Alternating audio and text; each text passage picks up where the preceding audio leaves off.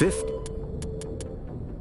The Citadel is an ancient deep space station, presumably constructed by the Protheans. Since the Prothean extinction, numerous species have come to call the Citadel home. It serves as the political, cultural, and financial capital of the galactic community. To represent their interests, most species maintain embassies on the Presidium, the Citadel's inner ring. The Citadel Tower in the center of the Presidium holds the Citadel Council Chambers. Council affairs often have far-reaching effects on the rest of the galactic community. 5 arms, known as the wards, extend from the Presidium. Their inner surfaces have been built into cities, populated by millions of inhabitants from across the galaxy. The Citadel is virtually indestructible. If attacked, the station can close its arms to form a solid, impregnable shell. For as long as the station has existed, an enigmatic race called the Keepers has maintained it.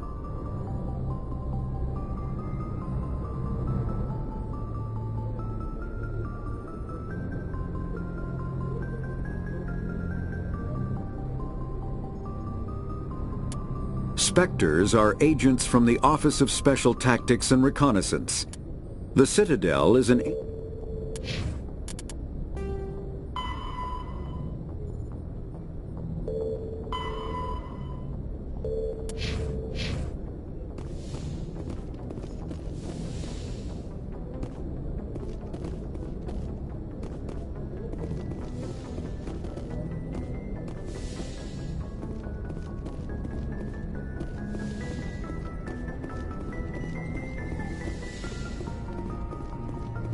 Glad to see you're okay, Commander. Commander, I'm glad to see you're okay. Losing Jenkins was hard on the crew, and I'm glad we didn't lose you too. Things were pretty rough down there. Yeah, you never get used to seeing dead civilians. It doesn't seem right somehow. But at least you stopped Saren from wiping out the whole colony. I couldn't have done it without you. We're Marines. We stick together. And I'm just sorry that we lost Jenkins. Yeah, I wish I could have done something to save him. I was there. You did everything right. It was just bad luck. It's been a hell of a shakedown, Cruz. Our first mission ends with one Spectre killing another. The Citadel Council's not going to be happy about that. Probably use it to lever more concessions out of the Alliance.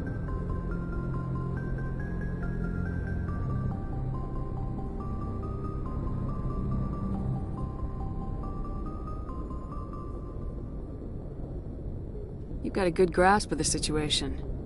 You a career man? Yeah, a lot of biotics are. We're not restricted, but we sure don't go undocumented. May as well get a paycheck for it. Besides, my father served. I made him proud when I enlisted. Eventually. But is that why you're here? Because of your family?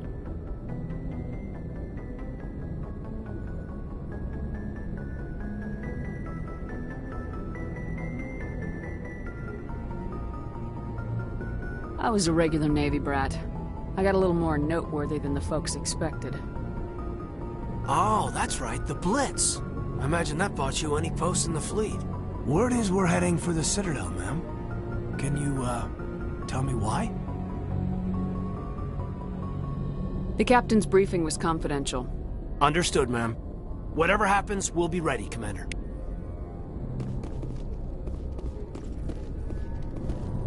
Yes, Commander? Is there something you need? How did you end up serving on an Alliance ship? I enlisted right out of med school. Earth always seemed boring to me. Too safe, too secure. I figured the colonies were teeming with exotic adventure. I wanted to travel the stars, tending the wounds of tough soldiers with piercing eyes and sensitive souls. Turns out military life isn't quite as romantic as I'd imagined. But humanity needs the Alliance if we want to keep expanding through the Traverse, and the Alliance always needs good doctors. So I stayed on to do my part. Ever think you made the wrong choice? Sometimes I think about opening a private practice back on Earth, or maybe taking a position at one of the new med centers out in the colonies. But there's something special about working on soldiers. If I left the Alliance now, I'd feel like I was abandoning them. What do you know about Captain Anderson? I've served with him for a few tours now. He knows when to let things slide and when to crack the whip. The crew knows he's seen pretty much anything they'll ever run into.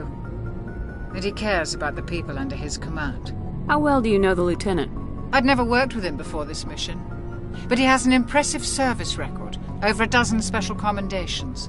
Tends to keep to himself, though. Maybe because of the headaches. It's not easy being an L2. What does that have to do with it? Well, most biotics now use the L3 implants. Lieutenant Alenko was wired with the old L2 configuration. Sometimes there are complications. What kind of complications? Severe mental disabilities, insanity, crippling physical pain. There's a long list of horrific side effects. Caden's lucky. He just gets migraines. I should go. Goodbye, Commander. I'm glad you're okay, Commander. The crew could use some good news after what happened to Jenkins.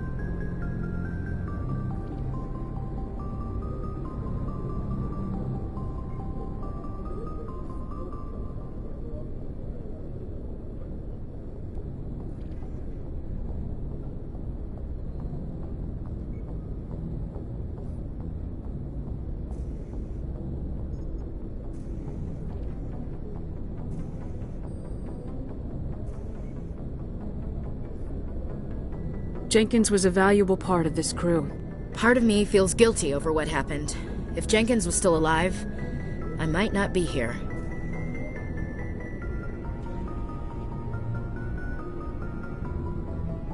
You're a good soldier, Williams.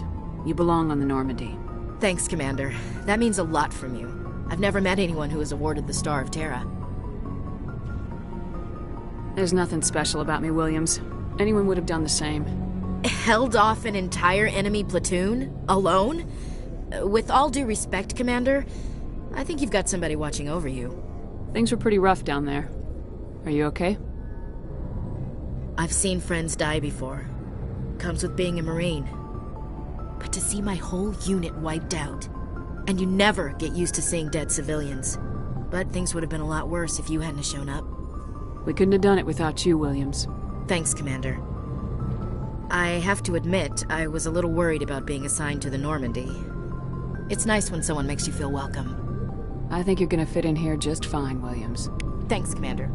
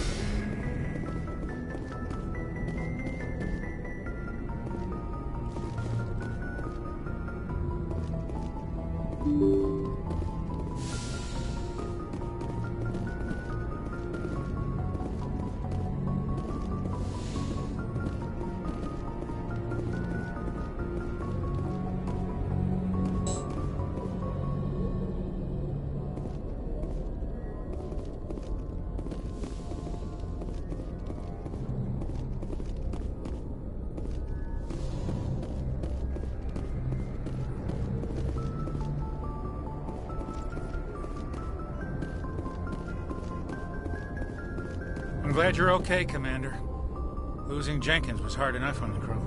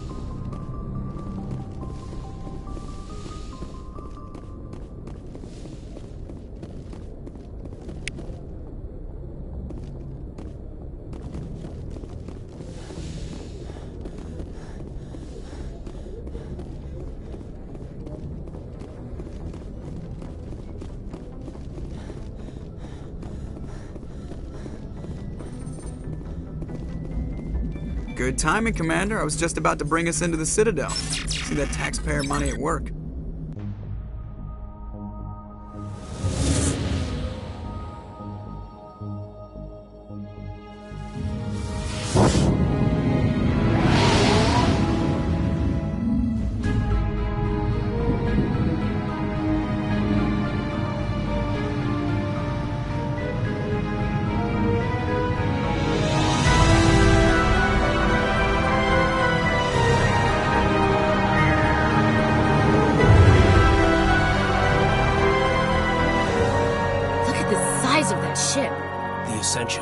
Flagship of the Citadel fleet. Well, size isn't everything. Why so touchy, Joker? I'm just saying you need firepower, too. Look at that monster. Its main gun could rip through the barriers in any ship in the Alliance fleet. Good thing it's on our side, then. Citadel Control, this is SSV Normandy, requesting permission to land. Stand by for clearance, Normandy. Clearance granted. You may begin your approach. Transferring you to an Alliance operator. Roger, Alliance Tower. Normandy out. Normandy, this is Alliance Tower. Please proceed to Dock 422.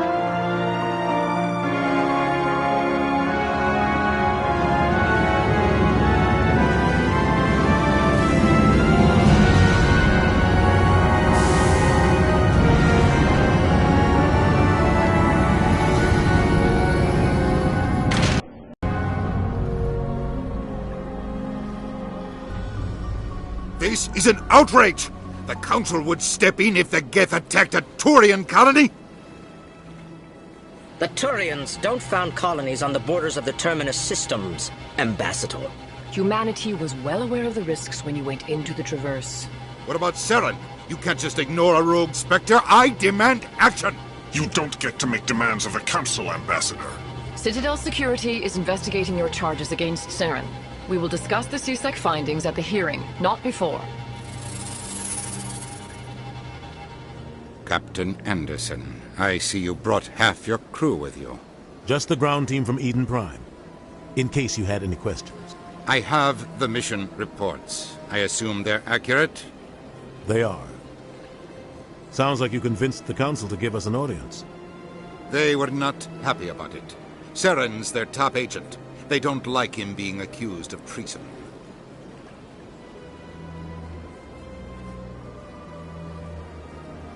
Saren's a threat to every human colony out there. If they don't stop him, I will. Settle down, Commander. You've already done more than enough to jeopardize your candidacy for the Spectres. The mission on Eden Prime was a chance to prove you could get the job done. Instead, Nihilus ended up dead and the beacon was destroyed. That's Saren's fault, not hers. Then we better hope the CSEC investigation turns up evidence to support our accusations. Otherwise, the Council might use this as an excuse to keep you out of the Spectres. Come with me, Captain. I want to go over a few things before the hearing. Shepard, you and the others can meet us at the Citadel Tower, top level. I'll make sure you have clearance to get in. And that's why I hate politicians.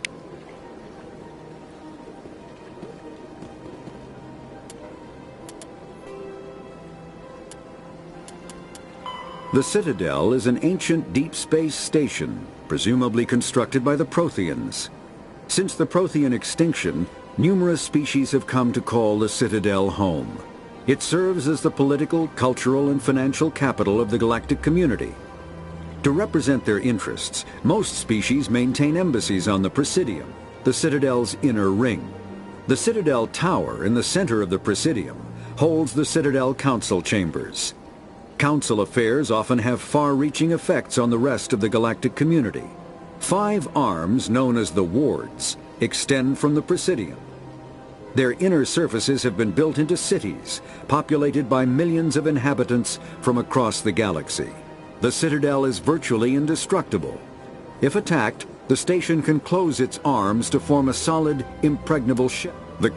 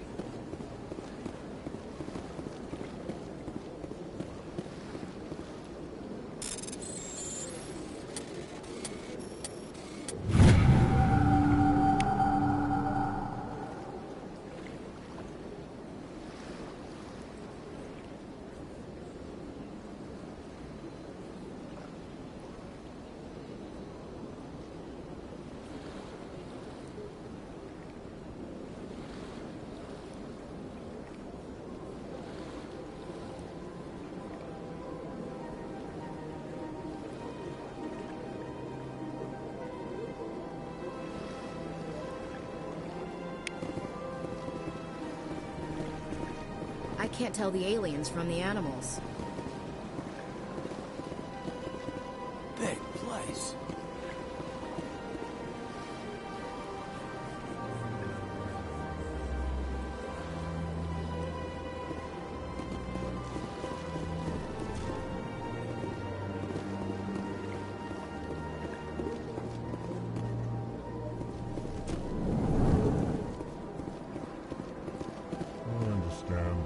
Saying, but these allegations are very serious. This is serious. My reputation is at stake. I spoke with the consort in confidence, and her alone, and she betrayed that confidence. All right, I will look into it for you. In the meantime, do not do anything rash.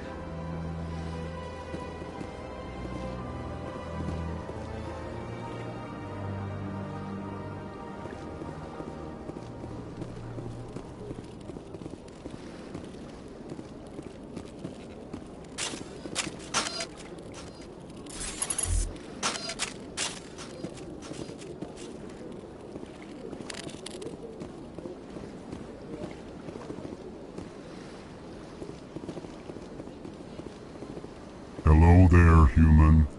Sincere apology, but I am here on business and cannot be distracted right now. You seem distressed. Is there something I can do to help? Alarmed response. You overheard that, did you? This is all going so wrong, and it is the Asari consort's fault. She's the one who started all this. Who's this Asari consort? Curious, you have not heard. You must be new to the Citadel. Everyone knows Sha'ira, the consort. I cannot speak more about this problem. It is too sensitive. Suffice it to say, she has compromised my authority as a diplomat. Where can I find the Asari consort? She is across the bridge from here. Her offices are easy enough to spot. Good day, human. Pleased greeting. Human, it is always good to see your kind. I am Ambassador Kalen. Genuine query. Is there something I can do for you this day? Tell me more about your species. Genuine enthusiasm. I delight in telling the history of my people. It is agreeable to share our culture with others. Tell me about the history and origins of the Elcor. The Elcor were just beginning to explore Council space when the Asari first made contact with us. With their help, we discovered the relay closest to our system, and from there the Citadel. Proudly.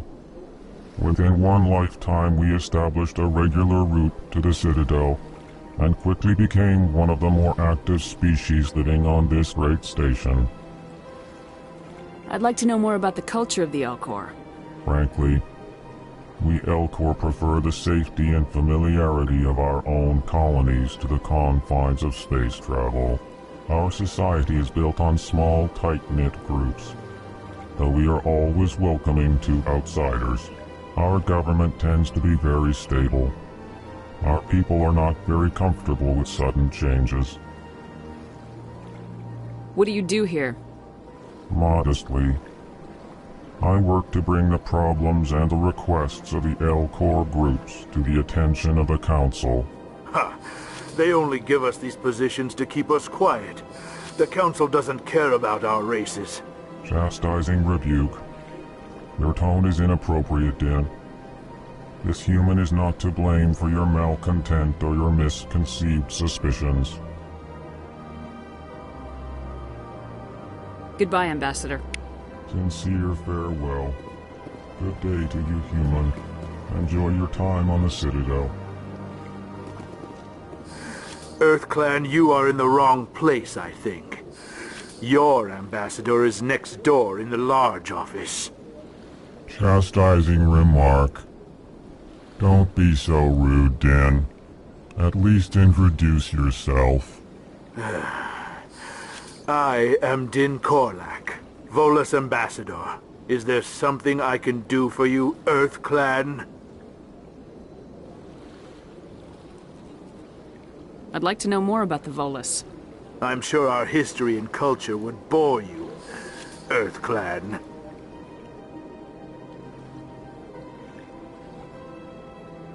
You seem to have a bit of a chip on your shoulder, Din. You humans are new to the Citadel, and yet the Council has granted you great favor. Chastising rebuke, Din. Your species has always been granted many concessions. Volus territory has expanded tenfold since coming to the Citadel. Details. We still have no real say in the decisions that affect Citadel space.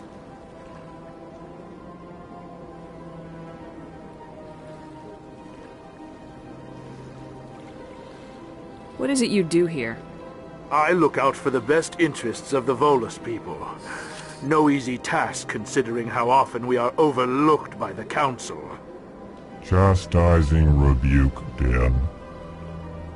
The Council favors your species greatly. You are naive.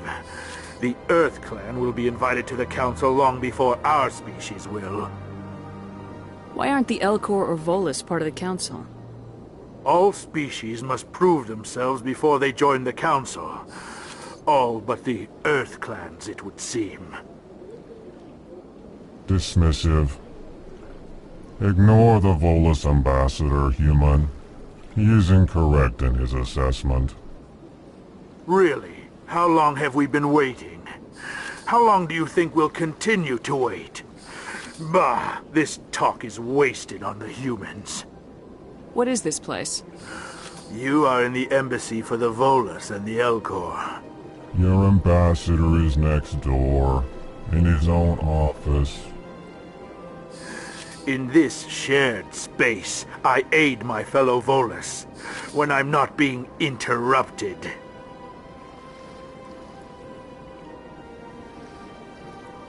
Goodbye, Ambassador. Yes, yes. Good day, Earth Clan.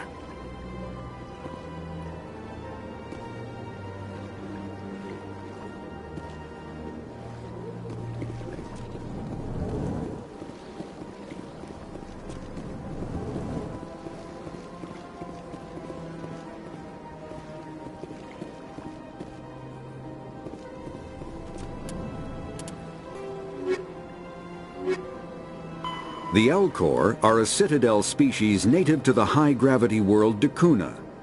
They are massive creatures, standing on 4 muscular legs for increased stability. Elcor move slowly, an evolved response to an environment where a fall can be lethal. This has colored their psychology, making them deliberate and conservative. Elcor's speech is ponderous and monotone.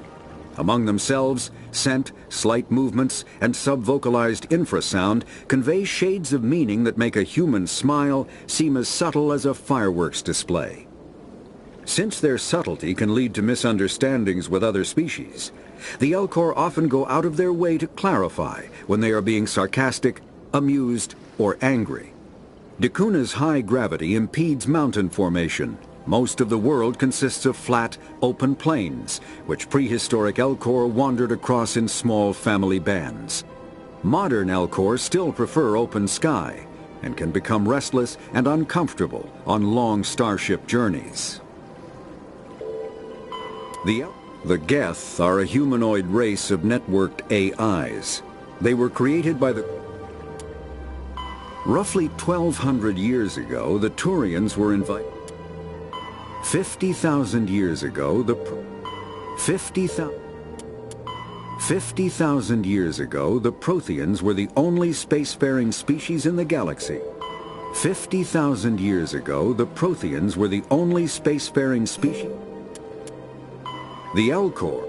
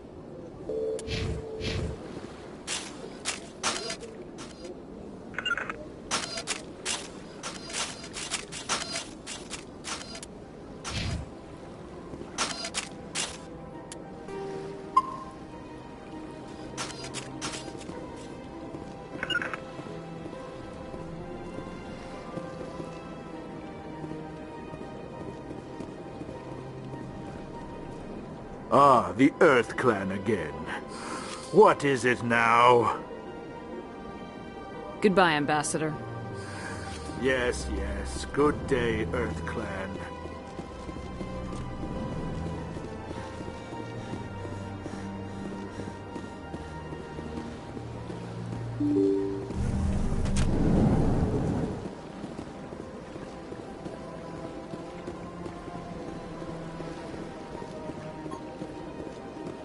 Good day, Commander. The human ambassador is up the stairs, first room on the right.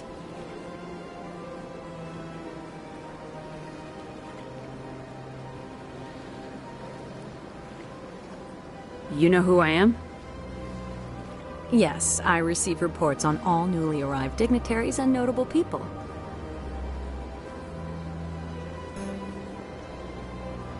What is this place? This is the Presidium. More specifically, you are at the Citadel embassies. If you have more questions, please access Avina. What's that? Oh, Avina is the virtual guide for the Citadel. Feel free to access the terminal yourself. What is this place? This is the Presidium. More specifically, you are at the Citadel embassies. If you have more questions, please access Avina. What's your name? What do you do here? My name is Safiria. I'm the administrative assistant for the embassies. You seem to be distracted. The embassies are the hub of all Citadel politics. When you represent trillions of citizens, it tends to get a little busy. I should be going now. Have a pleasant day. Welcome to the Presidium. Allow me to be your guide.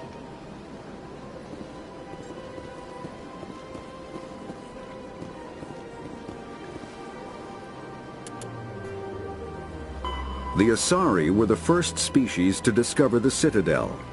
When the Solarians arrived, it was the Asari who proposed the establishment of the Citadel Council to maintain peace throughout the galaxy. Since then, the Asari have served as the mediators and centrists of the Council. An all-female race, the Asari reproduce through a form of parthenogenesis. They can attune their nervous system to that of another individual of any gender and of any species to reproduce. This capability has led to the unseemly and inaccurate rumors about Asari promiscuity. Asari can live for over 1,000 years, passing through 3 stages of life. In the maiden stage, they wander restlessly, seeking new knowledge and experience. When the matron stage begins, they meld with interesting partners to produce their offspring. This ends when they reach the matriarch stage, where they assume the roles of leaders and counselors.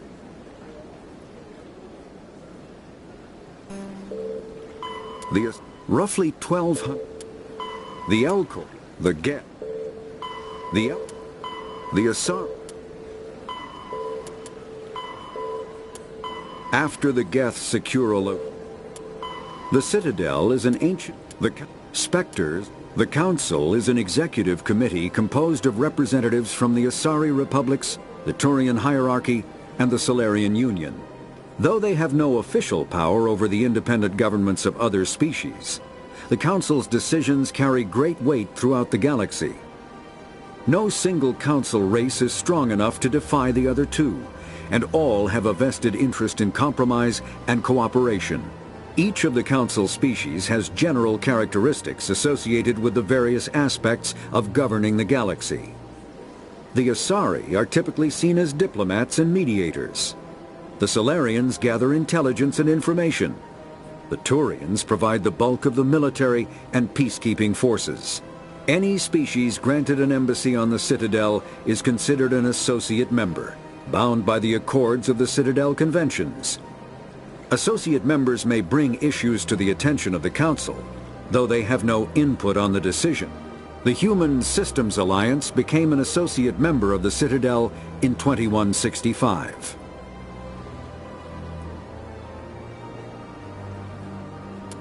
Spectres are agents. The Council is an executive committee composed of representatives from... The Council is an executive committee composed of... Biotics.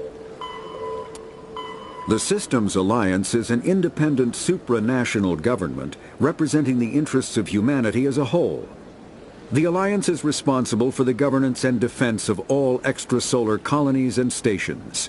The Alliance grew out of the various national space programs as a matter of practicality. Sol's planets had been explored and exploited through piecemeal national efforts. The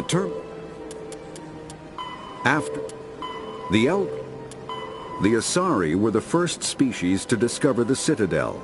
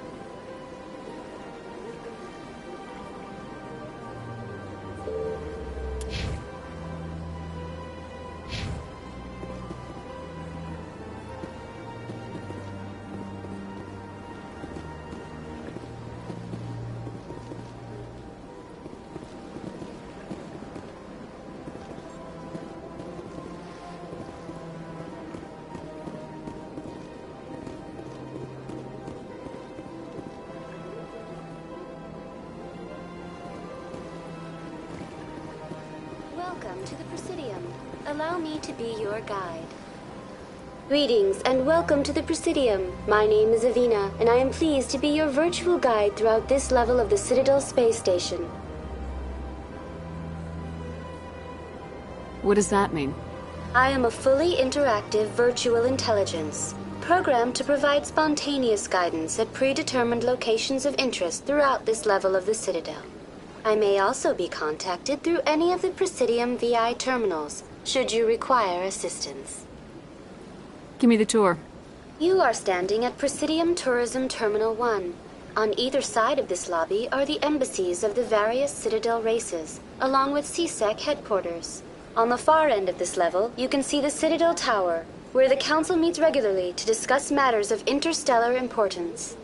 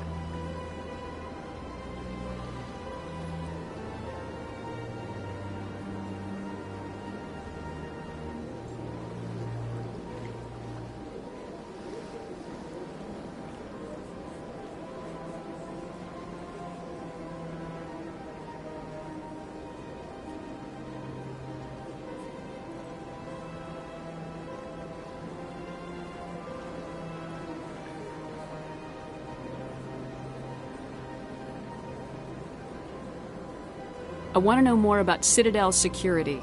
Citadel security serves as law enforcement for all regions of the Citadel, though the majority of officers serve in the wards. Executor Palin, a Turian, is the current head of CSEC, but individuals from virtually every species across Citadel space serve as officers beneath him. If you wish to learn more, Executor Palin's office is located in the CSEC headquarters just across the lobby. Do you know anything about Spectres? The term Spectre is derived from the branch of Special Tactics and Reconnaissance. Each Spectre agent is handpicked by the Council. Their primary role is preserving galactic stability and resolving volatile situations that cannot be handled through normal political channels. In this role, they are granted extraterritorial rights and jurisdictions. Spectres answer to no law or authority except the Council itself. Tell me about the embassies. Each species in Citadel space important enough to be consulted on matters of galactic politics maintains an embassy on the Presidium. The Volus were the first non-council species to be granted an embassy, roughly 2,384 galactic standard years ago. As Citadel space has expanded, more embassies have been added. The most recently added embassy belongs to your own species, humanity. It was added 19 galactic standard years ago, despite some rather vocal opposition. How come the Volus were the first species given an embassy? In the early years following the formation of the Council, the Volus were, apart from the Asari and Solarians, the most populous and widespread species in Citadel space.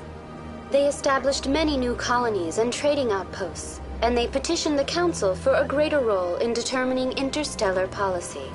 In recognition of their work to expand interstellar trade and establish a standardized galactic economy, the Volus were granted an embassy here on the Citadel. Why were people trying to keep my species out? Some species felt humanity was given preferential treatment. It often takes a century or more before a new species is granted an embassy. The Council gave a great deal of thought to this matter. In the end, they decided humanity's impact on Citadel space was significant enough to warrant an embassy. Do you agree with their decision?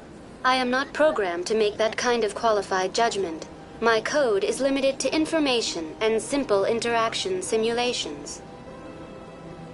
How come the Volus were the first species given an embassy? In the early years following the formation of the Council, the Volus were, apart from the Asari and Solarians, the most populous and widespread species in Citadel space. They established many new colonies and trading outposts, and they petitioned the Council for a greater role in determining interstellar policy. In recognition of their work to expand interstellar trade and establish a standardized galactic economy, the Volus were granted an embassy here on the Citadel. Why weren't they made a council race? The council races have extensive responsibilities. They must provide personnel and ships for the Citadel fleets. They often provide economic aid in times of disaster. It would be unfair to demand such an enormous burden of a species unable to meet these obligations. The embassies allow lesser species to have a voice on the Citadel. That's pretty damn arrogant. I apologize if my personality has offended you. Please submit all formal complaints in writing to the Citadel Tourist and Visitor Board. What can you tell me about the Citadel Council? Originally, the Council consisted of representatives from the Asari and Solarians, the two dominant species in Citadel space. Roughly 1,304 galactic standard years ago, Turians were invited to join the Council in recognition of the role they played during the Krogan Rebellion. Since then, the three Council races have worked together to ensure the peaceful coexistence of the galactic community, while preserving individual autonomy for each species. Goodbye. Goodbye, and thank you for using Avina. Please enjoy your visit to the Citadel.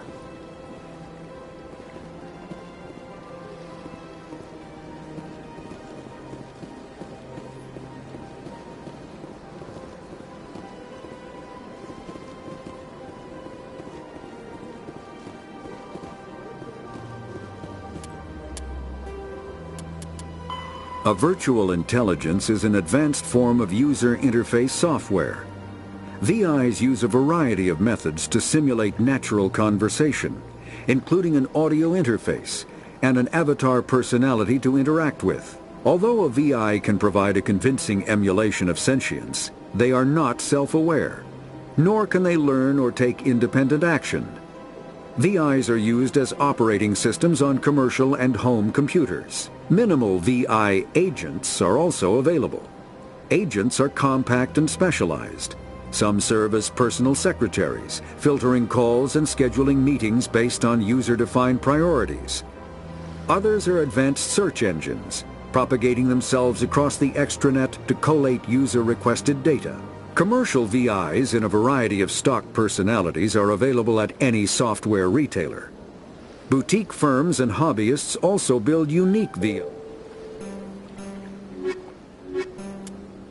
The Asari were the first The Elcor are... The Volus are a member species of the Citadel with their own embassy, but they are also a client race of the Turians.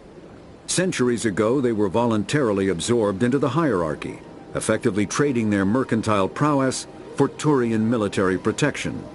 Erun, their homeworld, lies far beyond the normal life zone of its star.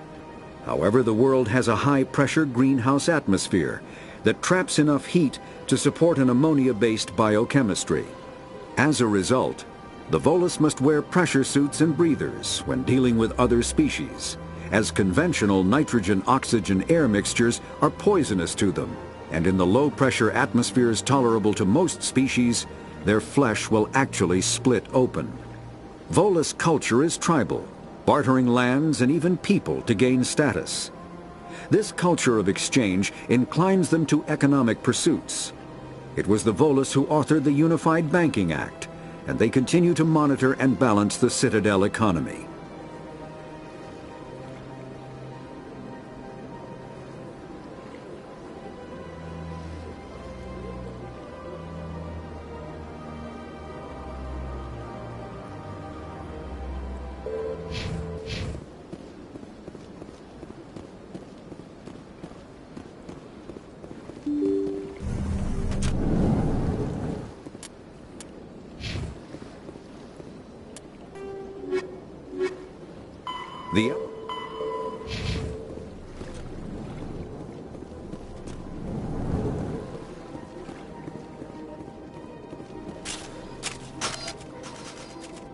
The Earth Clan again. What is it now? What is it you do here? I look out for the best interests of the Volus people. No easy task considering how often we are overlooked by the Council. Chastising rebuke, Dan. You are naive. The Earth Clan will be invited to the Council long before our species will. Goodbye, Ambassador. Yes, yes. Good day, Earth Clan.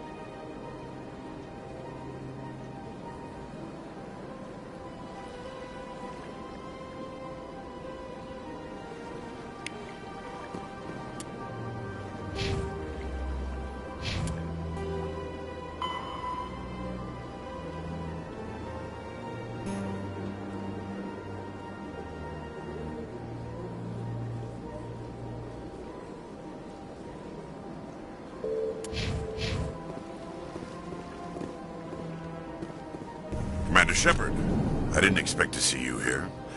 Did Ambassador Udina send you? I came on my own. I need information. You humans are always so curious, always sticking your fingers into someone else's pie. Is that the right expression? Never mind. Forget I asked. Was there something you needed, Commander?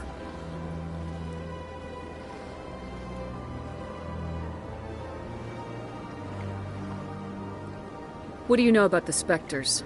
They're the right hand of the Council, or so they like to be called. More like the underhanded side of the Council. What do you have against the Spectres? I can't abide any organization that considers itself above the law. Especially when it's left up to each individual Spectre to decide when and how to bend the rules.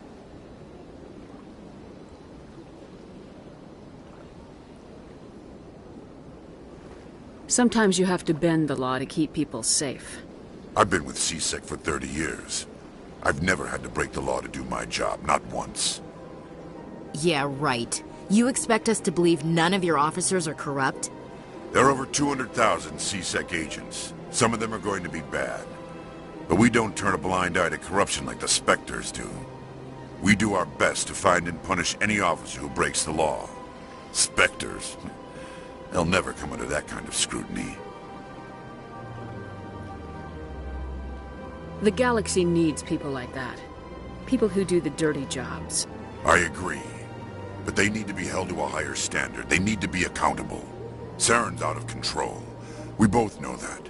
But because he's a Spectre, the Council doesn't want to do anything about it. Is that the kind of person this galaxy needs? But not all Spectres are like Saren. True. But the potential is always there. Tell me about your investigation into Saren. Sorry, Commander.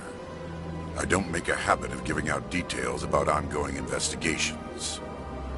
Tell me about CSEC. CSEC provides necessary police and security services throughout the Citadel.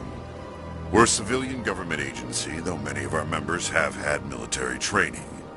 Of course, as the CSEC representative to the Council, I spend most of my time liaising between the two. Tell me about CSEC. CSEC provides necessary police and security services throughout the Citadel. We're a civilian government agency, though many of our members have had military training. Of course, as the CSEC representative to the Council, I spend most of my time liaising between the two. I'll be going now. Goodbye, Commander. Shepard, what can I do for you now? I'll be going now. Goodbye, Commander. Shepard, what can I do for you now? What do you know about the Spectres? They're the right hand of the Council, or so they like to be called. More like the underhanded side of the Council. I'll be going now. Goodbye, Commander.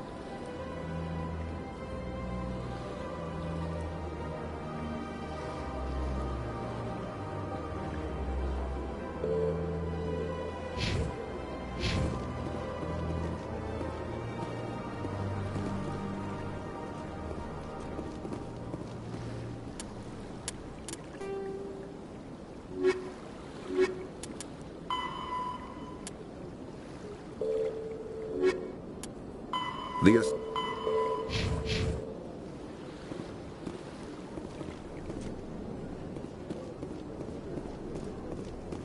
Hello, Commander. Can I get you something?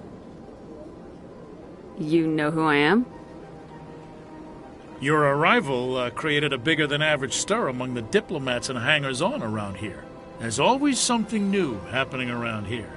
I could fill you in on some points of interest if you'd like. What's going on around here? Well, you found the embassies, not much going on here. Across the bridge, you'll find the bank, the Emporium, and Shaira's. If you haven't heard of her, you soon will. If you need supplies, you can try the markets one level below. For entertainment, I'd try Flux or Cora's Den. What is Shaira's? The consort? She entertains clients who can afford her services. Most of the diplomats and ambassadors have visited her at one time or another. She's a very powerful woman, but also very respected. Tell me about Flux and Cora's Den. Well, Flux has gambling and dancing, certainly more lively than this place. Cora's Den, on the other hand, well, let's just say it's livelier and deadlier, all at the same time. Goodbye. So long, Commander. Have a pleasant day. I don't have time to talk now. I'm very busy.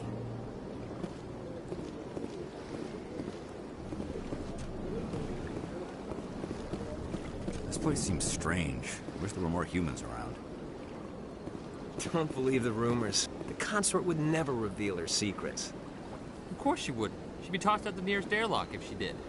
I suppose. Besides, Nick, the consort's nothing like the girls back on the colonies. She's...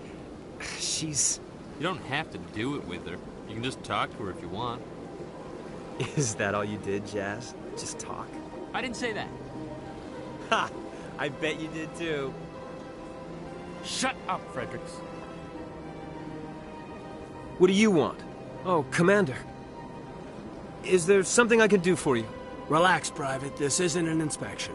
Right, sorry. What can I do for you, Commander?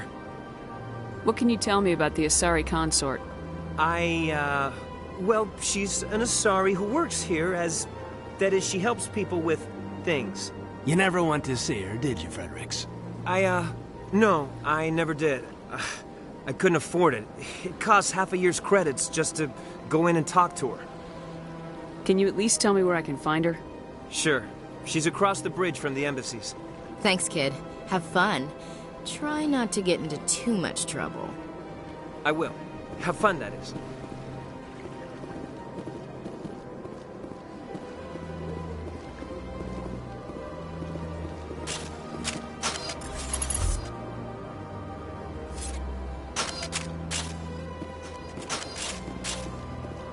I don't have time to talk now. I'm very busy.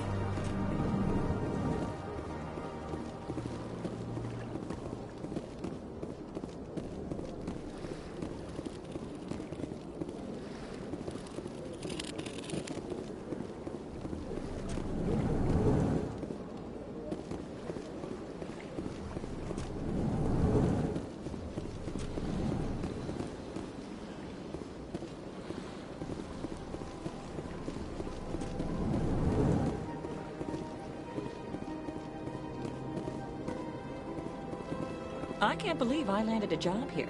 This place is fantastic. Sure is peaceful here. Human, delighted, welcome. It is good to meet you.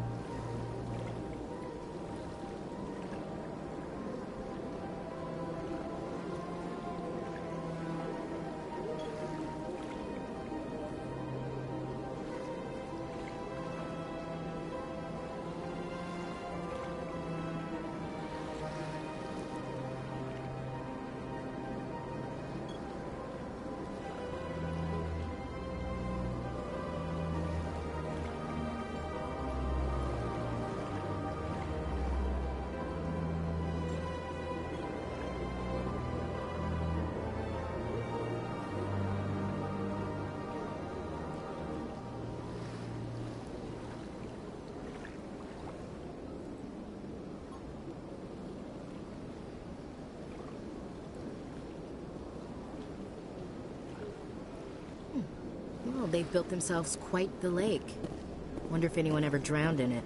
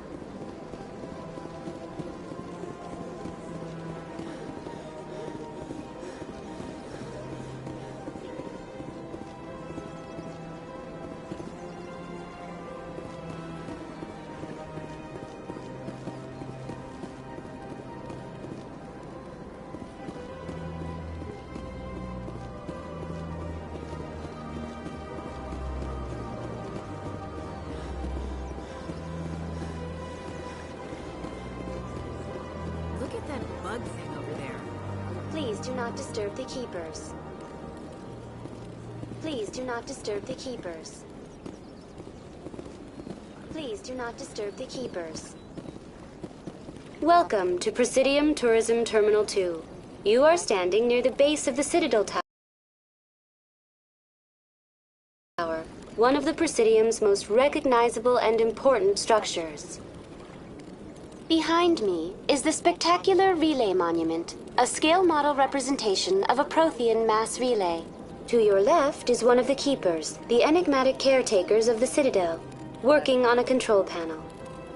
You may see Keepers involved in various tasks throughout all levels of the Citadel. We ask that you do not interfere with them in any way. The Keepers are essential to the smooth operation of the Citadel. Obstructing their daily work will result in harsh penalties, including incarceration and rehabilitation. I'd like to know more about the Keepers.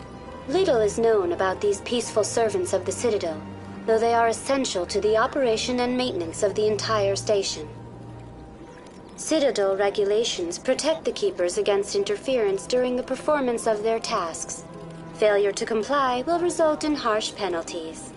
Keepers can be seen in all sections of the Citadel, but are typically found in and around the tower. Any particular reason there are so many Keepers in this area? The Keepers do not communicate with other species. It is assumed, however, that the tower houses the Citadel's primary control systems. Many of the station's systems, such as navigation and life support, function automatically. It is believed the Keepers operate those systems from inside the tower's inaccessible core. The Keepers also make frequent appearances in the council chamber itself, though they appear to be just passing through on their way to some other destination. Tell me about the Citadel Tower. Housing both the council chambers and Citadel control, the tower is one of the most important buildings on the station. Access to these areas is restricted to those with the appropriate clearance. What happens in Citadel Control? Citadel Control handles all incoming and outbound transit. Every ship within 2,000 kilometers of the Citadel is under the jurisdiction of Citadel Control. At peak capacity, they are responsible for monitoring upwards of 1,000 vessels.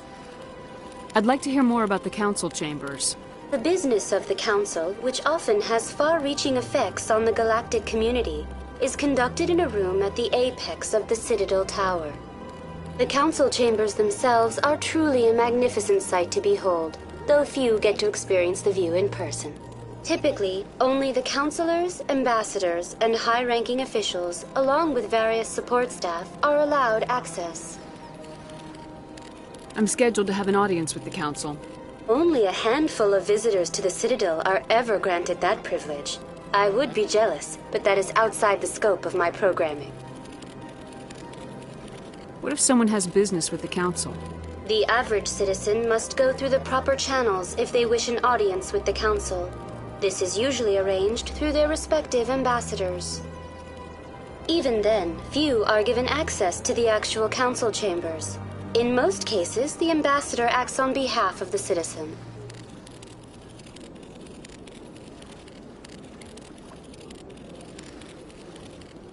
That's all for now. Thank you for using Avina. Have a pleasant day.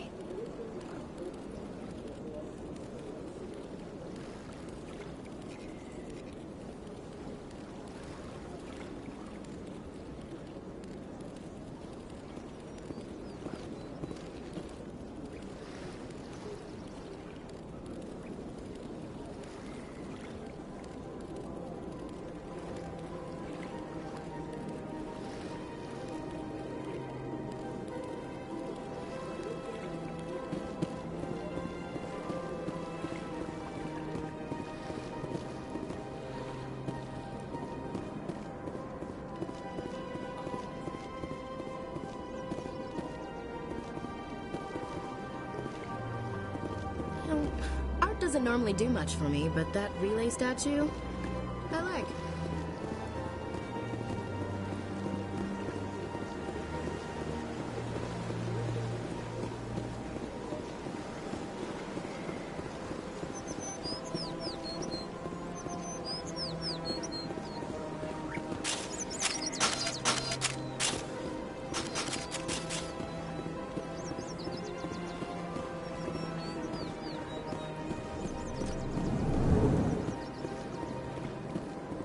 What's this? One of the Earth Clan. Ah, a very famous one, yes? You are the one called Shepard. It is a great honor to welcome the heroes of the Blitz. I don't like strangers keeping tabs on me. Forgive me, Earth Clan. My name is Barla Vaughn. My job makes it necessary for me to keep informed. I am a financial advisor to many important clients here on the Citadel. When someone as important as yourself arrives on the station, I take notice.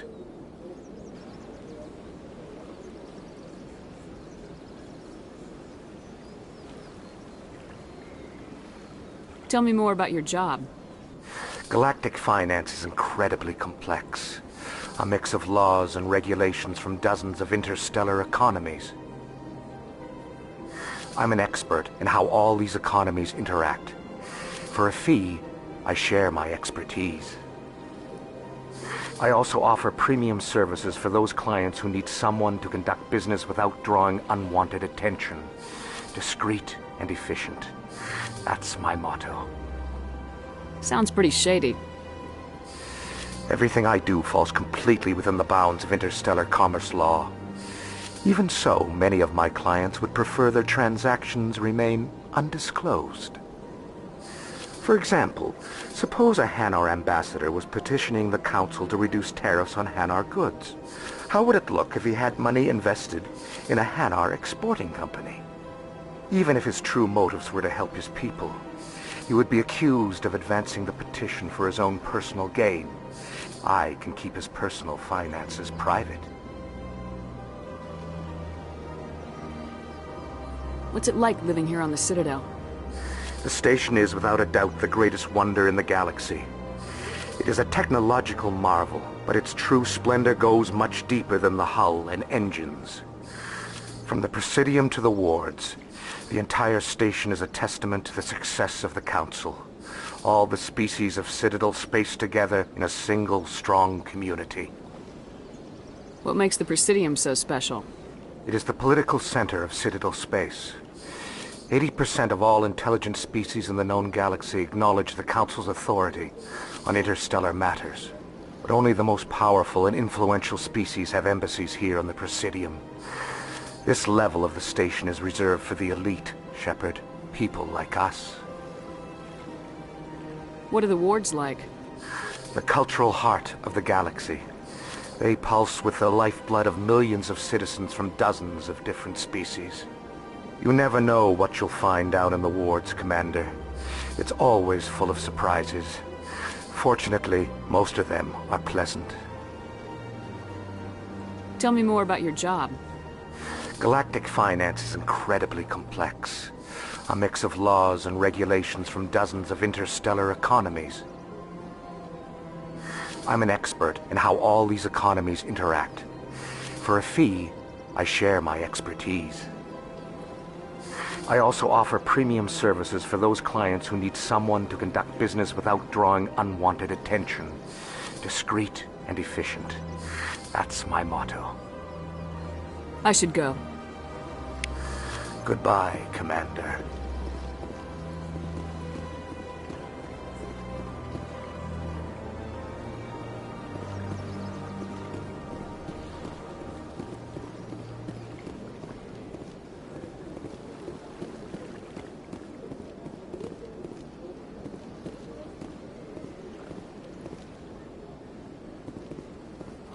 Ah, human. This one is greatly pleased to see you here in my decadent emporium.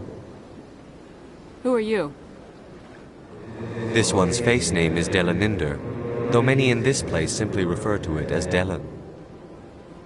Please take time to examine the fine goods it has for purchase, all of great worth.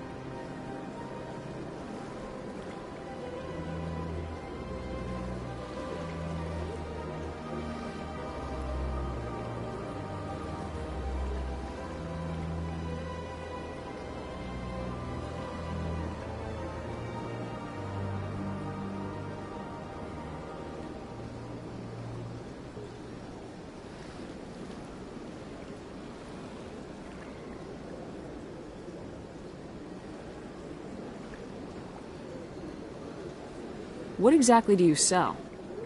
Only the finest and most luxurious items that credits can buy. This one is able to procure almost any item the human would desire, for a price, naturally. Who are you? This one's face name is Delaninder, though many in this place simply refer to it as Delan. Please take time to examine the fine goods it has for purchase, all of great worth.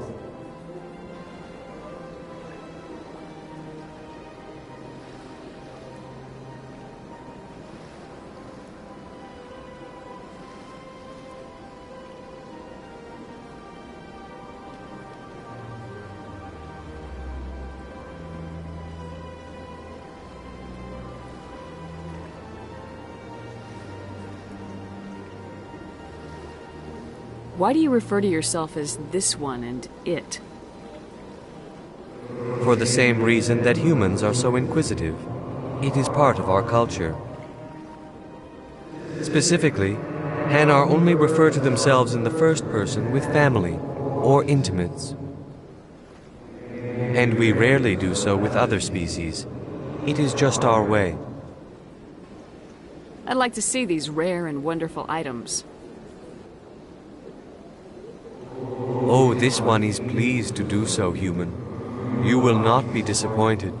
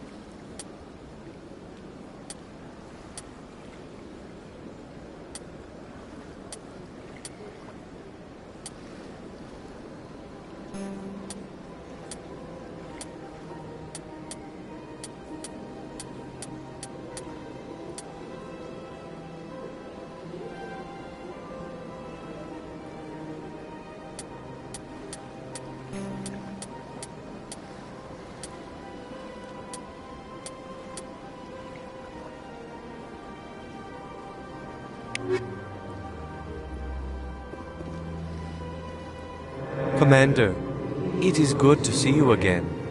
Would you care to see some of its fantastic items today? Show me your items. Oh, this one is pleased to do so, human. You will not be disappointed.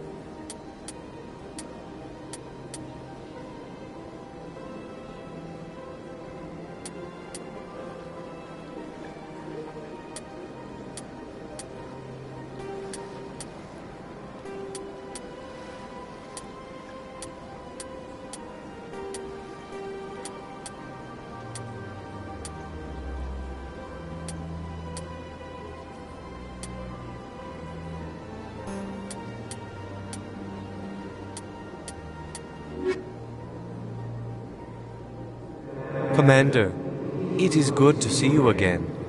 Would you care to see some of its fantastic items today? Show me your items. This one is pleased to do so, human. You will not be disappointed.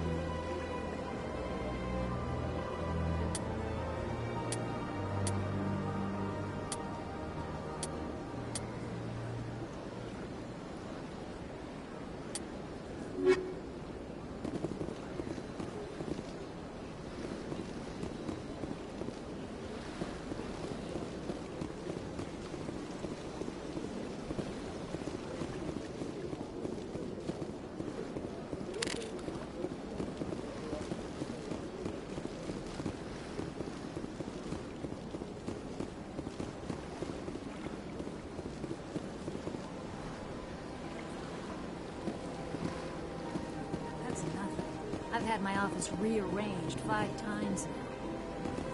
5 times? Why? What do they want? How should I know? It's not like Keepers offer an explanation for what they're doing. And yet, everyone just lets them go on doing whatever it is they do. What choice do we have? If you try to stop them, they just shut down and another one replaces it. Just strange that we know so little about them. Not to mention frustrating.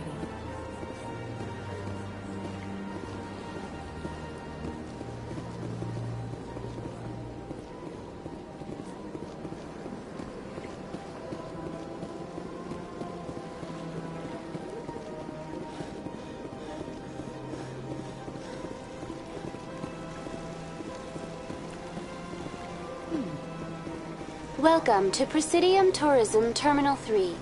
Here in the financial district, a number of businesses offer various goods and services to their exclusive clientele. The statue you see before you was commissioned to honor the Krogan soldiers who gave their lives to protect Citadel space during the Rachni Wars. In the aftermath of the Krogan rebellions, several embassies petitioned to have the statue removed. However, this motion was eventually quashed by the Council. Tell me more about the Krogan rebellions. In recognition of their efforts during the Rachni Wars, the Krogan were granted several new colony worlds by the Council. Over the next 400 years, the Krogan species began to expand. Blessed with an extremely high birth rate, their numbers began to swell. Faced with a critical overpopulation crisis, the Krogan started a violent colonization of nearby worlds inhabited by other Council species. The Krogan rebellions had begun. For a full century, the Council and its member species fought to bring the Krogan under control. With the aid of the newly discovered Turian Empire, they were ultimately successful. You needed the Krogan to stop the Rachni. Then you needed the Turians to stop the Krogan. So who's gonna stop the Turians?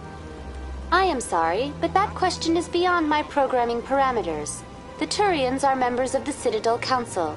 They are not a threat to galactic peace. Why did the Council fight so hard to keep the statue? The Krogan were instrumental in saving the galaxy from the Rachni threat. The Council believed this historical fact should not be forgotten. The Council also hoped that preserving the memorial would improve diplomatic relations with the Krogan and bring about a peaceful resolution to the rebellions. Unfortunately, the Krogan refused to negotiate and only surrendered after their population and homeworlds had been ravaged by the Turians.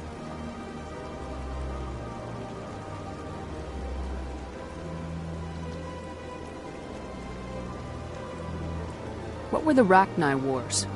Nearly 2,200 years ago, explorers seeking to expand Citadel space opened up mass relays leading to systems controlled by the Rachni. A highly intelligent and aggressive insect race, the Rachni unleashed a war of conquest against the rest of the galaxy that lasted for nearly 3 centuries. The emergence of the Krogan finally turned the tide in favor of the Citadel species. Krogan forces provided the numbers necessary to halt the Rachni advance and drive them back. The Krogan then pursued their retreating fleets. Able to survive the harsh environments of the Rachni homeworlds, the Krogan hunted their enemy to extinction. Was it really necessary to wipe them out? I am sorry, but a value judgment of that nature goes beyond my programming. That's all for now. Thank you for using Avina. Have a pleasant day. Hard to believe the Krogan were once seen as the saviors of the galaxy. Big place.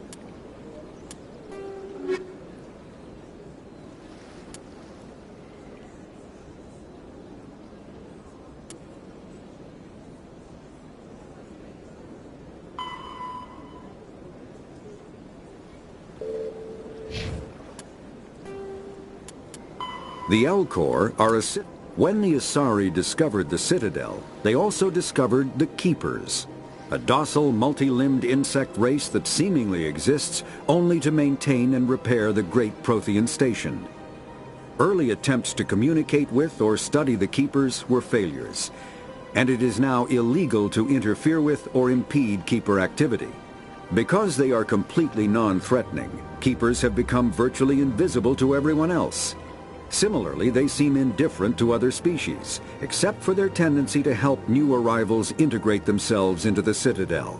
No matter how many Keepers die due to old age, violence, or accident, they maintain a constant number.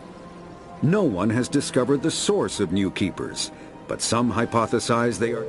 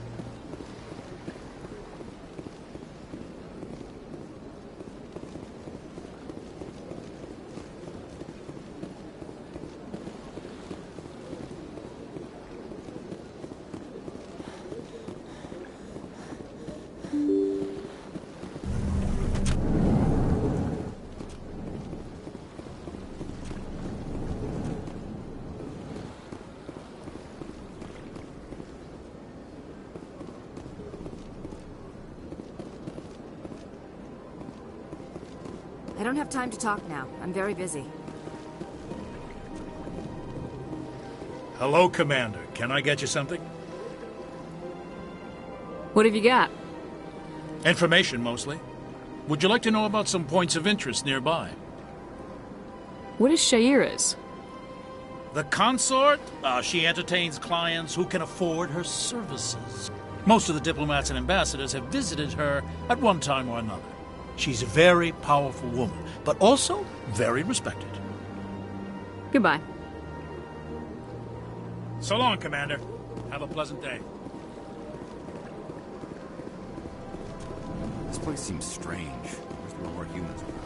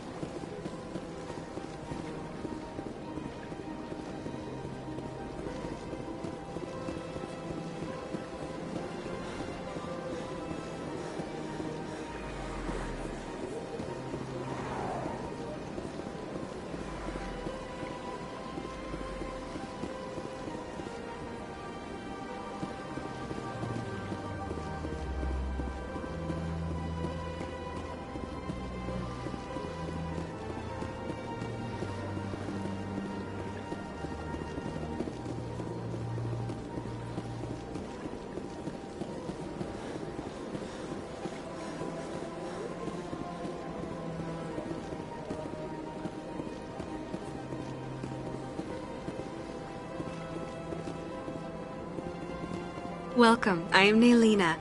I don't recognize you as one of our expected clients today. Would you like me to see when the consort will be able to meet with you? Can't I just go in? I'm afraid not. Yeah, you must understand there are many who seek the consort services. But if you wish to leave your name, she'll make every effort to meet with you. What is the consort? What does she do? It's difficult to explain. She's many things to many people, and something different for each. Some seek her for advice, some for entertainment, others still for pleasure. Most of the time, our clients won't realize what they were seeking until after she has provided it for them. You make her sound like some kind of oracle. No, not in the usual sense. She's merely a woman with remarkable compassion and a generous spirit. I suggest you make an appointment and see for yourself. What do you do here, Naelina? I'm one of the consort's acolytes. Many of the people here today will not see the consort, but they expect to be attended to just the same. It's our job to ensure that they leave contented. What exactly do you attend to? Well, each acolyte has her unique abilities. Some soothe with song, others with conversation. As much as possible, we seek to match the needs of our clients to the skills of our acolytes. My specialty is touch. My fingertips can find every tension point in your body and relieve it. I'd like to try out your services. Excellent. I'll add you to our client list. We should be able to see you in 3 or 4 months.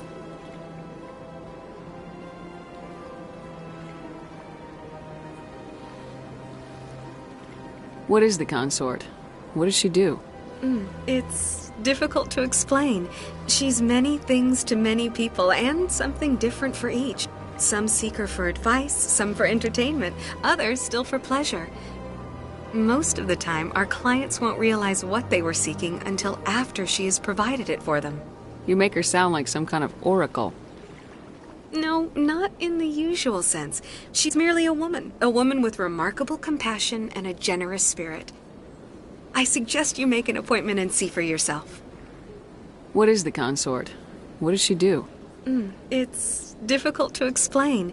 She's many things to many people, and something different for each. Some seek her for advice, some for entertainment, others still for pleasure. Most of the time, our clients won't realize what they were seeking until after she has provided it for them. What do you do here, Nalina? I'm one of the consort's acolytes.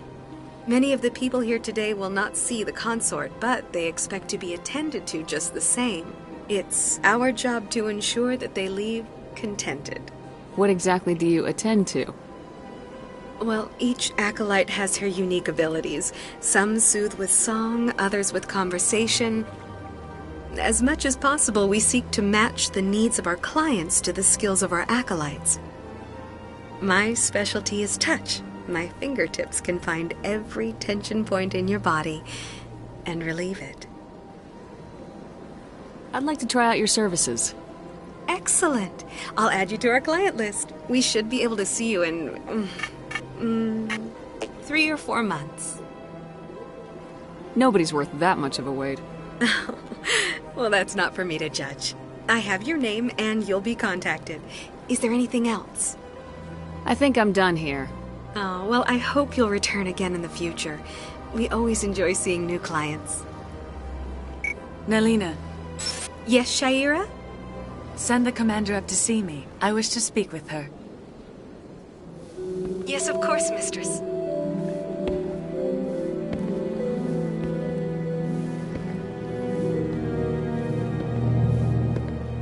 Huh. It appears the consort has taken notice of you. She'd like to meet with you now. Where do I go? Just head upstairs. She'll be waiting for you. Sure is peaceful here. Big place. This place is a little too perfect. Like they're hiding something.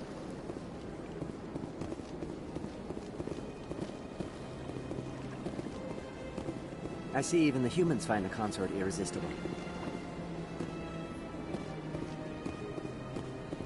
This is my first time. I can't believe I didn't come sooner. Welcome. It is a pleasure to see you.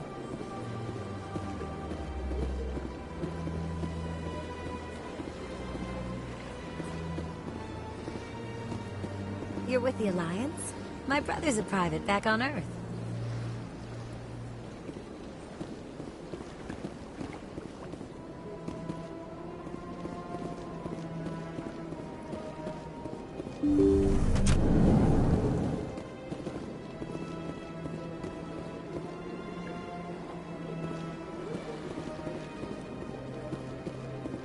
That is close enough, Commander. I've heard a great many things about you since your arrival here in our citadel.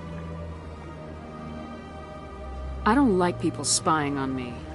I apologize, Commander. I make it my business to know when important people arrive on the station. Many of them become clients. But that is not why I asked you here.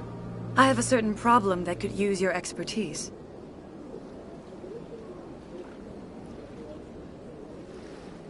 Maybe I can help. I have a friend, Septimus, a retired Turian general.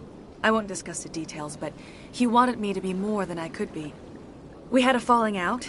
Now he spends his days in Korra's den, drinking and spreading lies about me.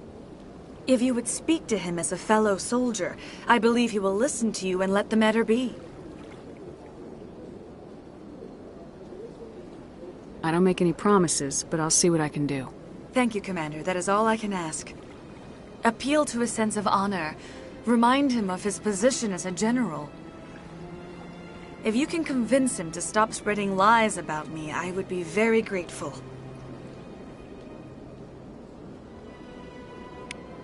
Now I must ask you to take your leave. I have many clients waiting to see me. Please, Commander. I ask that you return to me only after you have spoken with Septimus.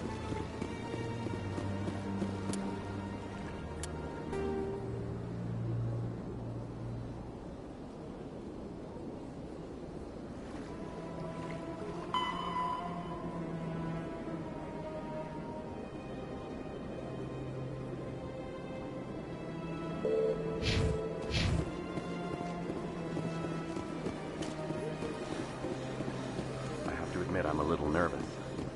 That's understandable.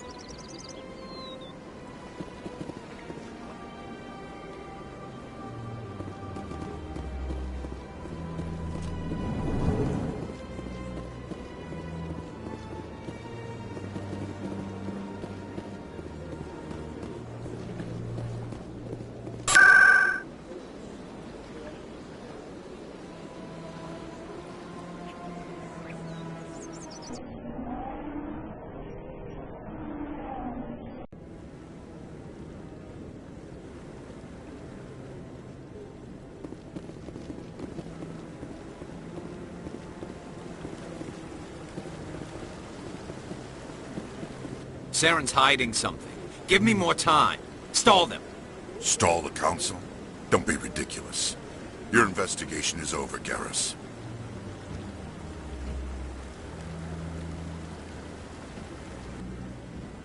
Commander Shepard, Garrus Vicarian. I was the officer in charge of the CSEC investigation into Saren.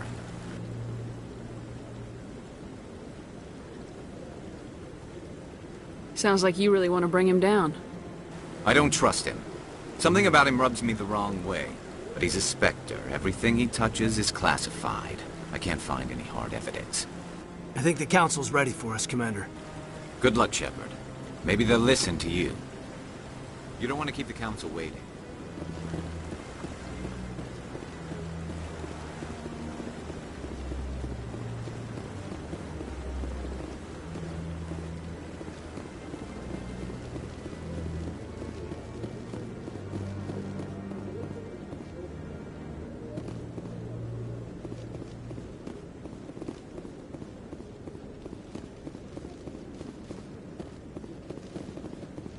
don't be ridiculous.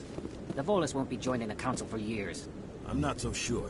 The humans are making a strong push, and you can bet the Volus will be right on their coattails if they succeed. Allowing the humans to join us is a sound strategic move. But the Volus? No. The Hanar are likely to be next, then the Elcor. You may be right, though the Hanar need to lighten up a bit first. You just don't like them because you have trouble understanding them.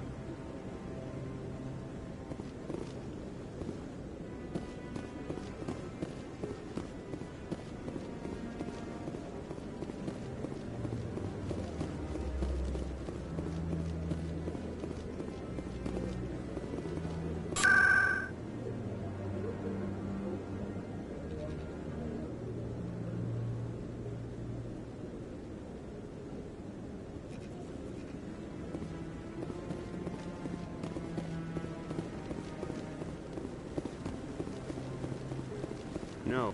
Commander? Commander?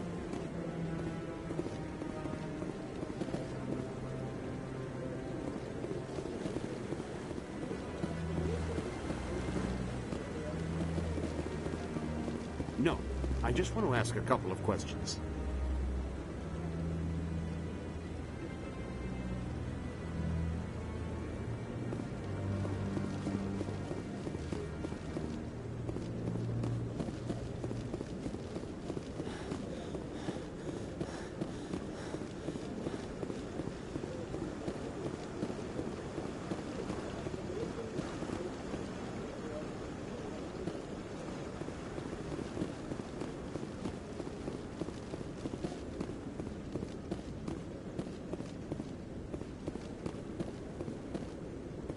The hearing's already started. Come on.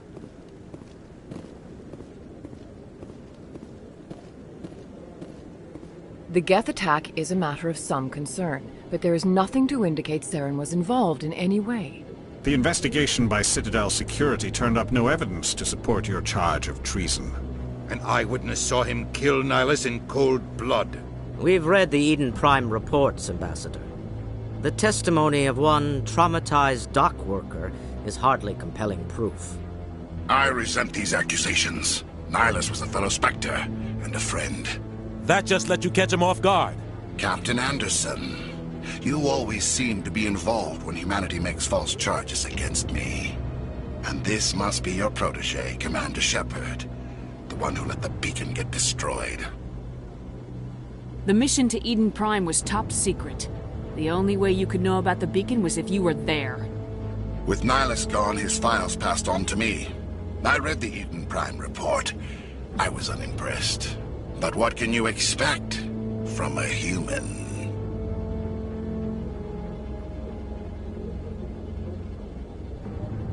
Saren despises humanity. That's why he attacked Eden Prime. Your species needs to learn its place, Shepard. You're not ready to join the Council. You're not even ready to join the Spectres. He has no right to say that.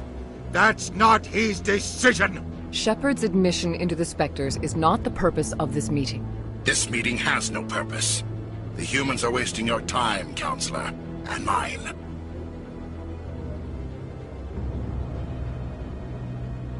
You can't hide behind the Council forever. There is still one outstanding issue. Commander Shepard's vision. It may have been triggered by the beacon. Are we allowing dreams into evidence now? How can I defend my innocence against this kind of testimony? I agree. Our judgment must be based on facts and evidence, not wild imaginings and reckless speculation. Do you have anything else to add, Commander Shepard?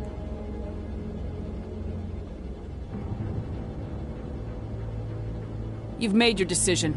I won't waste my breath.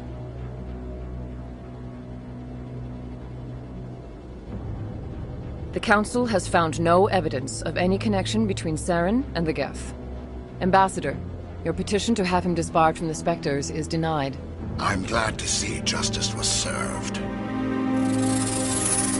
This meeting is adjourned.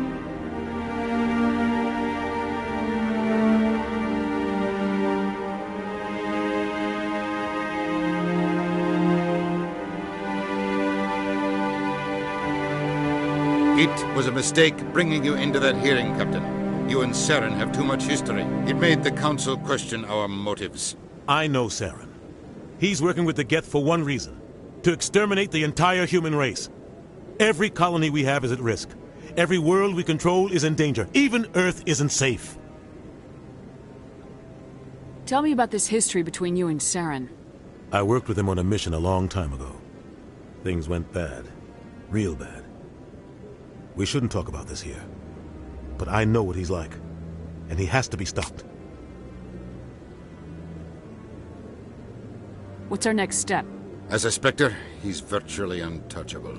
We need to find some way to expose him. What about Garrus, that C-Sec investigator? We saw him arguing with the Executor. That's right. He was asking for more time to finish his report. Seems like he was close to finding something on Saren.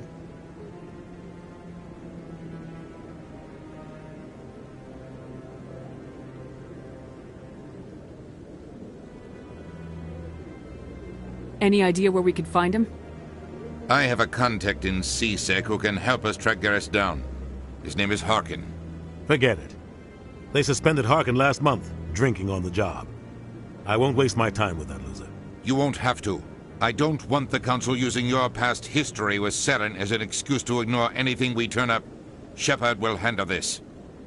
I'll take care of it. I need to take care of some business. Captain, meet me in my office later. Harkin's probably getting drunk at Cora's Den. It's a dingy little club in the lower section of the wards. Maybe there's another way to find evidence against Saren. You should talk to Barla Vaughn over in the financial district. Rumor has it he's an agent for the Shadow Broker. The Shadow Broker? An information dealer. Buys and sells secrets to the highest bidder.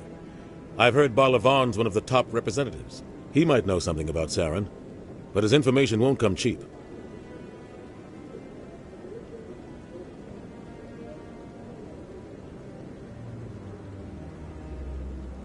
Our ambassador doesn't seem to get along with the Council. He's just frustrated. The Council's always preaching that we need to be part of the galactic community. But for them, it's a one-way street. They want us to expand and settle unstable regions like the Skillian Verge and the Attican Traverse. But when we run into trouble, they don't want to help us out. Everyone knows it's only a matter of time until we get a seat on the Council. The ambassador just thinks it should happen sooner rather than later. And I agree.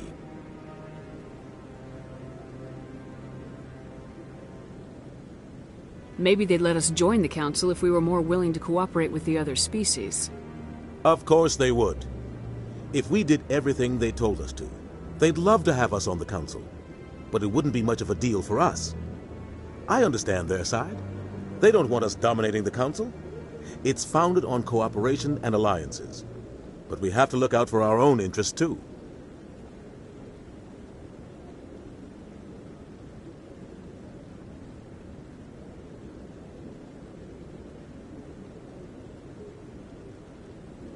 Who cares if we get a seat on the Council? What's the big deal? If the Council passes a ruling on an interstellar matter, we have to follow it. We don't have the fleets or political allies to defy them. Once we get a seat on the Council, we'll be able to influence those rulings. Protect our own interests. No more jumping through hoops whenever we want something. Take this mess we're in now. If humanity had a seat on the Council, we'd just send the Citadel fleet out to take care of Saren and his Geth. Problem solved.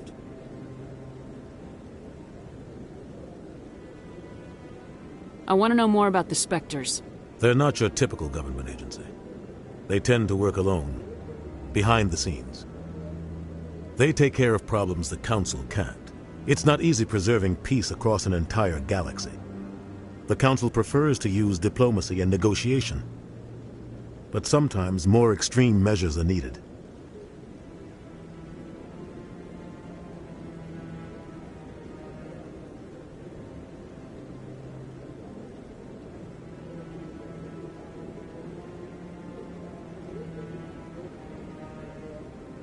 What happens when a Spectre goes rogue, like Saren?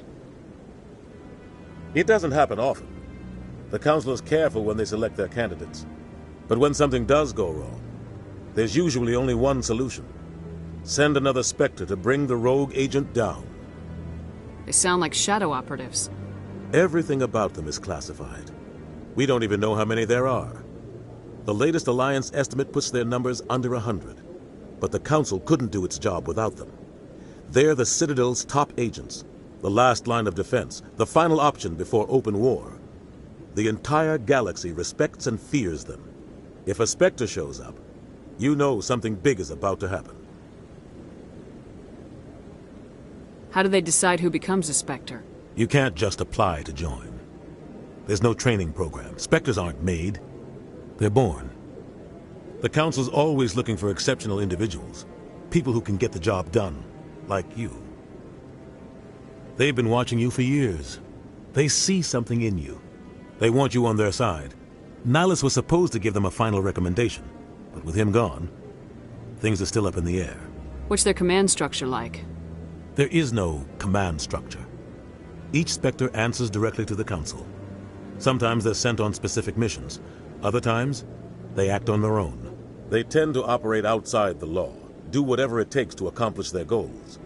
The Council just turns a blind eye. Spectres have a lot of power, Shepard. I should go. Good luck, Shepard. I'll be over in the Ambassador's office if you need anything else.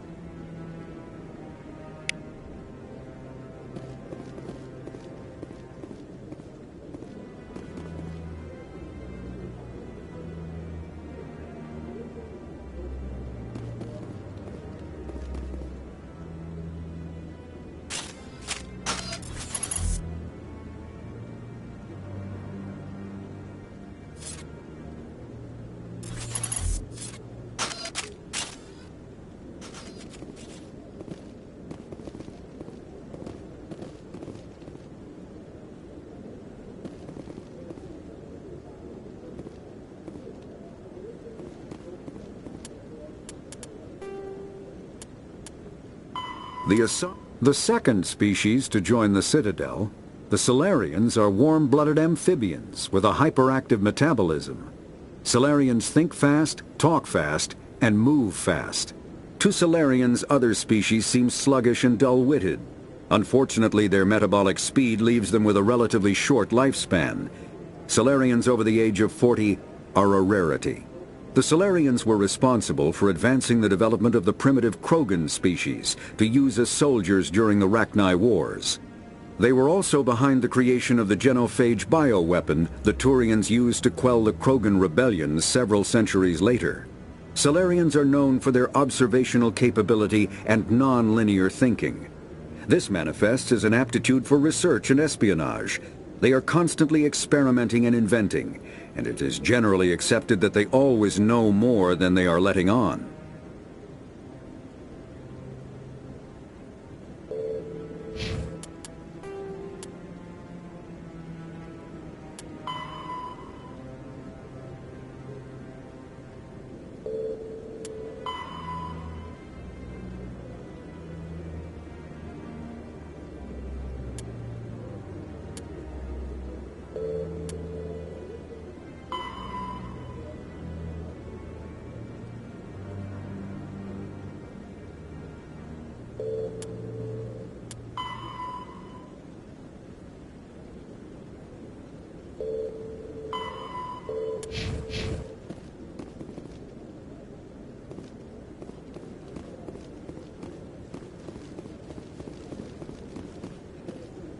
That guy's up to something. What guy? The one over by the Keeper. What? Oh, no, I wasn't. Never mind.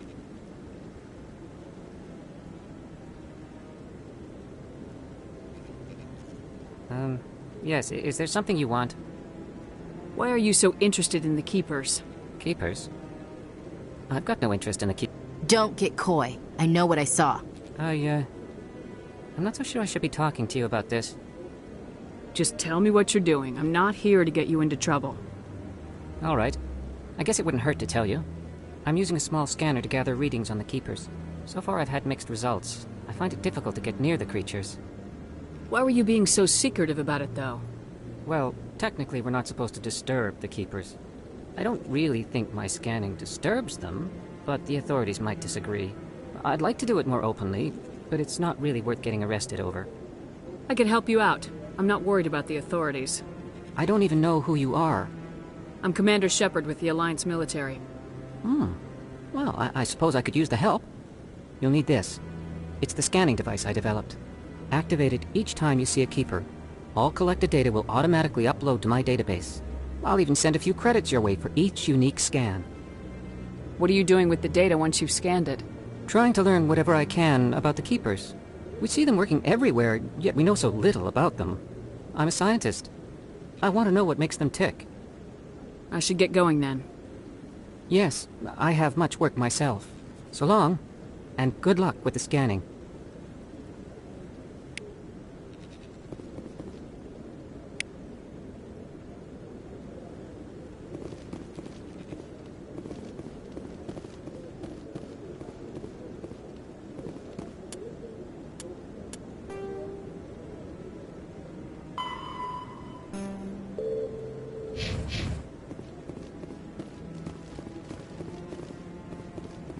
Maybe. But I wouldn't believe everything you hear. But that's just it. I'm hearing it everywhere. It's not just isolated rumors. Do you really think Saren could be involved in something like that without the Council knowing it? Maybe the Council does know. Everyone already assumes he's just doing their dirty work. That's dangerous talk. I'd be careful who you mention that to. I know. But if it's true, shouldn't we be doing something about it? No. And I'll thank you to keep me out of it if you do.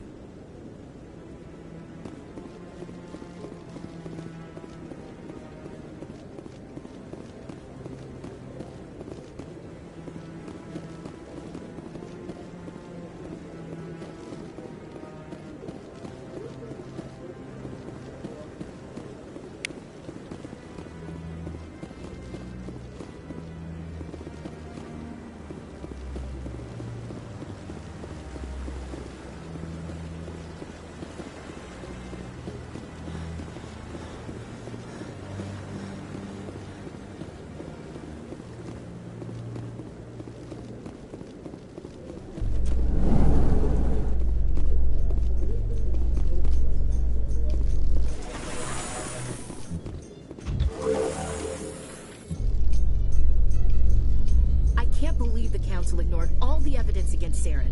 Saren's one of their best operatives. It's only natural they'd take his word over ours. Oh, so now we just chase leads while this smug Turian runs around with his Geth troopers. That's politics, Chief. I hate politics.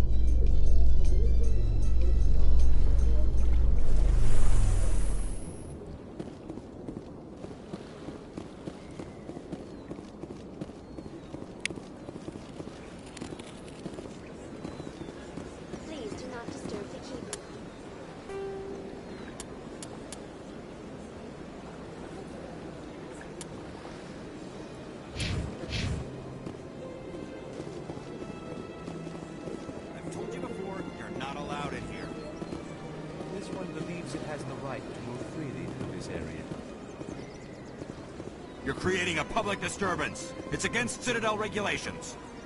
This one is unsure why the other would not wish word of the Enkindlers to be spread. That Hanar refuses to listen to reason. Why can't it act in an orderly and lawful manner? Are there laws being broken here? I am not unreasonable. The Hanar is free to spew its nonsense once it purchases an evangelical permit. If you'd like, I could talk to the Hanar for you. I have argued with the stubborn jelly all afternoon. You... Do you desire to learn of the Enkindlers? Or has the Honorable CSEC officer enlisted assistance?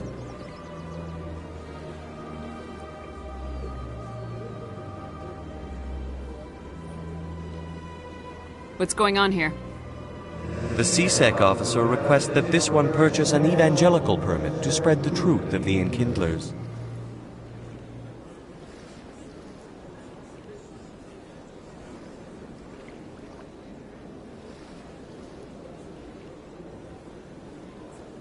Is this really how you want to represent the Enkindlers? The truth of the Enkindlers must be made known. They gave the Hanar language, and gave the universe the mass relays. This one only wishes to spread the truth to any who will listen. There is no intent to cause trouble. What if I purchase the evangelical permit for you? Finances are only a partial limitation. This one does not believe that one should pay in order to speak the truth. However, this one also does not possess the 150 credits necessary to purchase the permit. 150 credits. This should cover you. This is a most appreciated action. You are not of the Hanar, but you wish to help spread the truth of the Enkindlers. This one will not cause any further trouble for the CSEC officer. This one offers its thanks.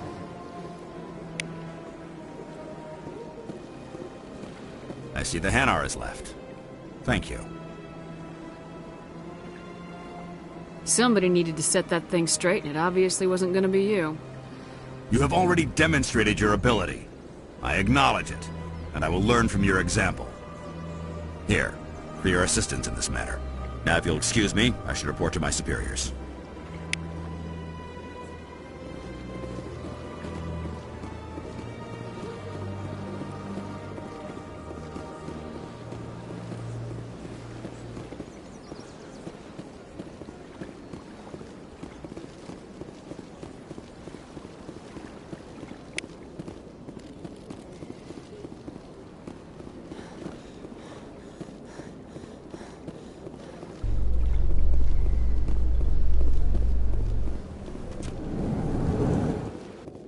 In light of the recent attack on Eden Prime, many colonial investors are pulling their support for future projects.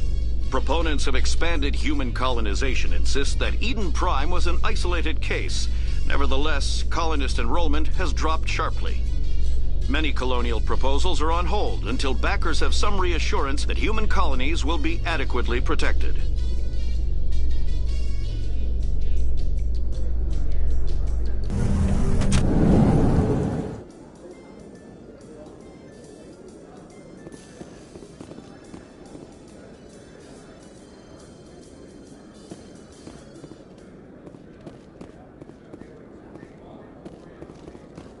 Do you really think we'll find him down here?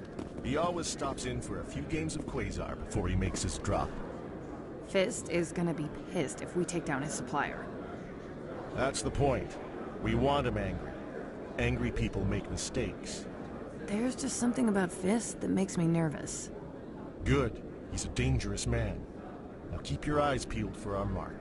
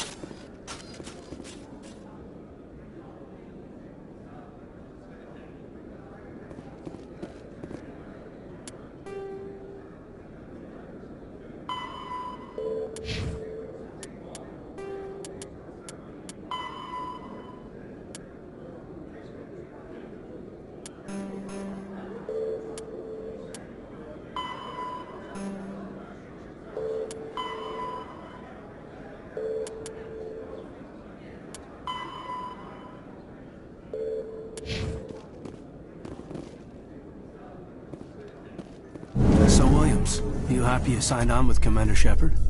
I'm not sure, Lieutenant. Every time I think I have a handle on things, the universe banks hard to port. Well, don't let anybody know. A big gun and a confident attitude will get you through a lot in life.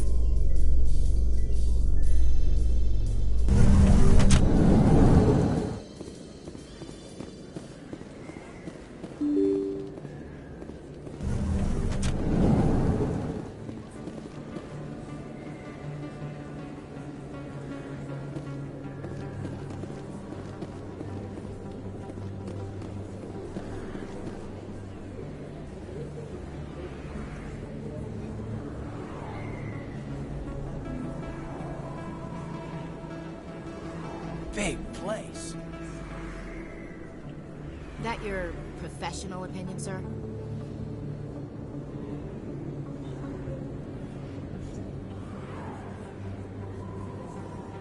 This isn't a station, it's a city. There must be millions here. It can't be possible to track everyone coming and going. This makes Jump Zero look like a porta-john, and it's the largest deep space station the Alliance has. Jump Zero is big, but this is a whole nother scale. Look at the ward arms. How do they keep all that mass from flying apart? The Council represents more races than I thought. No wonder they're careful with newcomers. They probably just want to keep everything running. It has to be hard keeping all these cultures working together. Or maybe they just don't like humans. Why not? We've got oceans, beautiful women, this emotion called love. According to the old vids, we have everything they want. When you put it that way, there's no reason they wouldn't like you. I mean, us. Humans, ma'am. You don't take much shore leave, do you, LT? I'll let it slide, Lieutenant, but try to control yourself. Aye, ma'am. Oh, Lord.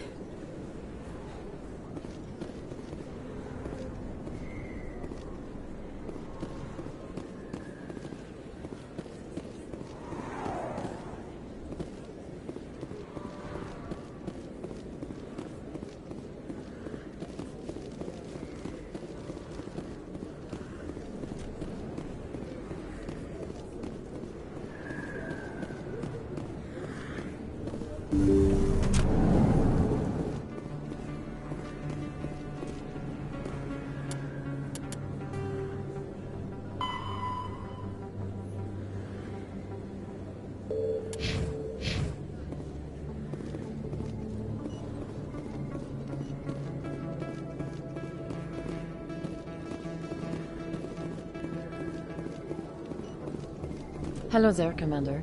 I'm Dr. Claude Michel. Is there something I can do for you? You're a doctor. How did you end up here on the Citadel?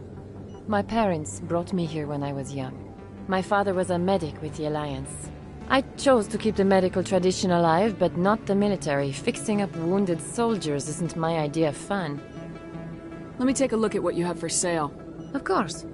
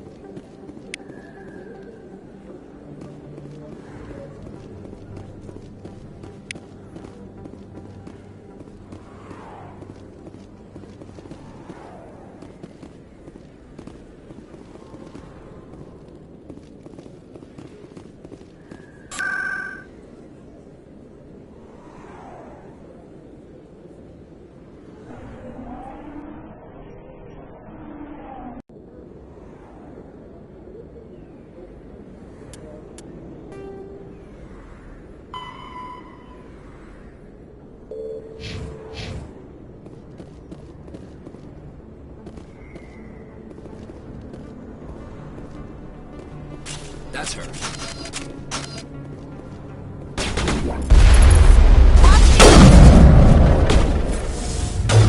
Charging up!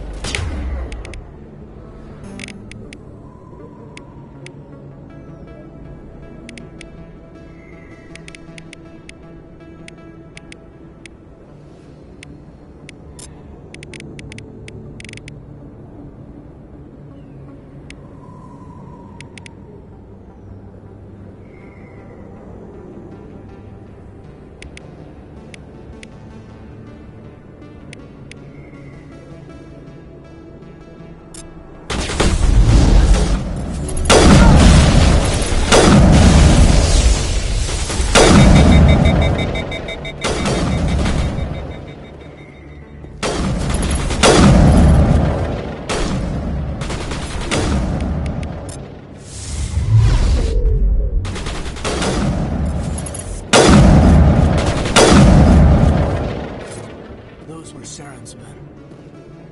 Think we're good, Commander?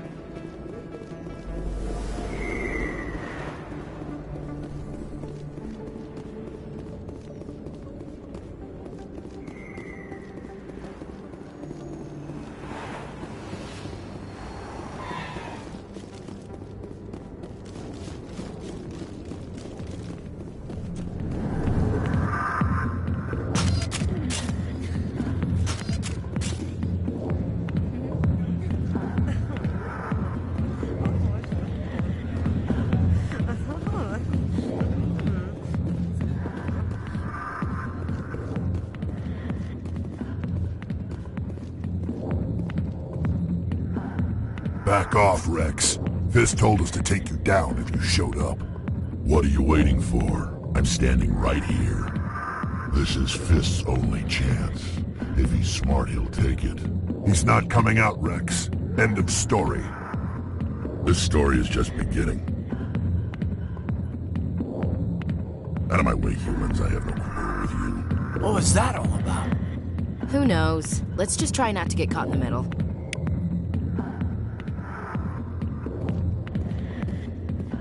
Hey there, sweetheart. You looking for some fun? 'Cause I gotta say, that soldier get-up looks real good on that body of yours.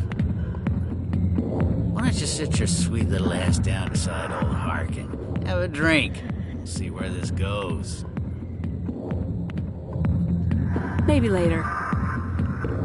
Suit yourself, princess. You know, if more Marines looked like you, I might have joined the Alliance instead of CSEC.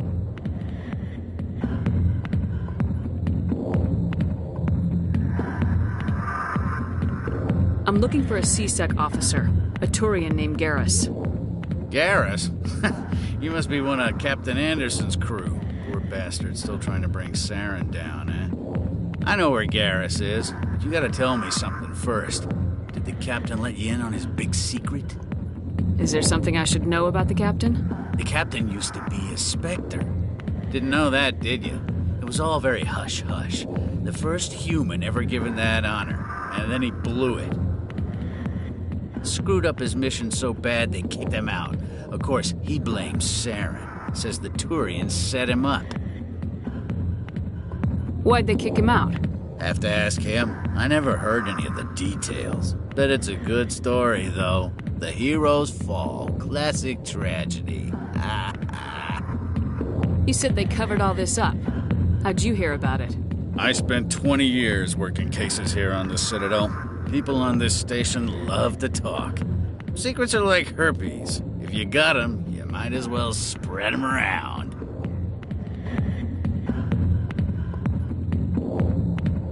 Just tell me where Garrus went. Garrus was sniffing around Dr. Michelle's office. She runs the med clinic on the other side of the wards. Last I heard, he was going back there. What's it like working for CSEC? You mean, what was it like? The executor suspended me without pay. Recurring violations. CSEC was keeping a file on me. Can you believe that? Every mistake I ever made went into the books. Get a little rough with a suspect, note in the file. Have a couple of drinks on duty, note in the file. Skim a couple of credits off a drug bust, note in the file. It's a goddamn witch hunt.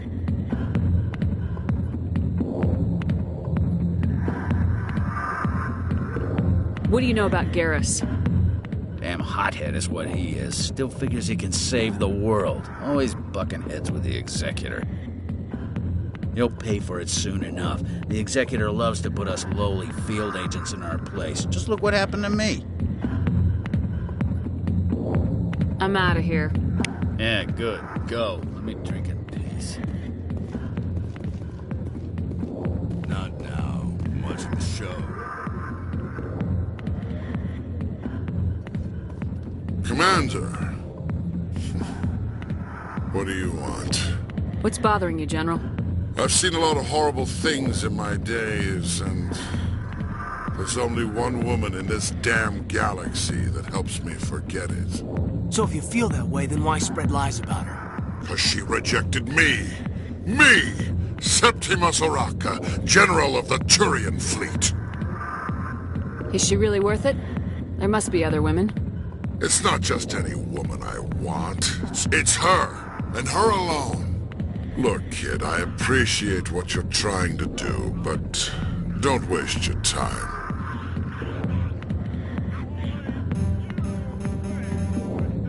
You need to start acting like a general if you want to beat this. I spent all my life acting like a general, and what did it get me? Huh? No, those days are over. I'll just be what I am. A tired, lonely, worn-out soldier.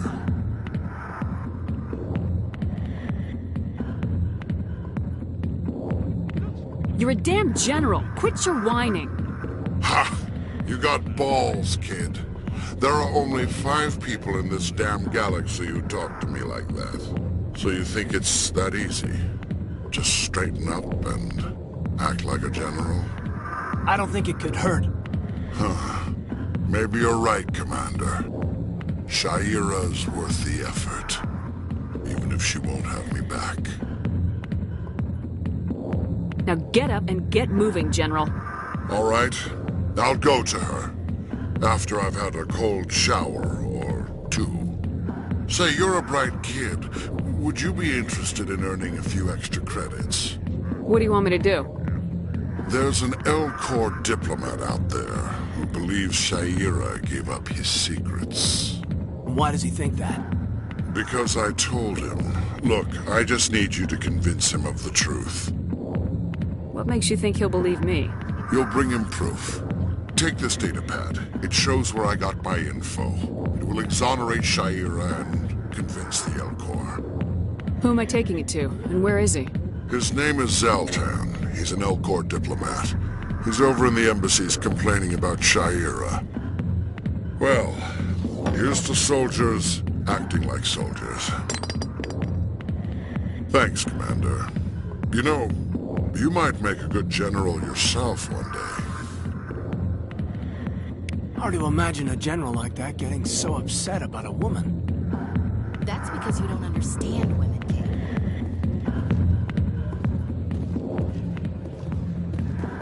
I got business here, but not with you.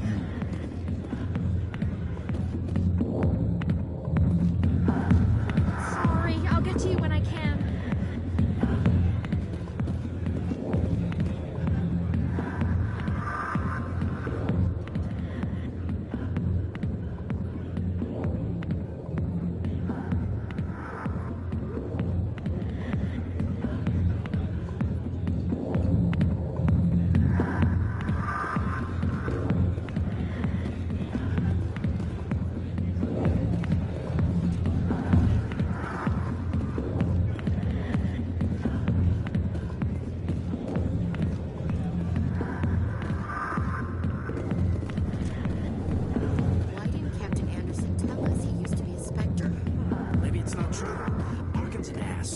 Messing with our heads. Probably. You can keep the Presidium. This is where the action is.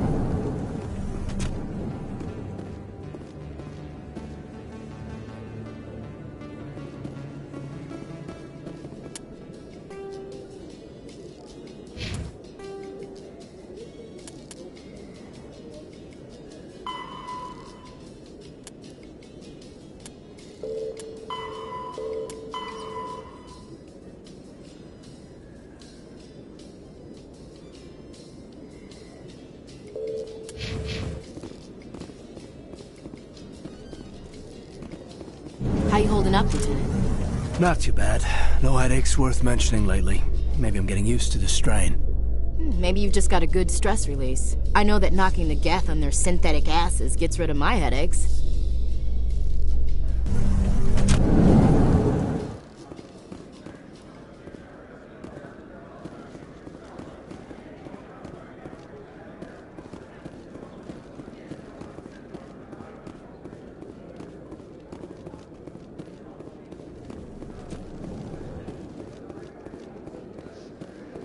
Those Asari commandos are impressive. Lightly armored, but their speed more than makes up for it. Unless that speed lets them outrun bullets, I'm more inclined to stick with nice, solid armor. And a big gun. Point taken.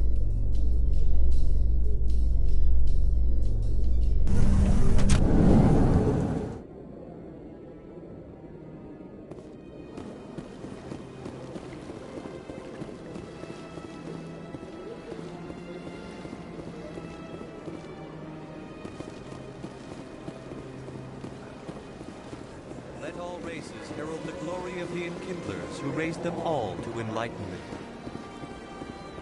Where there was only darkness, the Enkindlers gave light. Where there was only evil, the Enkindlers gave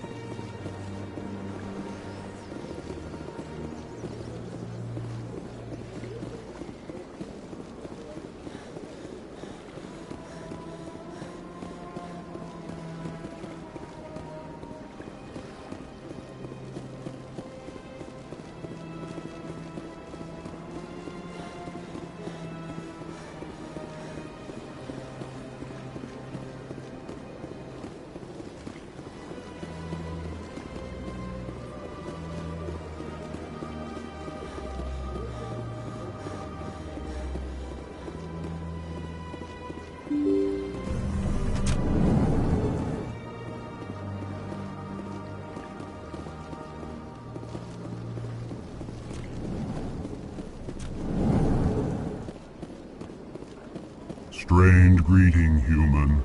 This is really not a good time. So long, then. Thanks to you, human. Good day.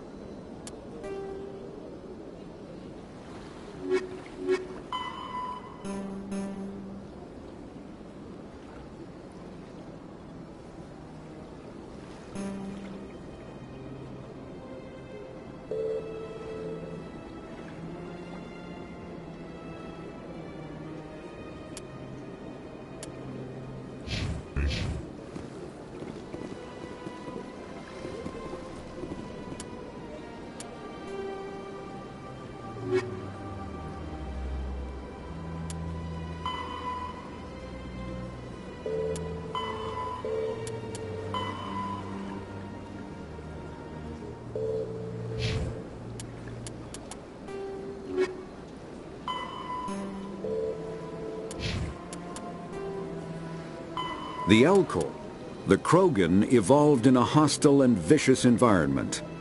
Until the invention of gunpowder weapons, eaten by predators was still the #1 cause of Krogan fatalities.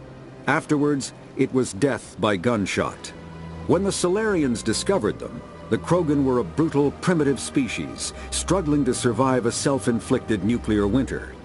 The Solarians culturally uplifted them, teaching them to use and build modern technology, so they could serve as soldiers in the Rachni War. Liberated from the harsh conditions of their homeworld, the quick-breeding Krogan experienced an unprecedented population explosion. They began to colonize nearby worlds. Even though these worlds were already inhabited, the Krogan rebellions lasted nearly a century, only ending when the Turians unleashed the Genophage, a Solarian-developed bioweapon that crushed all Krogan resistance. The Genophage makes only 1 in 1,000 pregnancies viable, and today the Krogan are a slowly dying breed. Understandably, the Krogan harbor a grudge against all other species, especially the Turians.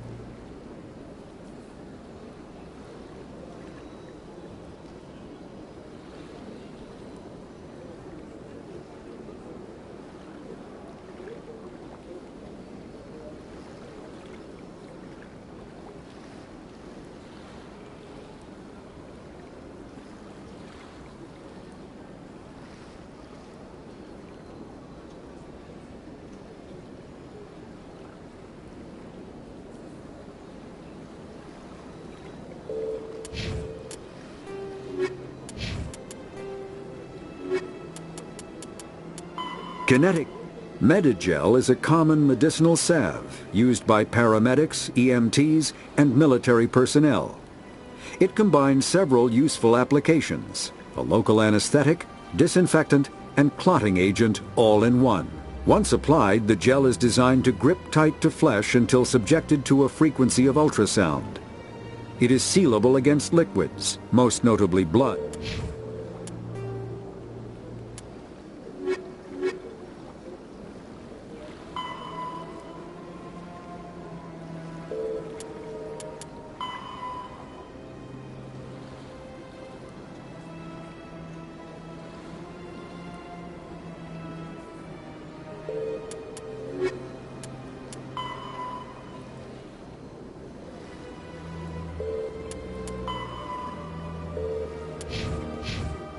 Strange greeting, human.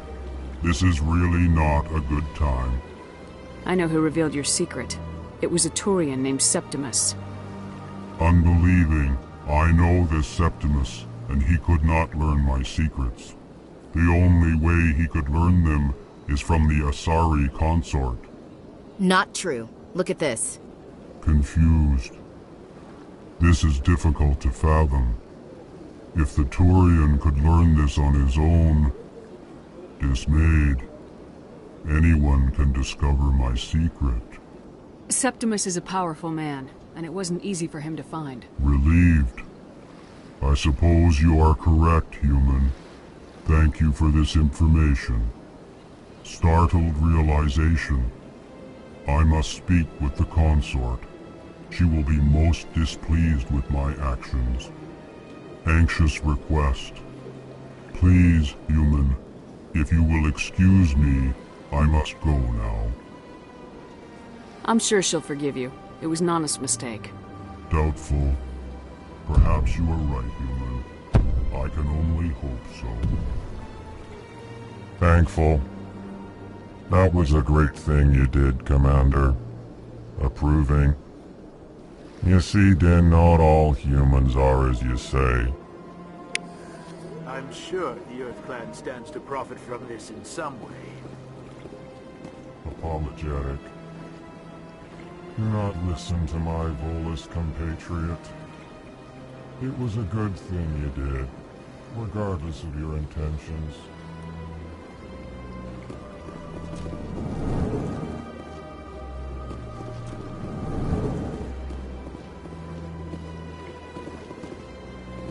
Yes, Commander. Is there something you need? Tell me about Barla Vaughn. He specializes in moving large sums of money without leaving a paper trail. A financial genius. Doesn't do anything illegal, but he knows all the loopholes. He's got an impressive client list. Ambassadors, diplomats, specters. That's probably why the Shadow Broker uses him. You and Saren have a history. What happened? About 20 years ago, I was part of a mission in the Skillian Verge. I was working with Saren to find and remove a known terrorist threat. Saren eliminated his target, but a lot of people died along the way, innocent people. And the official records just covered it all up. But I saw how he operates. No conscience, no hesitation. He'd kill 1,000 innocent civilians to end a war without a second thought. Killing innocents doesn't end wars. It causes them. I know how the world works, Commander. Sometimes you're forced to make unpleasant decisions, but only if there's no other way. Saren doesn't even look for another option. He's twisted, broken. He likes the violence, the killing. And he knows how to cover his tracks. I should go. I'll be here if you need anything.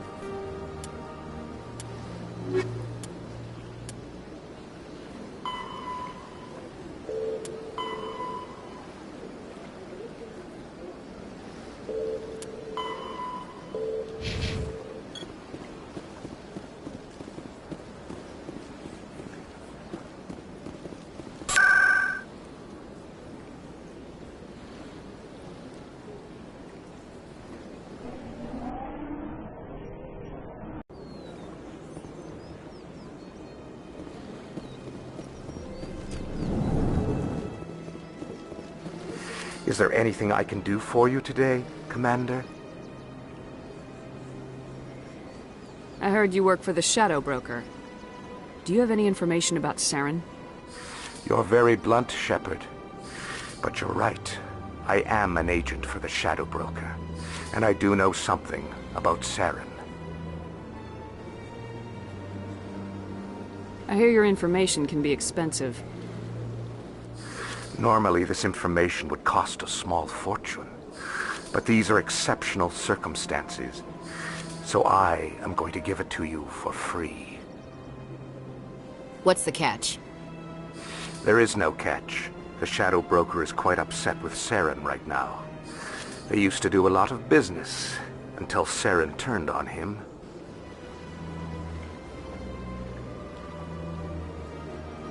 Saren's turned on a lot of people lately. I don't know the details, but the Shadow Broker hired a freelancer to deal with it. A Krogan mercenary. I think I know him. His name's Rex. Yes, I believe he's the one.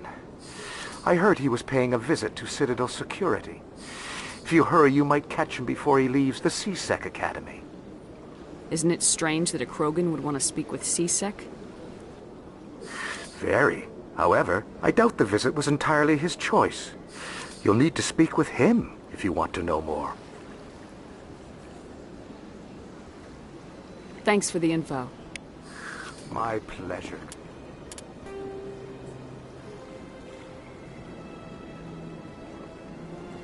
Commander.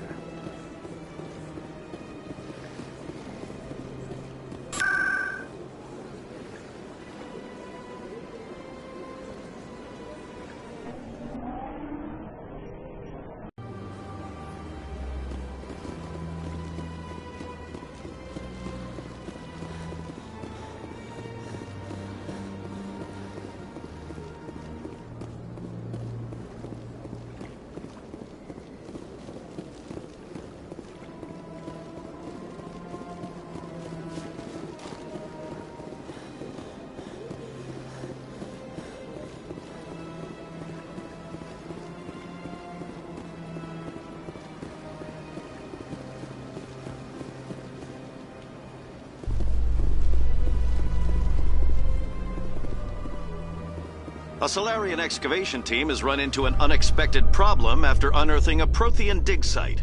Hanar protesters have blockaded the dig site, claiming that artifacts of the Enkindlers, as the Hanar call them, should not be disturbed.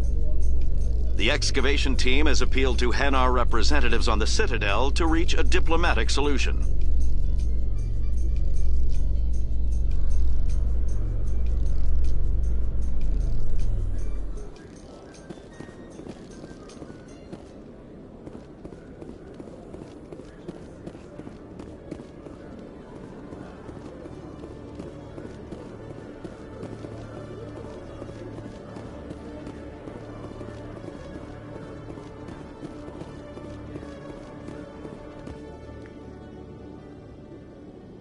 Witnesses saw you making threats in Fist's bar. Stay away from him. I don't take orders from you. This is your only warning, Rex. You should warn Fist. I will kill him. You want me to arrest you? I want you to try.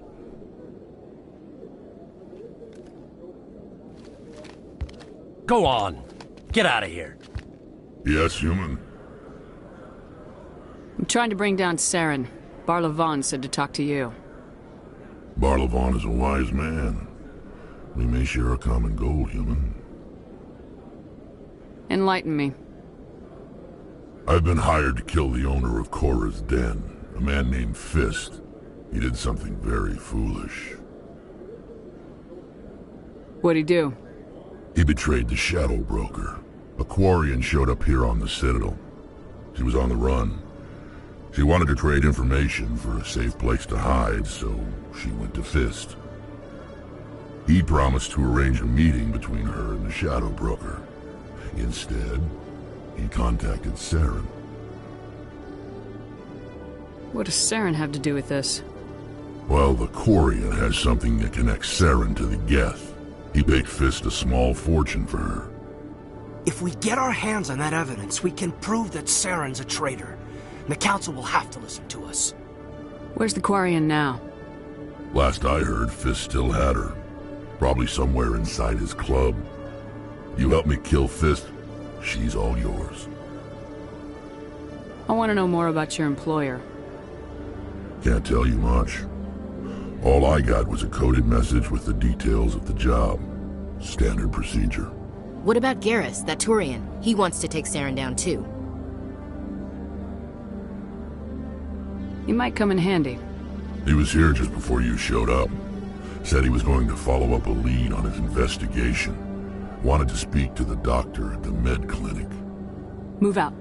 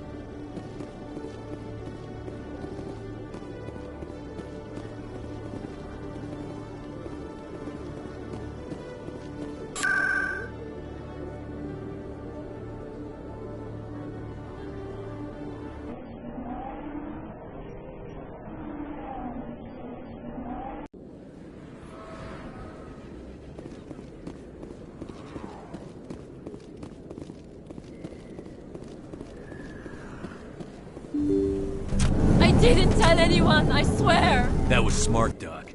Now if Garrus comes around, you stay smart. Keep your mouth shut or we'll... Who are you? Let her go. Ah!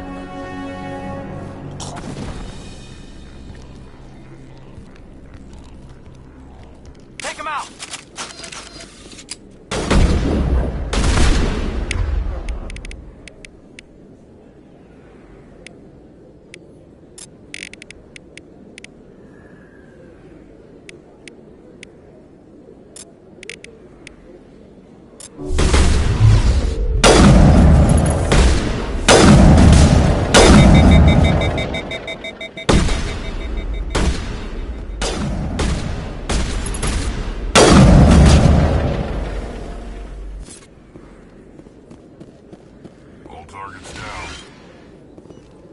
Perfect timing, Shepard. Gave me a clear shot at that bastard. You took him down clean. Sometimes you get lucky. Dr. Michelle, are you hurt? No, I'm okay. Thanks to you. All of you. Why were they threatening you? Who do they work for? They work for Fist. They wanted to shut me up. Keep me from telling Garrus about the Quarian. The one I told you about, Shepard. She must be able to link Saren to the Geth. There is no way the Council can ignore this. Time we paid Fist a visit. This is your show, Shepard. But I want to bring Saren down as much as you do. I'm coming with you. Welcome aboard, Garrus. Fist is going to be waiting for us. When we hit him, we better hit him hard.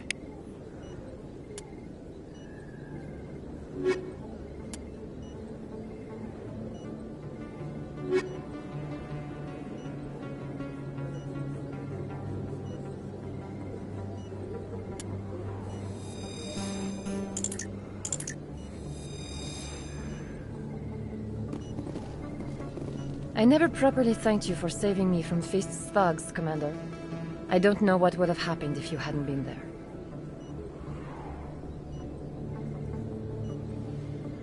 Stick to medicine.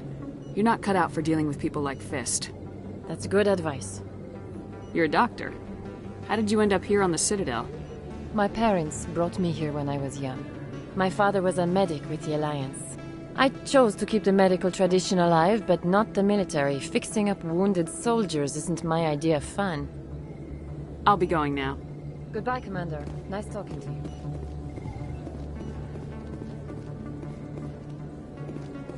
are a few unlicensed vendors who operate out of the markets here. Sometimes they have good stuff for sale. If you feel lucky, we should visit the casino over in Flux.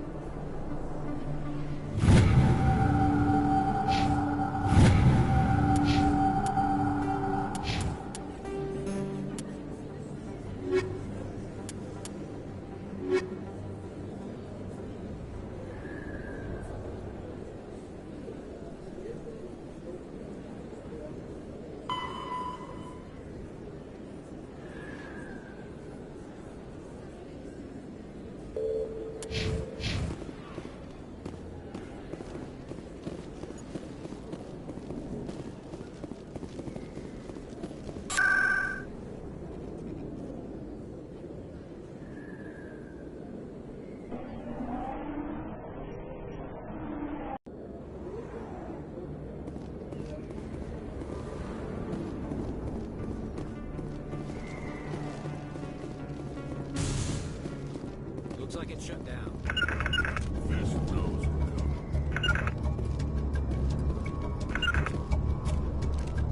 Hold the line! Look out!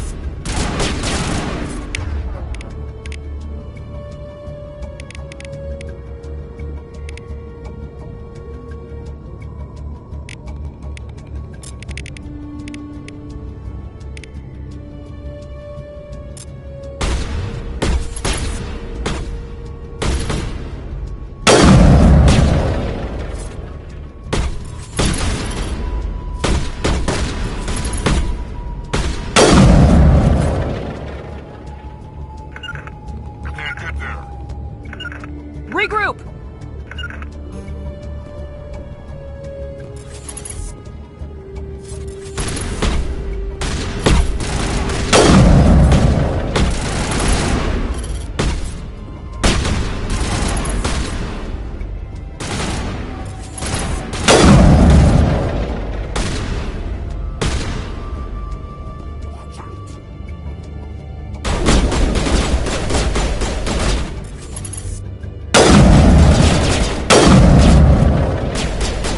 Shields down.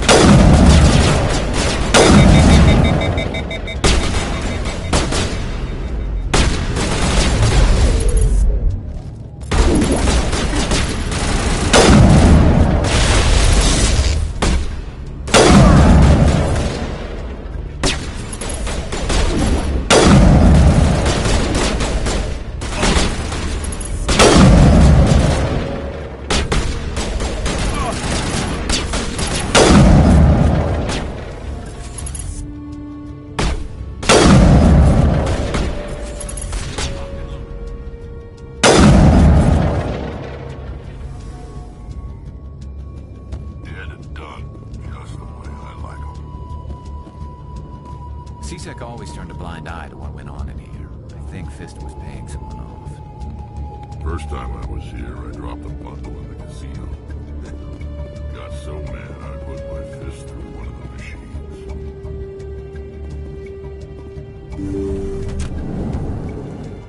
machines. Stop right there! Don't come any closer! Warehouse workers. All the real guards must be dead. Stay back or we'll shoot.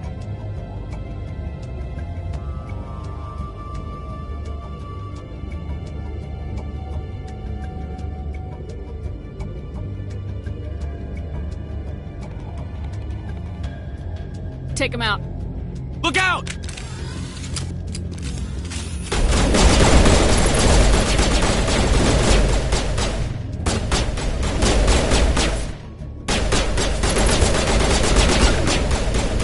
On me!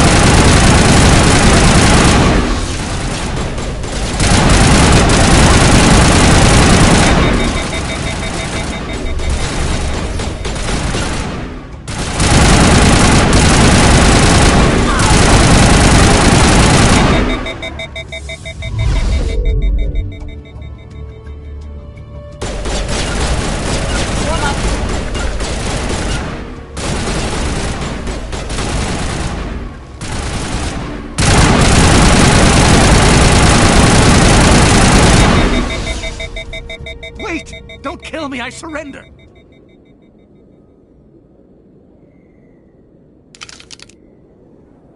Where's the Quarian?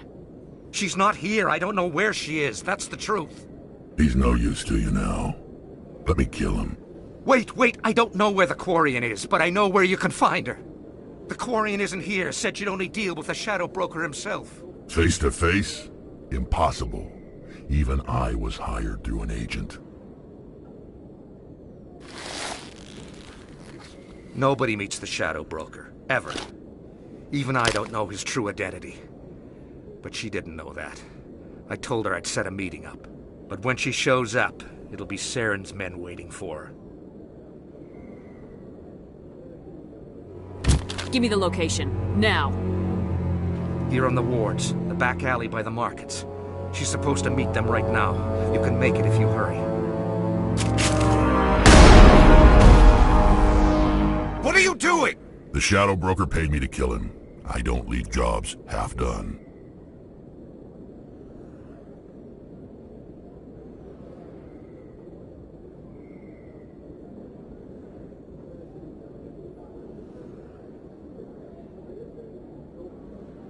I am in charge here. You ever pull another stunt like that? It was the only contract I had left. And don't we have something more pressing to worry about? That Quarian's dead if we don't go now.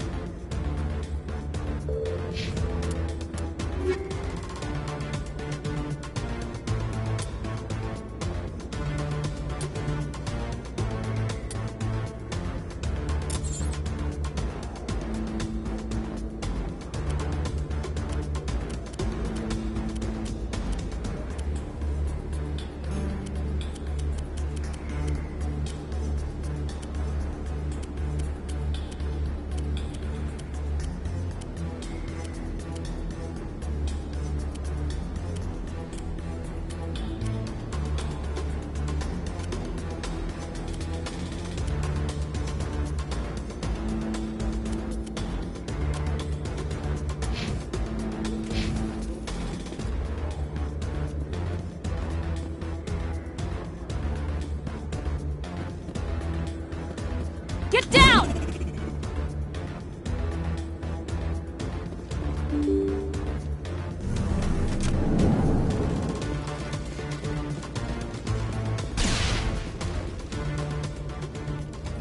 Did you bring it?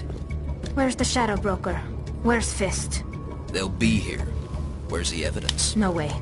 The deal's off.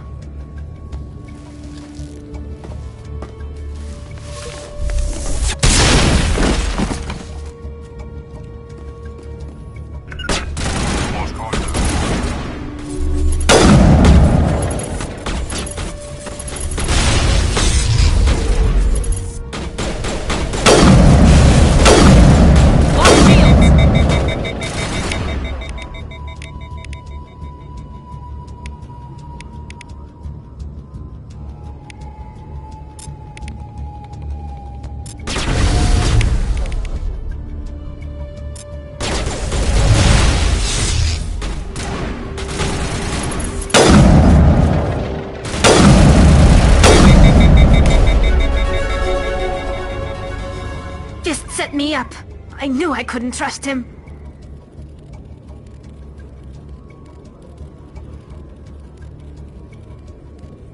You've got proof Saren is working with the Geth. Hand it over. Not so fast. Who are you?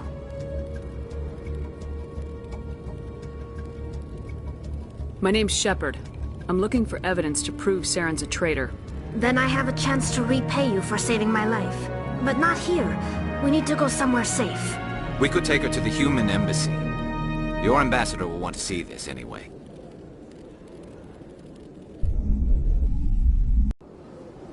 You're not making my life easy, Shepard. Firefights in the wards, an all-out assault on Korra's den. Do you know how many... Who's this? A Quarian? What are you up to, Shepard? You wanted proof Saren's a traitor. This is it. Really?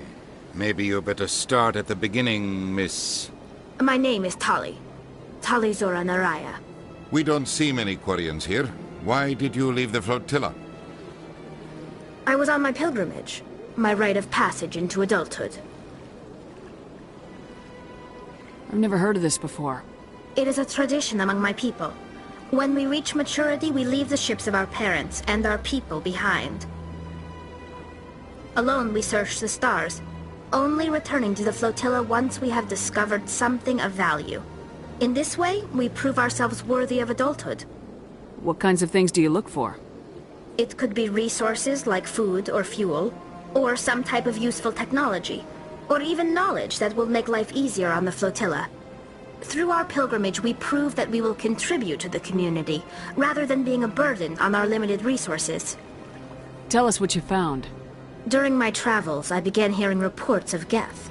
Since they drove my people into exile, the Geth have never ventured beyond the Veil.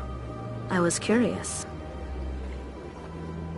I tracked a patrol of Geth to an uncharted world. I waited for one to become separated from its unit. Then I disabled it and removed its memory core. I thought the Geth fried their memory cores when they died. Some kind of defense mechanism. What did you find out? Most of the core was wiped clean, but I salvaged something from its audio banks. Eden Prime was a major victory. The beacon has brought us one step closer to finding the conduit. That's Saren's voice. This proves he was involved in the attack. He said Eden Prime brought him one step closer to finding the conduit. Any idea what that means? The conduit must have something to do with the beacon. Maybe it's some kind of Prothean technology. Like a weapon. Wait, there's more. Saren wasn't working alone. Eden Prime was a major victory. The beacon has brought us one step closer to finding the conduit. And one step closer to the return of the Reapers. I don't recognize that other voice, the one talking about Reapers. Are they some kind of new alien species? According to the memory core, the Reapers were a hyper-advanced machine race that existed 50,000 years ago. The Reapers hunted the Protheans to total extinction, and then they vanished. At least, that's what the Geth believe. Sounds a little far-fetched. The vision on Eden Prime. I understand it now. I saw the Protheans being wiped out by the Reapers. The Geth revere the Reapers as gods, the pinnacle of non-organic life. And they believe Saren knows how to bring the Reapers back. The Council is just going to love this.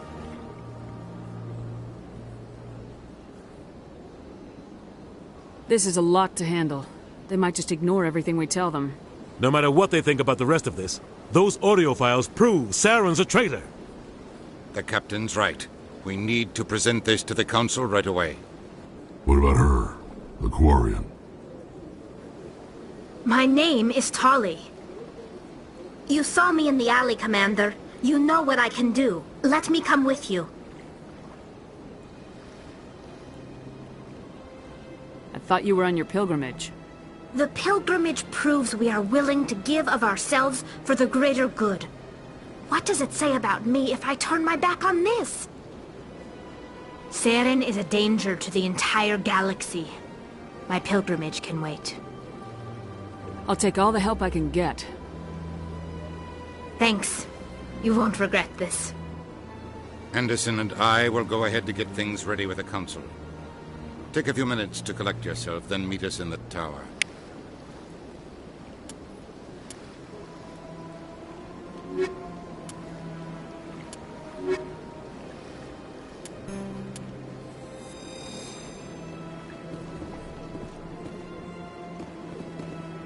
So much empty space. 1,000 of my people could live here and hardly even see each other. I get the feeling they're not used to seeing Krogan walking around up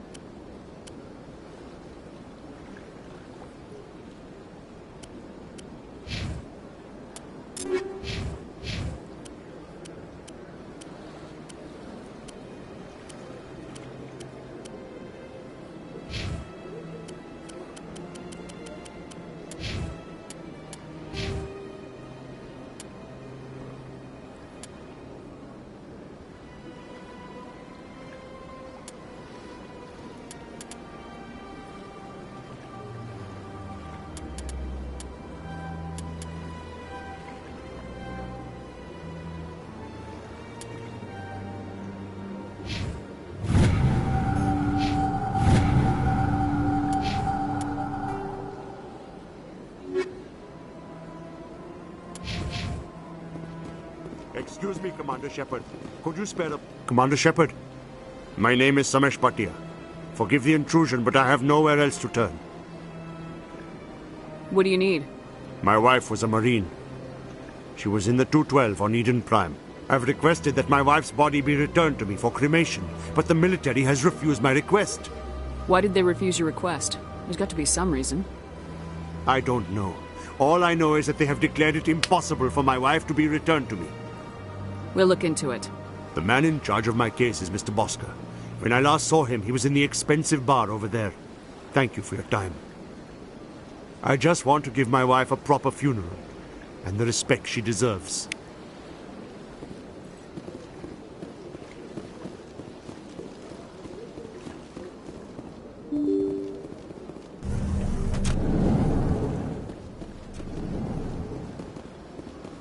They built a lake on a space station.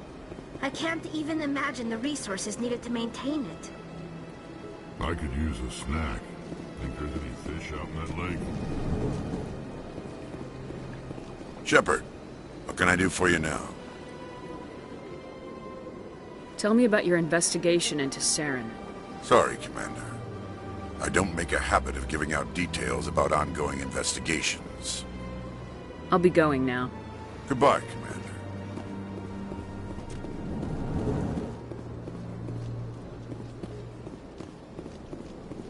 I don't have time to talk now. I'm very busy.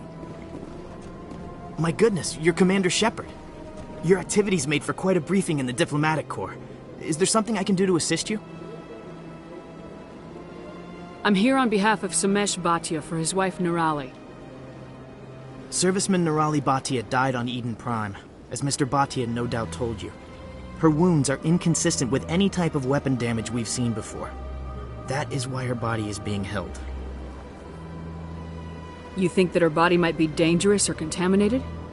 No, Commander. Nirali Bhatia is not dangerous.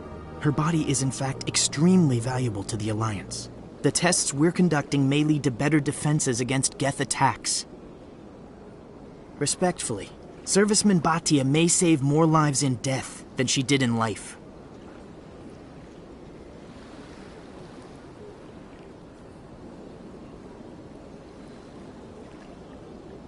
I understand what you're trying to do, but holding the body is wrong. Commander, you of all people should understand how far we must go to protect humanity. Is this what I'm out here fighting for? A government that steals the bodies of its honored dead?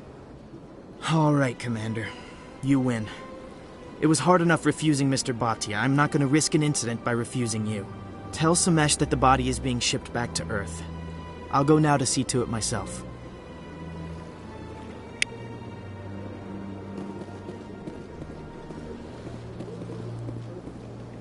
This place seems strange.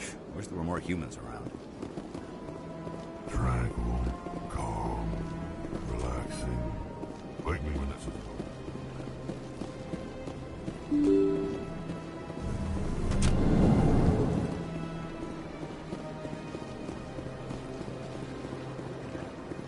Hello again, Commander. Has there been any word? I reminded Mr. Bosker what we're fighting for. Your wife is coming home. Thank you. I will return home and begin my preparations. It does not bring me happiness, but it may bring me peace. Goodbye, Commander.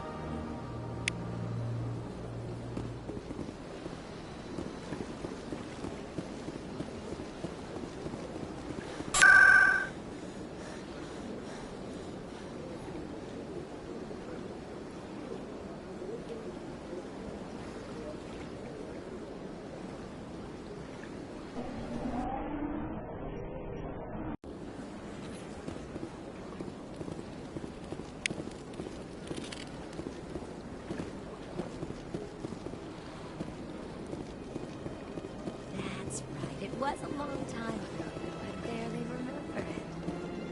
What drew you back to the Citadel and to the consort? I don't know exactly. It may sound strange, but I simply felt called. That's not strange. Many of us have felt the same calling. Though you are the first of your kind to respond to it. Really? I hadn't seen any other humans working here, but I didn't want to ask. No doubt you are just the first of many to come. It's only a matter of time now that your species is spreading its wings. Welcome. You're with the Alliance? My brother's a private back on Earth.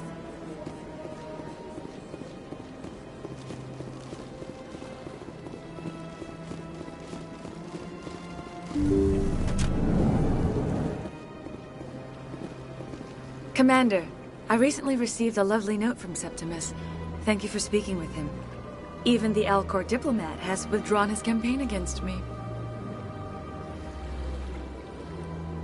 It was my honor to aid you. You are too kind, Commander, but I would not expect you to help me out of the kindness of your heart. I also have one more thing to give you, if you're interested. What are you offering me? I offer a gift of words, an affirmation of who you are and who you will become. I see you. Your uniform fits as though you were born wearing it. You are a soldier through and through, proud, solitary, alone. But it gives you strength. It is that strength that people are drawn to. It is why you lead and others follow without question. You will need that leadership in the battles to come. This may be who you are, but it is not who you will become. It only forms the basis for your future greatness. Remember these words when doubt descends, Commander. You have quite a gift, Shaira. Thank you. Not everyone appreciates it as you do. Never underestimate the power of words. Here, Commander.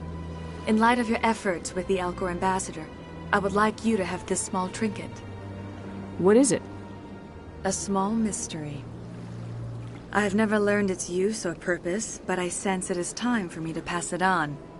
And now I must ask you to leave. I have done everything I can for you.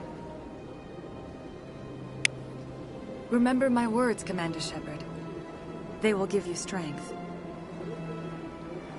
So long, Commander. I can offer you nothing more at this time. My people used to have an embassy here, but after we created the Geth, we were no longer welcome. So much empty space.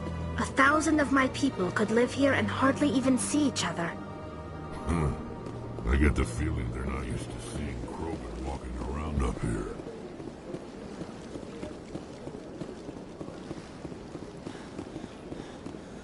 Hello again. The consort is very pleased with everything that you have done for her. Any chance I can move up on her client list? I did help her out. Yeah, she is grateful for your assistance. However, you have already been rewarded for helping her. The client list is a separate matter, and her schedule is completely booked for the next several months. I think I'm done here. Of course. Come back anytime.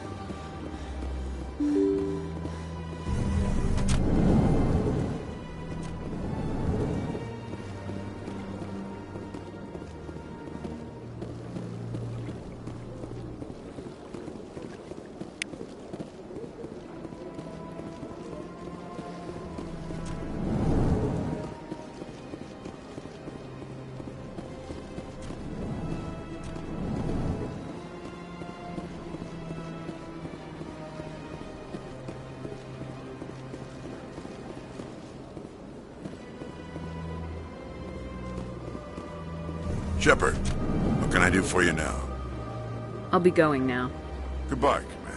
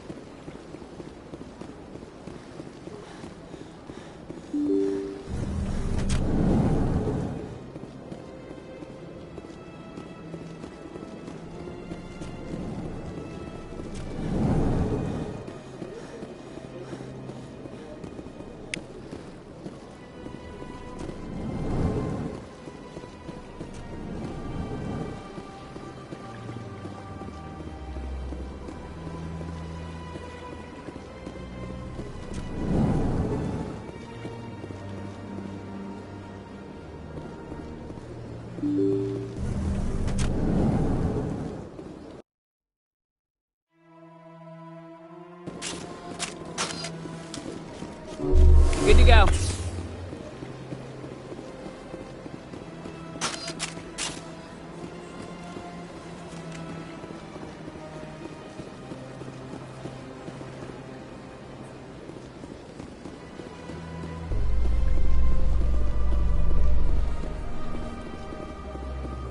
can you fight your own people, Rex? There aren't that many of you left. Anyone who fights us is either stupid or on Saren's payroll. Killing the latter is business. Killing the former is a favor to the universe.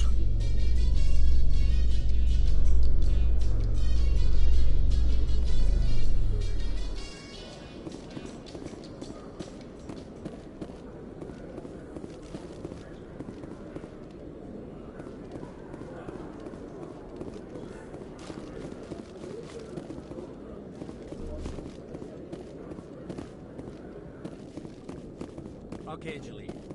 Let me get this straight. Your business partner, Shorban, he's threatened you? Well, no, not exactly. But he wants to meet with me. I think he's going to kill me. And why do you think that? I can't really get into the details. But Shorban will kill me if I leave here unprotected. I can't help you. Not unless you give me something more to go on. I can't. I'm sorry.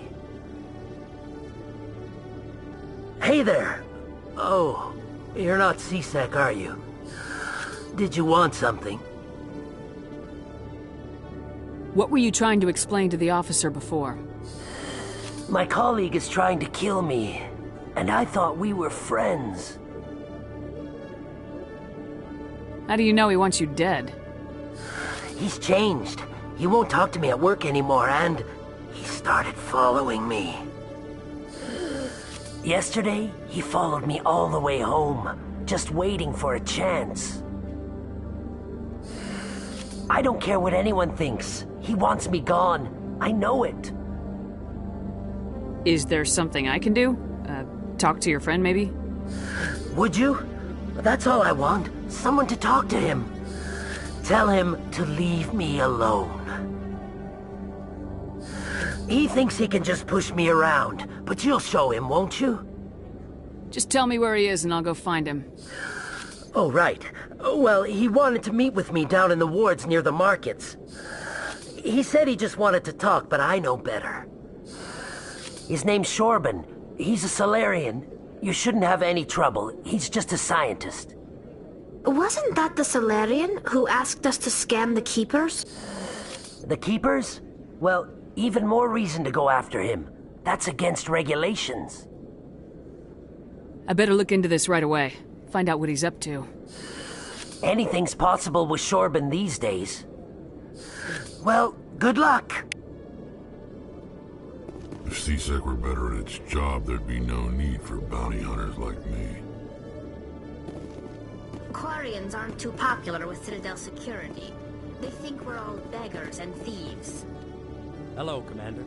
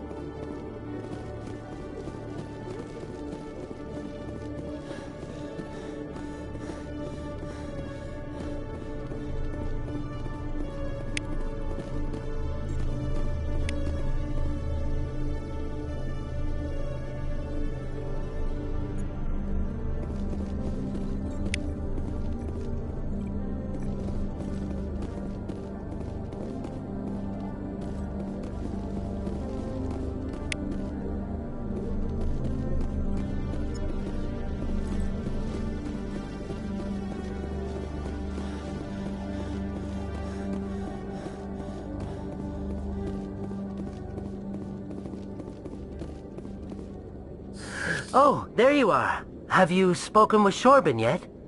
I'll get to it when I get to it. Of course. I'm sure you will deal with it appropriately. Good luck.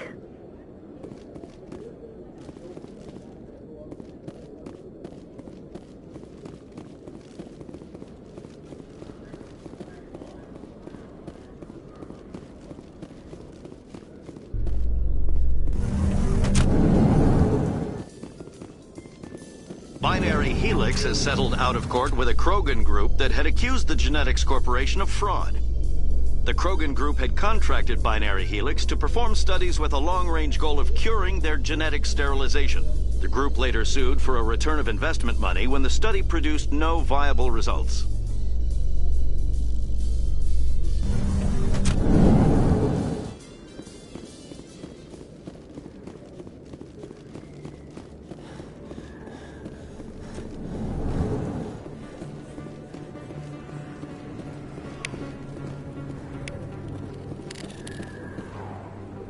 Hey, I know you. You're Shepard, right? I was on Mindwar during the Blitz, saw you on the vids when you got your medal. You saved the whole colony. Looks like you have a fan. I'm sorry, I just never thought I'd meet someone like you in person. My name's Lang, Officer Eddie Lang, Citadel Security. It's an honor to meet you, Commander.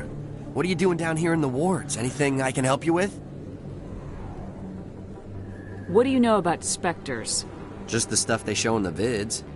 They always make them out to be super agents on secret missions to save the galaxy. I know it's not really like that, though. Some of the other CSEC guys don't like them too much, figure they shouldn't be able to operate outside the law. But if they were so bad, the Council wouldn't use them, right? How do you like working here on the Citadel? This place is amazing. I've been here almost a year, and I still haven't seen a tenth of it. The Presidium's just so beautiful. Good place to go and relax. But I really like it here down in the wards. There's always something going on somewhere. Like that new club they just opened a few months ago, Flux. Wicked scene in there, Commander. You should check it out when you have some time. Why'd you join Citadel Security? I don't know. Seemed like the right thing to do, you know? Maybe it's in my blood. My grandfather was a cop back on Earth. It's kind of what CSEC is. Police for the Citadel. I'm still pretty new at it, but I like it so far. Way more interesting than staying back on Earth. You get to meet all kinds of cool aliens, like those Hanar. Wild. Plus, CSEC gets a lot of respect here. We uphold the law. People, even aliens, appreciate that.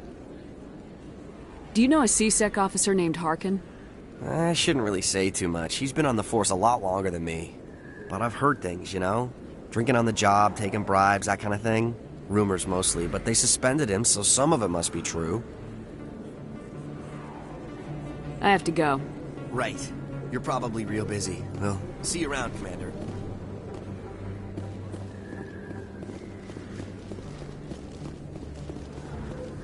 Don't kid yourself. It's even bigger than it looks. I got a tour. One of 500 to see the Ascension from the inside out. Really? Took almost 6 hours and we only saw 1/10 of the ship. I even got to meet the commander. Matriarch Ladanya? You met her? Well, she addressed everyone on the tour, but I got pretty close to her. Huh, just look at that ship. You'd have to be stupid to mess with that. Very true. She's got almost as much firepower as the rest of the Asari fleet combined.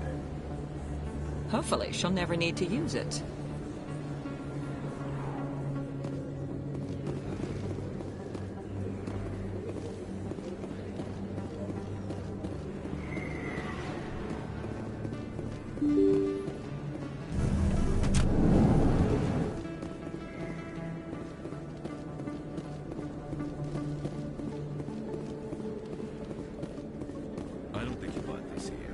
Sell this model. Look, I know it was you. I remember your face. Really, that's impressive. Usually you humans can't tell one Turian from another. This was the place. Now, are you going to give me a refund or not? Do you have your proof of purchase? What? No, I don't think you ever gave me one. I'm sorry, Ben. I can't help you. But, what do you... Can't help you.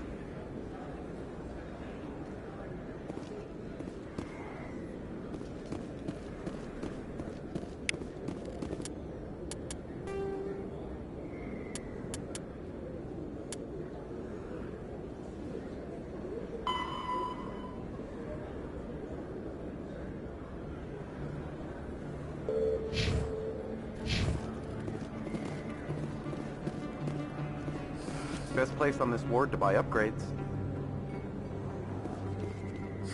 Hello, Earth Clan. No doubt you've just come back from the colonies. Will you be needing supplies? What colonies are you talking about? Oh, my mistake, Earth Clan. I assumed... It doesn't matter. Pharos? Noveria? Well, if you haven't heard of them yet, I'm sure you will soon. But it doesn't matter where you hail from. My goods are available to all. Show me what you got. Most excellent. I am sure you will find something pleasing.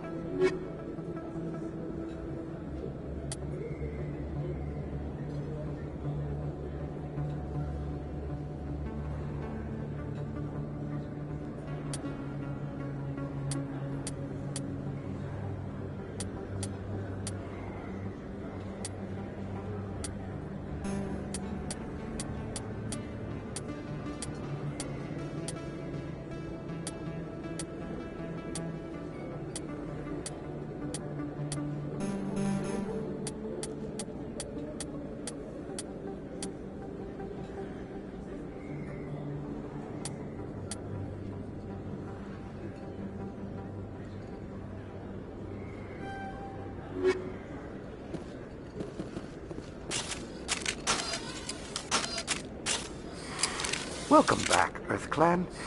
Will you be needing supplies for your return to the colonies? What can you tell me about Noveria?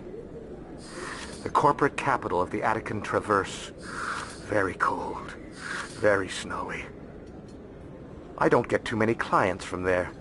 They all have their own private suppliers. I'd like to know more about Pharos. It's an old Prothean world. Their buildings still litter the surface. The humans aren't the first to colonize it, but they are the most recent.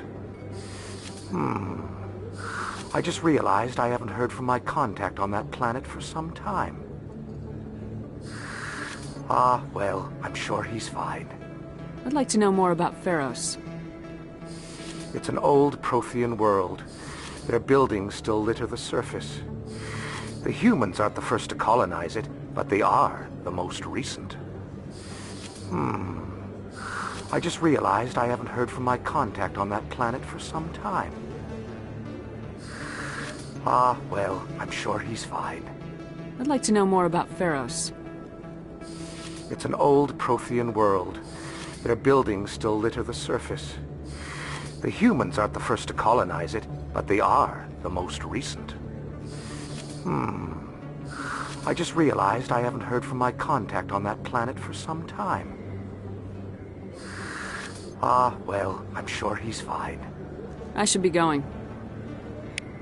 As you say, Earth Clan. Good day. Is that real? You're Commander Shepard, the hero of Eden Prime. I am so honored to meet you. Nice to meet you. And you are? My name is Conrad. Conrad Werner. They say you killed more than 100 Geth on Eden Prime. I spent most of my time trying to stay alive and help the colonists. Hey, I know you're probably busy, but do you have time for a quick autograph? Anything for a fan. Here. Thanks. I really appreciate it. My wife is going to be so impressed. I'll let you get back to work. But next time you're on Earth, I'd love to buy you a drink. Thanks again!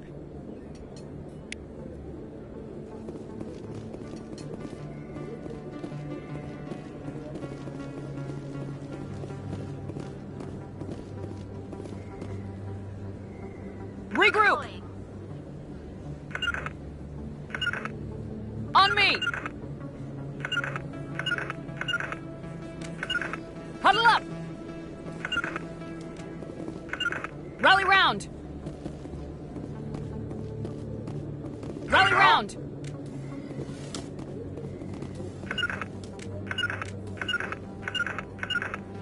Form up!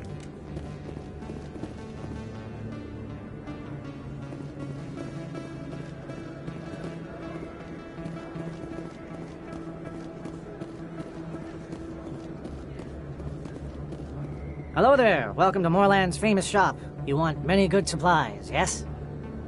Let me see what you have. Oh, you will be pleased, I think. Very good things I have. You will see.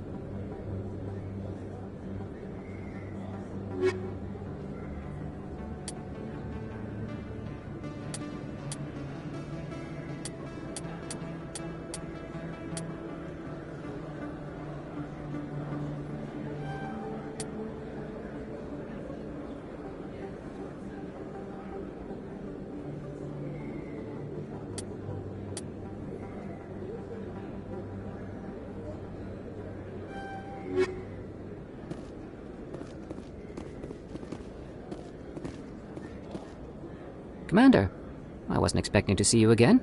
Is there something you want? You can start by telling me the truth, Shorban. I'm not sure what you're referring to. My experiments are... Quit stalling. Your friend, Jalid, told us about you. You spoke with Jalid? Then you know about the data? Just tell me everything you know. You boys can go. Looks like my plans have changed. It's not as bad as you think, Commander. Jalid and I just got a little over our heads. Keep talking. The company we work for developed an experimental procedure for use in medical scanners. Jalid and I saw even more potential, so we stole the plans and secretly developed a tool to scan the Keepers. Can you imagine? A tool that can actually get readings from the Keepers? That's what all the fuss is about? The Keepers are almost impossible to scan, and you can't capture them or get samples. They just self-destruct. After centuries here, we still don't know anything about them. Don't you see? We were the first to scan them, ever. You've seen it yourself, Commander. You know we can do it. Why are you trying to kill your partner? I'm not trying to kill him. Jalid's job was to disseminate our initial findings. But he decided to keep the data for himself. Maybe to sell it. I don't know. So you're just trying to get back what Jalid already stole? We lost our heads. We just couldn't let an opportunity like this pass us by. Commander, if you'll just continue gathering data for me, imagine what we might learn. And you'll stand to make a bit of a profit yourself, remember? If it'll help further the scientific cause, how can I refuse? Very good.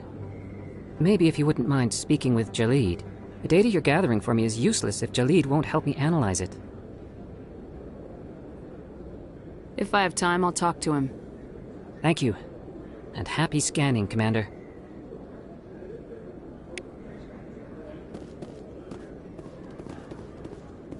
There are a few unlicensed vendors who operate out of the markets here.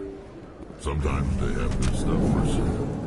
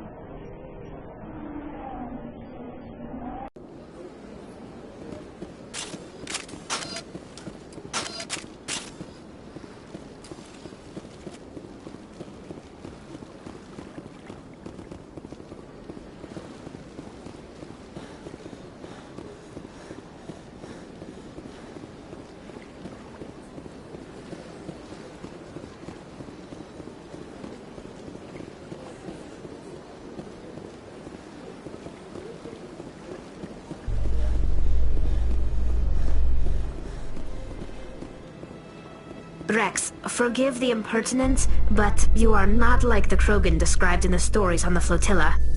When you're young, you go looking for every fight you can. You get older, you realize the best fights will find you.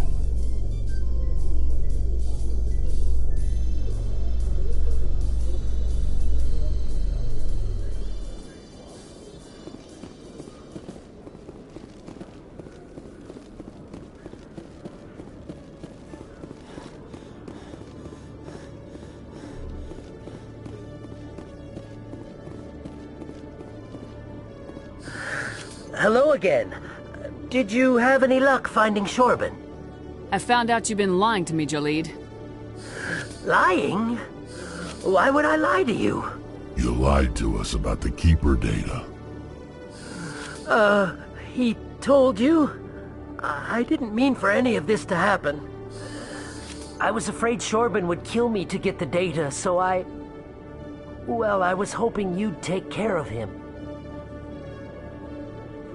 I'm scanning the Keepers for Shorben, but you two need to stop fighting. You're helping us?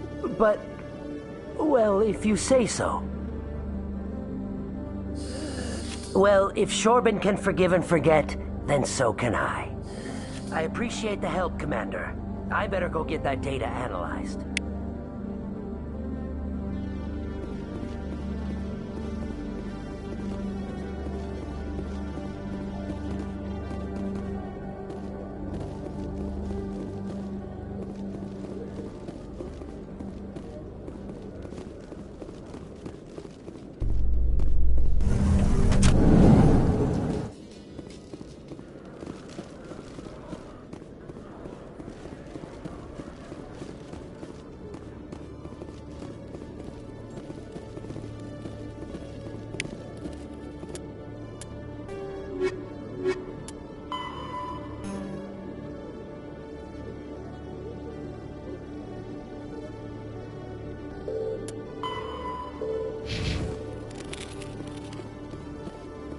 One sec, looking you up.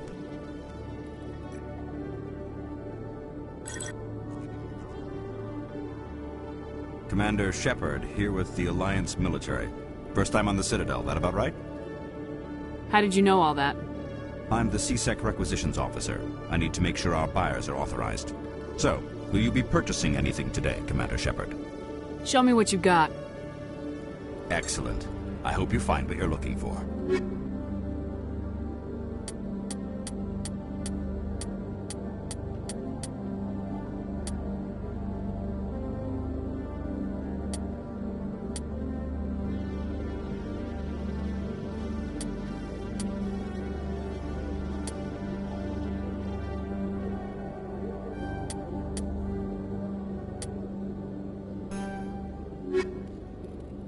Hello, Commander. I think I'll be going. Sure thing, Commander. You have a good day now.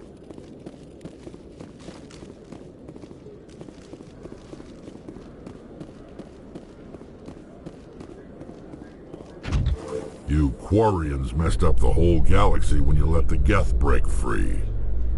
Do your people ever talk about it? Do the Krogan talk about starting a foolish war that resulted in the Turians sterilizing your people? All the time.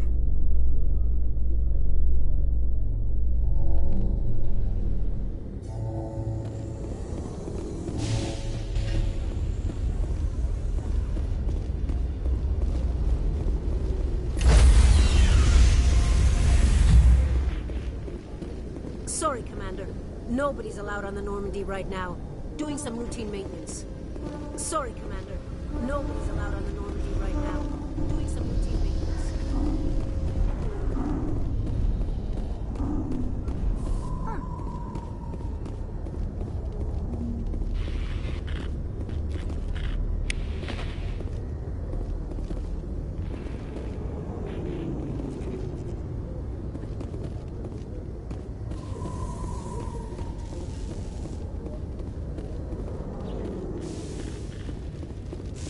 In remembrance of Eden Prime, we present another Profile in Courage with serviceman Nirali Bhatia.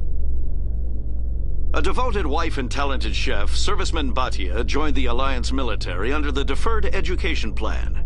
After finishing her service, Bhatia planned to open a restaurant. Instead, she gave her life protecting the colonists of Eden Prime. For more Profiles in Courage, or to explore opportunities in the military, please visit the Alliance military on the extranet. Keyword, courage.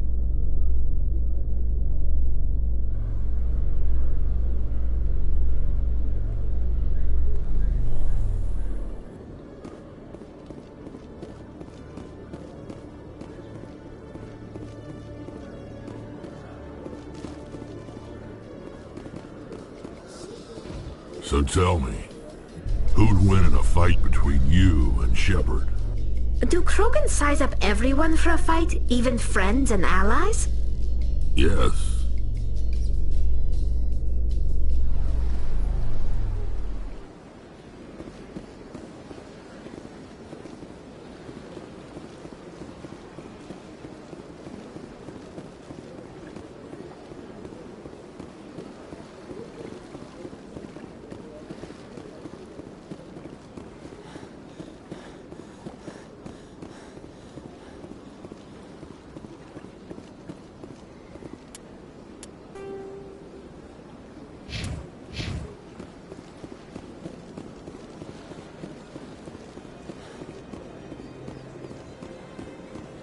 Let all races herald the glory of the Enkindlers who raised them all to enlightenment. Where there was only darkness, the Enkindlers gave light.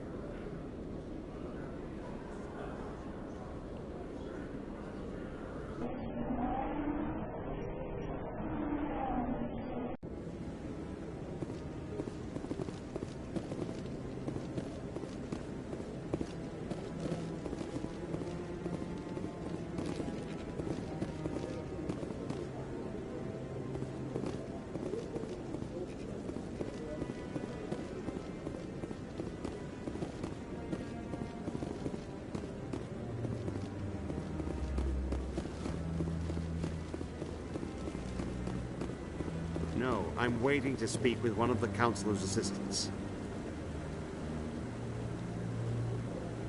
Commander?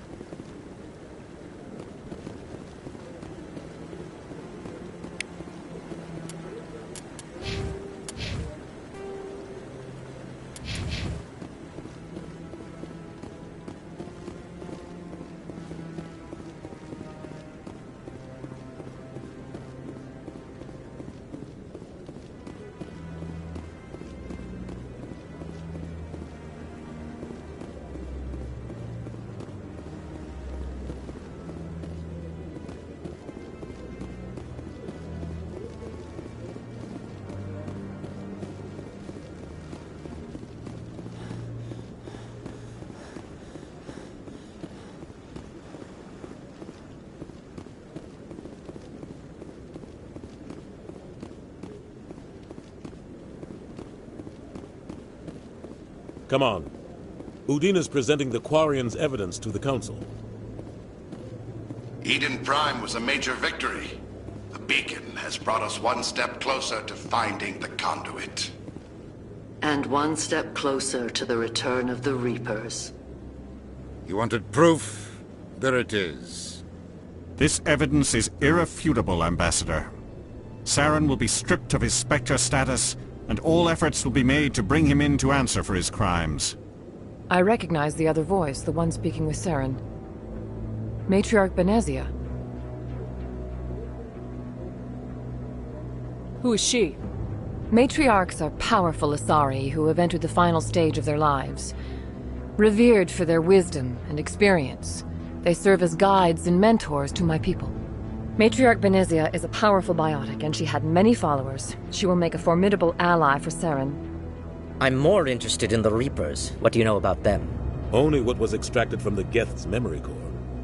The Reapers were an ancient race of machines that wiped out the Protheans. Then they vanished.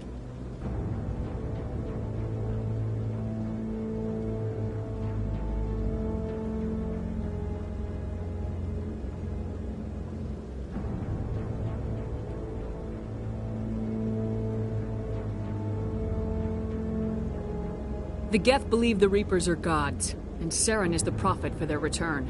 We think the conduit is the key to bringing them back. Saren's searching for it. That's why he attacked Eden Prime. Do we even know what this conduit is?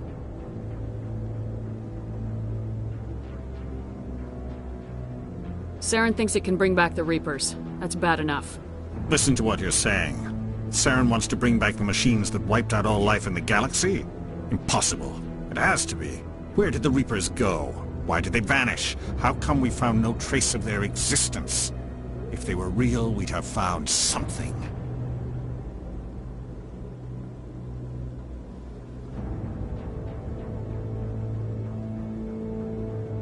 I tried to warn you about Saren and you refused to face the truth. Don't make the same mistake again. This is different.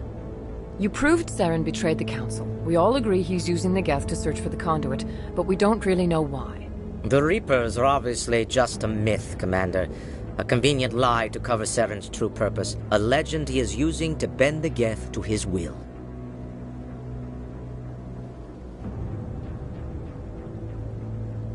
"50,000 years ago, the Reapers wiped out all galactic civilization. If Saren finds the conduit, it will happen again. Saren is a rogue agent on the run for his life. He no longer has the rights or resources of a Spectre. The Council has stripped him of his position. That is not good enough. You know he's hiding somewhere in the Traverse. Send your fleet in! A fleet cannot track down one man. A Citadel fleet could secure the entire region, keep the Geth from attacking any more of our colonies. Or it could trigger a war with the Terminus systems. We won't be dragged into a galactic confrontation over a few dozen human colonies. I can take Saren down. The Commander's right. There is a way to stop Saren that doesn't require fleets or armies. No, it's too soon. Humanity is not ready for the responsibilities that come with joining the Spectres. It was a Turian Spectre who betrayed this council, and it was a human who exposed him. I have earned this.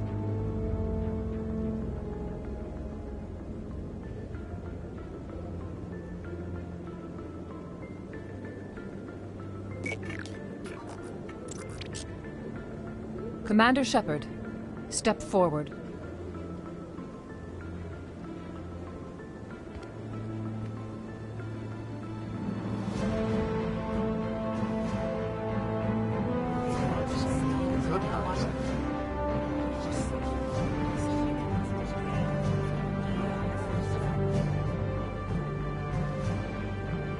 It is the decision of the Council that you be granted all the powers and privileges of the Special Tactics and Reconnaissance Branch of the Citadel. Spectres are not trained, but chosen. Individuals forged in the fire of service and battle. Those whose actions elevate them above the rank and file. Spectres are an ideal, a symbol, the embodiment of courage, determination, and self-reliance. They are the right hand of the Council, instruments of our will. Spectres bear a great burden. They are protectors of galactic peace, both our first and last line of defense. The safety of the galaxy is theirs to uphold. You are the first human Spectre, Commander. This is a great accomplishment for you and your entire species. What's my first mission? We're sending you into the Traverse after Saren. He's a fugitive from justice, so you are authorized to use any means necessary to apprehend or eliminate him.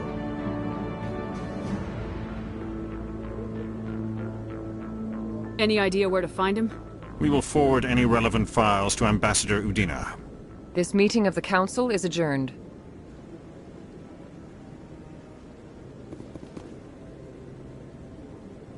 Congratulations, Commander. We've got a lot of work to do, Shepard. You're going to need a ship, a crew, supplies. You'll get access to special equipment and training now. You should go down to the C-Sec Academy and speak to the Spectre Requisitions Officer. Anderson, come with me. I'll need your help to set all this up.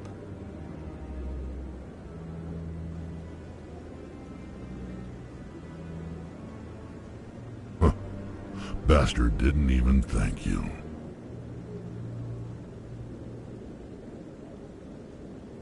What do you expect from a politician? Come on. Right behind you, Shepard.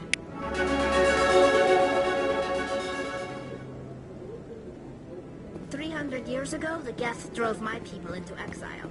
We asked the Council to wipe the synthetics out, but they ignored our pleas. Maybe if they'd listened, we wouldn't be here now. I've always wondered if the Turians released the genophage on their own, or if the Council secretly encouraged them.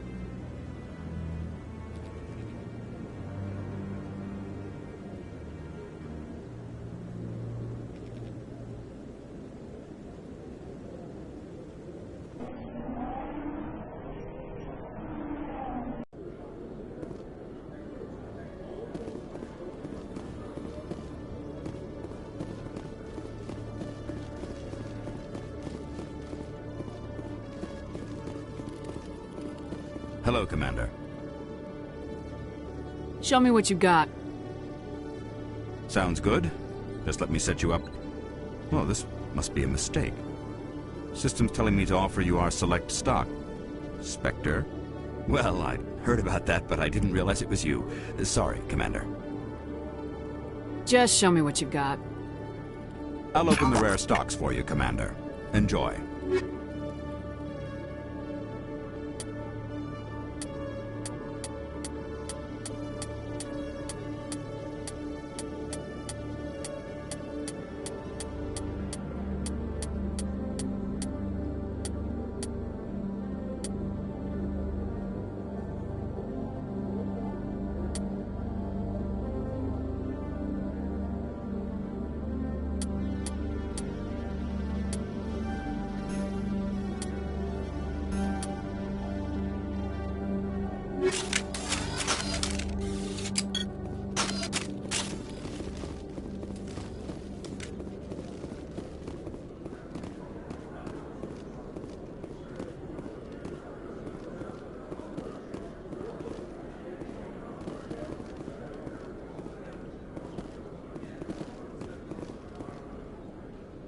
In other news, Exogeny Corp is still denying reports that one of their survey teams has gone missing in the Hades Gamma Cluster. When asked why communication with the survey team was suddenly cut off last week, company officials refused to comment.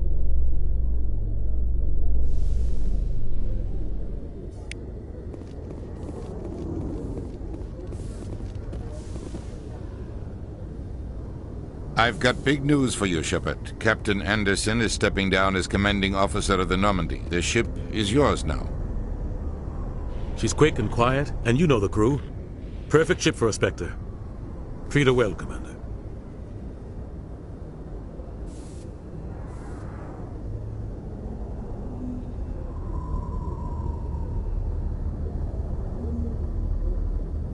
I want the truth. Why are you stepping down, sir? You needed your own ship. A Spectre can't answer to anyone but the Council. And it's time for me to step down. Come clean with me, Captain. You owe me that much. I was in your shoes 20 years ago, Shepard. They were considering me for the Spectres. What happened? I failed. I couldn't make the cut. It's not something I'm proud of.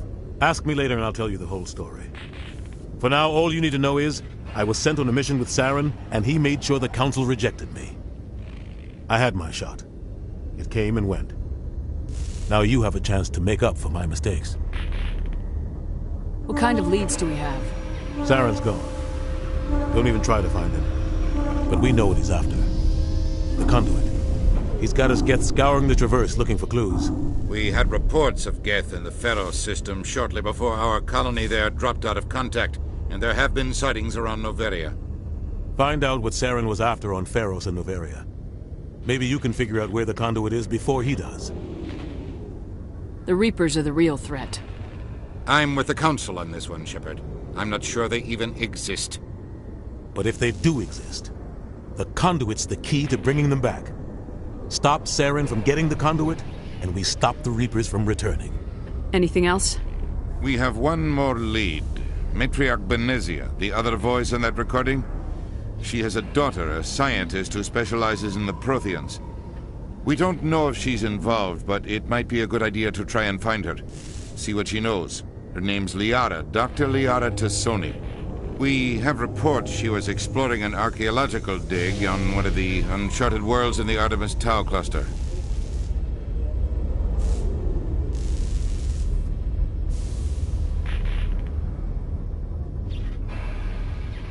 The colonists on Pharos might still be alive. It's your decision, Commander. You're a Spectre now.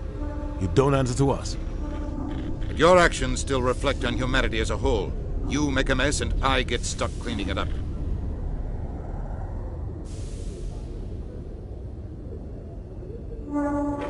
I'll try not to make things any harder on you, Ambassador. Glad to hear it, Commander. Remember, you were a human long before you were a Spectre. I have a meeting to get to. Captain Anderson can answer any questions you might have. Yes, Commander? How are you holding up?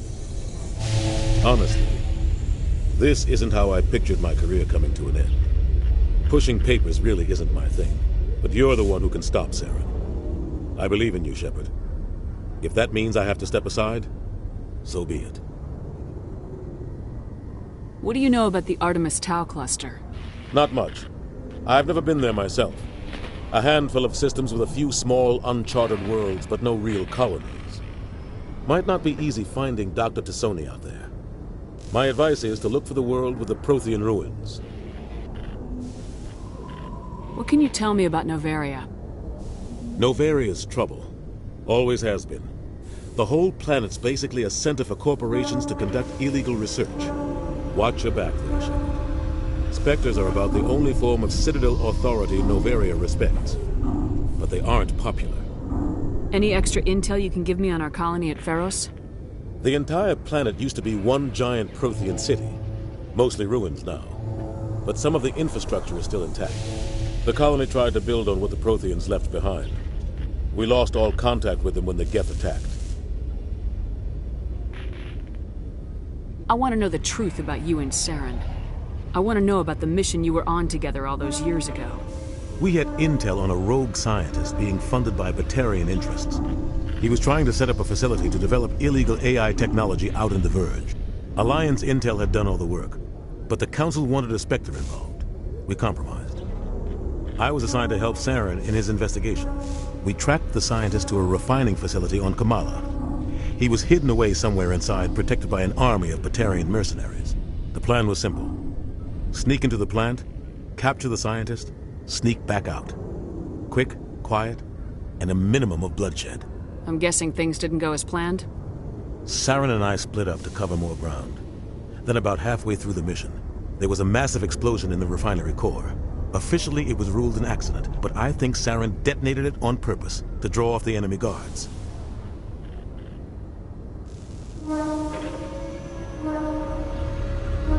How many casualties? The explosion tore the refinery to shreds. The whole place was on fire. Black chemical clouds poured out into the atmosphere. Nobody inside survived. There was a camp for the workers and their families nearby. Between the fires and the toxic fumes, the final death count was over 500. Mostly civilians. Saren didn't care. The target was eliminated, mission accomplished, and I ended up taking the blame. That ended all talk of me joining the Spectres. Saren caused the explosion. How'd he pin it on you? In his report, Saren accused me of blowing his cover. He said it was my fault the guards were ready for us. He claimed that's why it turned into a massacre. Saren's report was all the proof the Council needed to kill my chances of becoming a Spectre. Don't blame yourself, Captain. I don't. I blame Saren. I think he wanted things to go bad. He was looking for an excuse to blow that refinery. Maybe he just likes the violence. Maybe he was just trying to make me look bad to keep humans out of the Spectres.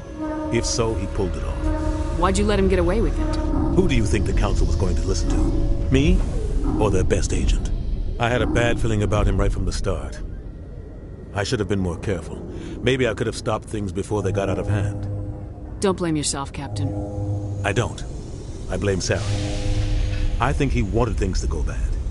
He was looking for an excuse to blow that refinery. Maybe he just likes the violence. Maybe he was just trying to make me look bad to keep humans out of the Spectres. If so, he pulled it off. The only thing I care about is stopping Saren.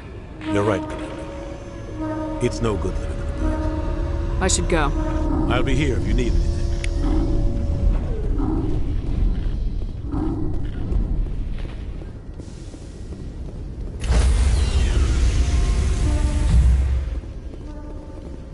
Stand by, shore party.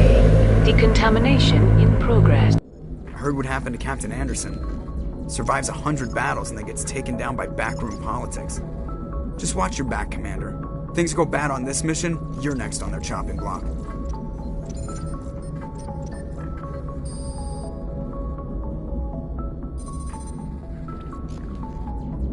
Saren's out there somewhere, and we're gonna find him.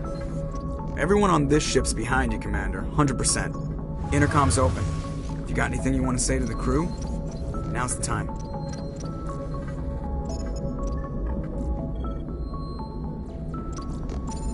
This is Commander Shepard speaking. We have our orders. Find Saren before he finds the conduit. I won't lie to you, crew. This mission isn't going to be easy. This began with an attack on a human settlement in the Traverse. But we know Saren won't stop there. His Geth armies aren't going to stay on the far fringes of Citadel space.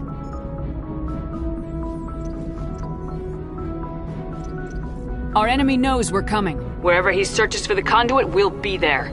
We will hunt him to the very ends of the galaxy and bring him down. Humanity needs to do this. Not just for our own sake, but for the sake of every other species in Citadel space. Saren must be stopped, and I promise you all, we will stop him. Well said, Commander. Captain will be proud. Fancy speeches won't stop Saren from finding the conduit. If we really want to make the Captain proud, we better get this bird in the air. Yes, ma'am.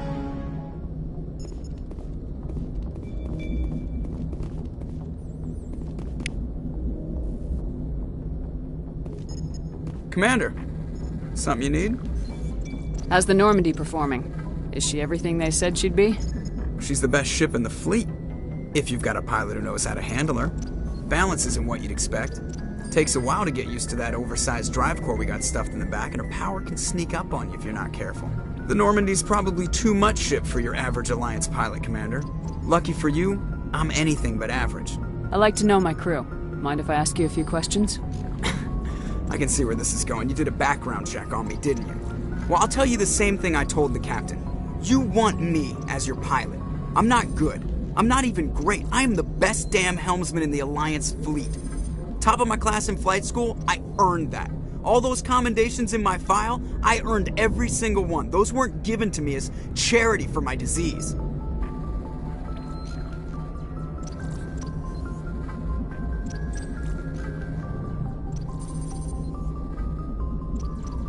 What are you talking about? Are you sick? You mean you didn't know? Oh, crap. Okay, I've got Vrolich syndrome, brittle bone disease. The bones in my legs never develop properly. They're basically hollow, too much force and they'll shatter. Even with crutches and my leg braces, it's hard to get around. One wrong step and crack! It's very dramatic. But I've learned to manage my condition, Commander. Put the Normandy in my hands and I'll make her dance for you. Just don't ask me to get up and dance unless, you like the sound of snapping shin bones. I need to know more about this Vrolich syndrome if I'm putting my ship in your hands. Yeah, of course you do. It's an extremely rare condition. Nobody knows exactly what causes it. Genetic, maybe. It's treatable, but there's no cure. They classify my case as moderate to severe. I was born with over a dozen fractures, hip, thighs, ankles. My bones were already breaking in the womb. 100 years ago, I wouldn't have survived past my first year. Lucky for me, modern medical science has turned me into a productive member of society. You're not gonna break a bone trying to fly the ship, are you? I don't fly with my feet, Commander, so I'm fine as long as I'm in this chair. I gotta be real careful when I get up to take a piss, though. I can do my job as well as anyone on the ship. Better, actually. So don't worry about it. I'm not trying to make you uncomfortable. Let's talk about something else. Whatever you want, Commander. Why does everyone call you Joker? It's a lot shorter than saying Alliance Flight Lieutenant Jeff Moreau. Plus, I love to make little children laugh. You're dodging the question. Look, I didn't pick the name. One of the instructors in flight school used to bug me about never smiling. She started calling me Joker, and it stuck. Why didn't you ever smile? Hey, I worked my ass off in flight school, Commander. The world's not gonna hand you anything if you go around grinning like an idiot. By the end of the year, I was the best pilot in the academy. Even better than the instructors, and everybody knew it. They'd all got their asses kicked by the sickly kid with the creaky little legs. One guess who was smiling at graduation? How'd you end up joining the Alliance? Look, if you're looking for an inspirational tale of the crippled kid overcoming impossible odds, you're gonna be disappointed. My mother was a civilian contractor working for the Alliance. I basically grew up on the Arcturus station back when they were building up the fleets. Spend all that time around Alliance ships, there's a good chance you'll end up going to the Academy. I have to go. Alright, see ya.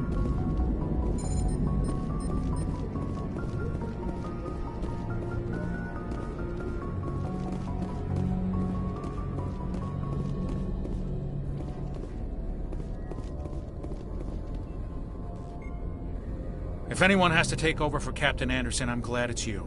I'm not sure about having non-humans on our ship, though. We're all on the same team here, Presley. With all due respect, ma'am, that's what they said about Nihilus. Look how that turned out. I'm in charge here, Presley. I decide if we have non-humans on this vessel. Yes, ma'am. Understood, ma'am. Speak freely, Presley. I want to know if you have a problem with non-humans. It's not that, Commander. Humanity has always handled its own problems. Saren attacked one of our colonies. We should be the ones to stop him. We don't need their help. This is bigger than humanity. Saren's a threat to every species in the galaxy, and I'll welcome anyone who wants to help me bring him down. I guess so. Maybe I'm just stuck in the old ways of thinking. But don't worry, Commander. This won't be a problem. How did you end up assigned to the Normandy? I signed up with the Alliance as a navigator right out of school. Following in my grandfather's footsteps, I guess. My first posting was on the Agincourt. We were one of the first reinforcements to arrive at Elysium after the Blitz hit. Those raiders were no match for an Alliance frigate. Of course, the only reason the colony was still standing was because of you, Commander. I can't believe you held out as long as you did. How'd you end up on the Normandy? I got my officer's commission after Elysium. Must have made an impression on the right people. Captain asked for me when he was picking his crew. Carry on, Presley. Yes, ma'am.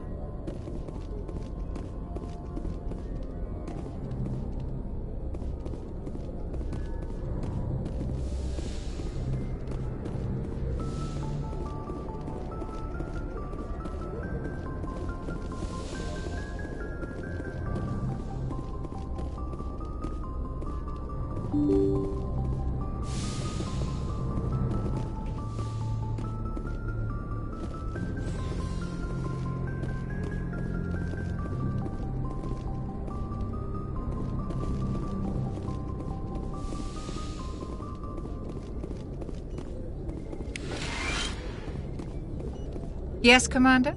Is there something you need? How well do you know the Lieutenant? I'd never worked with him before this mission. But he has an impressive service record, over a dozen special commendations. Tends to keep to himself, though. Maybe because of the headaches. It's not easy being an L2. What does that have to do with it? Well, most biotics now use the L3 implants. Lieutenant Alenko was wired with the old L2 configuration. Sometimes there are complications. How did you end up serving on an Alliance ship? I enlisted right out of med school.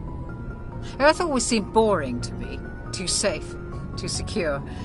I figured the colonies were teeming with exotic adventure. I wanted to travel the stars, tending the wounds of tough soldiers with piercing eyes and sensitive souls. Turns out military life isn't quite as romantic as I'd imagined. But humanity needs the Alliance if we want to keep expanding through the Traverse, and the Alliance always needs good doctors. So I stayed on to do my part. I should go. Goodbye, Commander.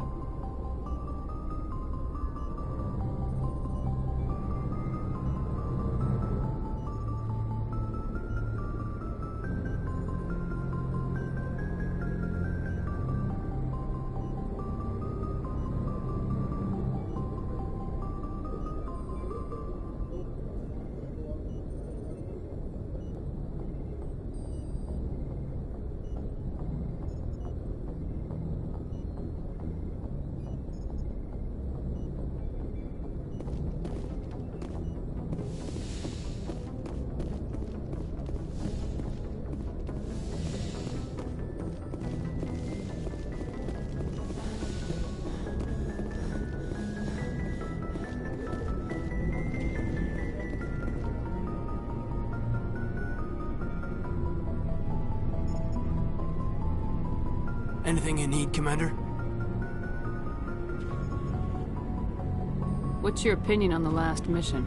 I don't see how we could have done things any better. At least not without getting to Eden Prime sooner. And we were on the scene faster than any other Alliance ship could have been. Just trying to get a sense of where the crew's at. Thoughts? I've wasted enough of your time for now, Commander. We'll have time for personal debriefings later. What's your opinion on the last mission? I don't see how we could have done things any better. At least not without getting to Eden Prime sooner. And we were on the scene faster than any other Alliance ship could have been. We'll talk another time, Lieutenant. Commander?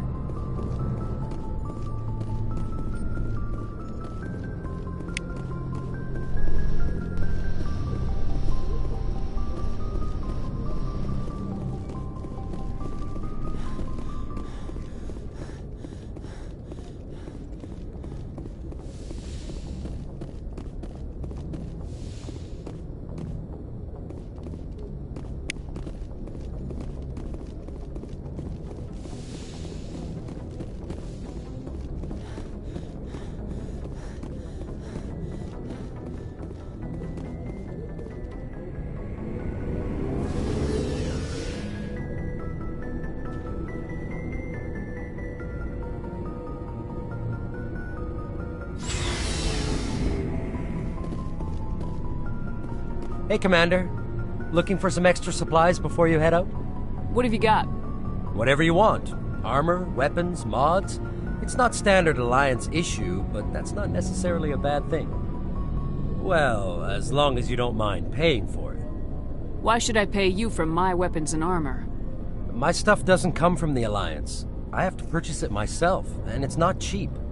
Hell, the licenses alone have set me back more than I'd like. But no licenses, no goods. Without the goods, I'm out of a job. What are licenses?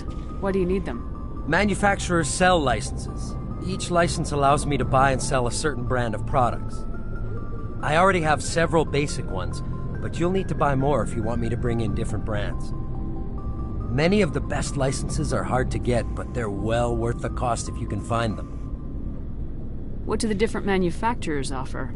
There are too many for me to keep track of, but each license will explain what it's good for. Let's see what you've got. You bet, Commander.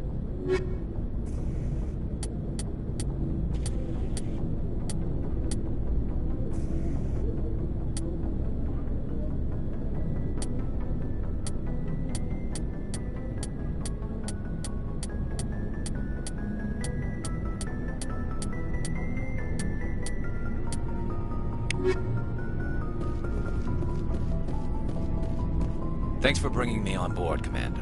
I knew working with the Spectre would be better than life at CSEC. Have you worked with the Spectre before? Well, no, but I know what they're like. Spectres make their own rules. You're free to handle things your way. At CSEC, you're buried by rules. The damn bureaucrats are always on your back.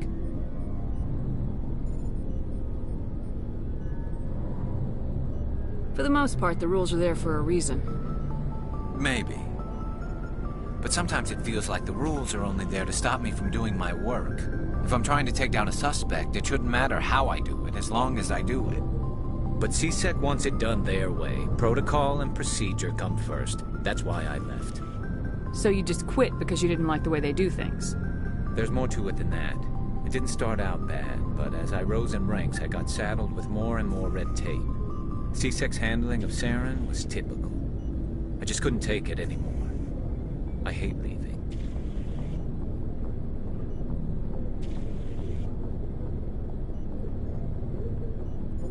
It's not the end of the world. You'll have tougher decisions soon enough. Yeah, I suppose you're right. Either way, I plan to make the most of this. And without CSEC headquarters looking over my shoulder, well, maybe I can get the job done my way for a change. If getting the job done means endangering innocent people, then no. We get the job done right, not fast. Got it? I wasn't trying to. I understand, Commander.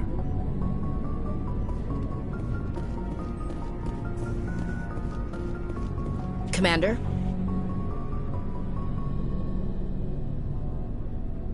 What's your opinion of the last mission? Kinda wish you'd got there sooner, Commander. No offense, I appreciate the rescue. I just wish... You wish we'd been able to save the rest of your unit. Yes, ma'am. If I had been more alert, we wouldn't have been cut down by an ambush. The Geth are perfect ambushers. They don't move, they don't make noise, they don't even breathe. They have flashlight heads, ma'am. I'll make sure it doesn't happen again. Do you have a few minutes to talk? One-on-one? I'm sorry, Commander. I need to get my duty squared away. I wouldn't mind talking more later, though. Dismissed, Chief. Ma'am.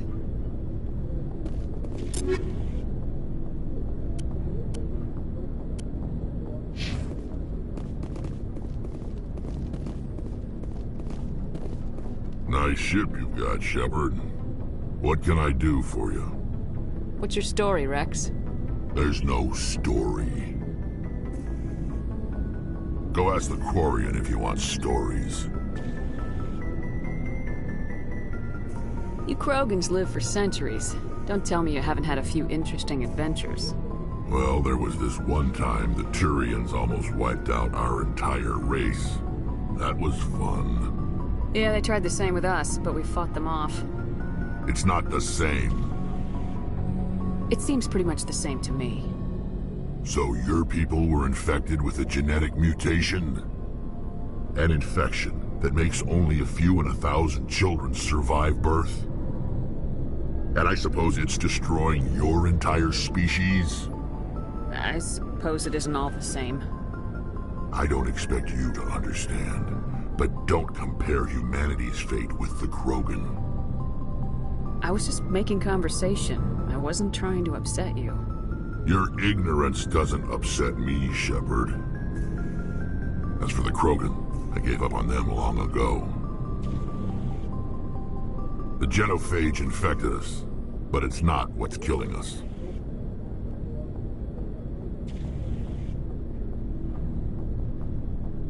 Are your people really dying? We're sure not getting any stronger. We're too spread out. None of us are interested in staying in our own system.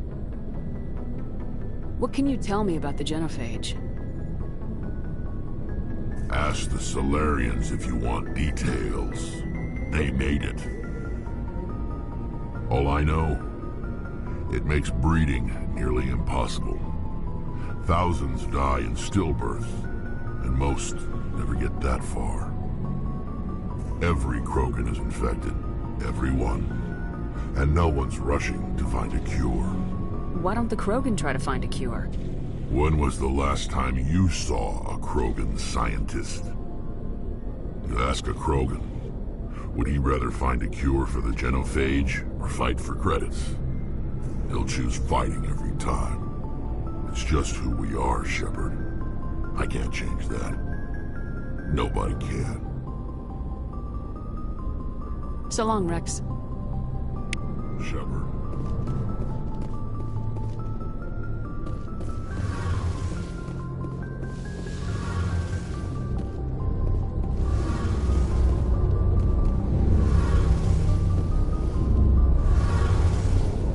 Your ship's amazing, Shepard. I've never seen a drive core like this before. I can't believe you were able to fit it into a ship this small. I'm starting to understand why you humans have been so successful. I had no idea Alliance vessels were so advanced. The Normandy's a prototype, cutting-edge technology. A month ago, I was patching a makeshift fuel line into a converted tug ship in the flotilla.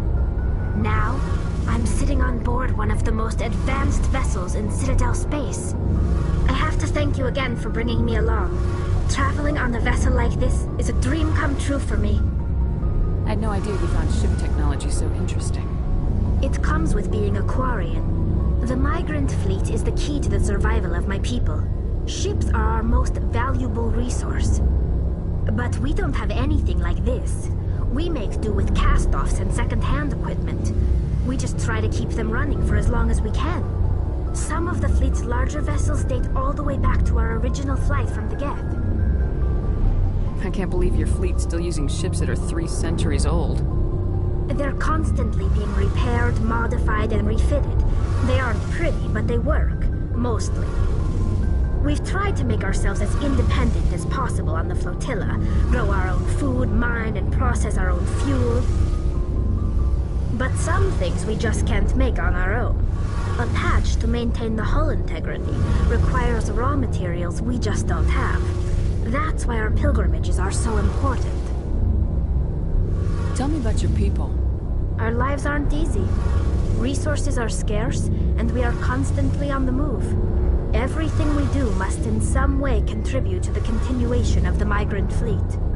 There are 17 million Quarians in the flotilla, and each of us relies on the others for survival. The bonds among my people are strong. Unfortunately, we have had to surrender many of the freedoms and civil liberties other species take for granted.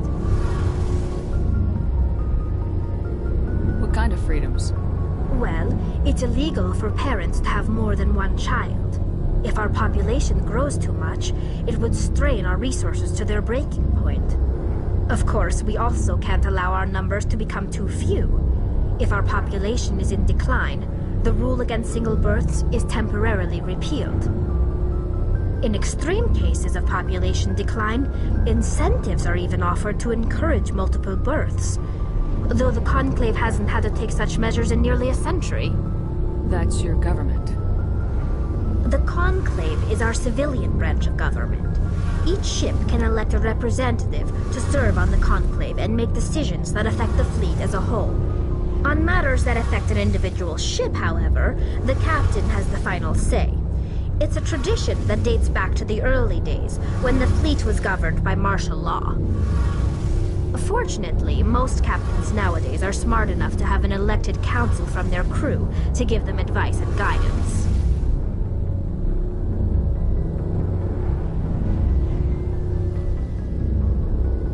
So the ultimate power rests with elected officials? In practice, the Conclave and the respective council for each ship tend to set the rules that govern our daily lives. But in theory, we are still under military jurisdiction. The 5 top-ranking military officials in the fleet serve on the Admiralty Board. These 5 have the power to overrule any decision by the Conclave in case of emergency.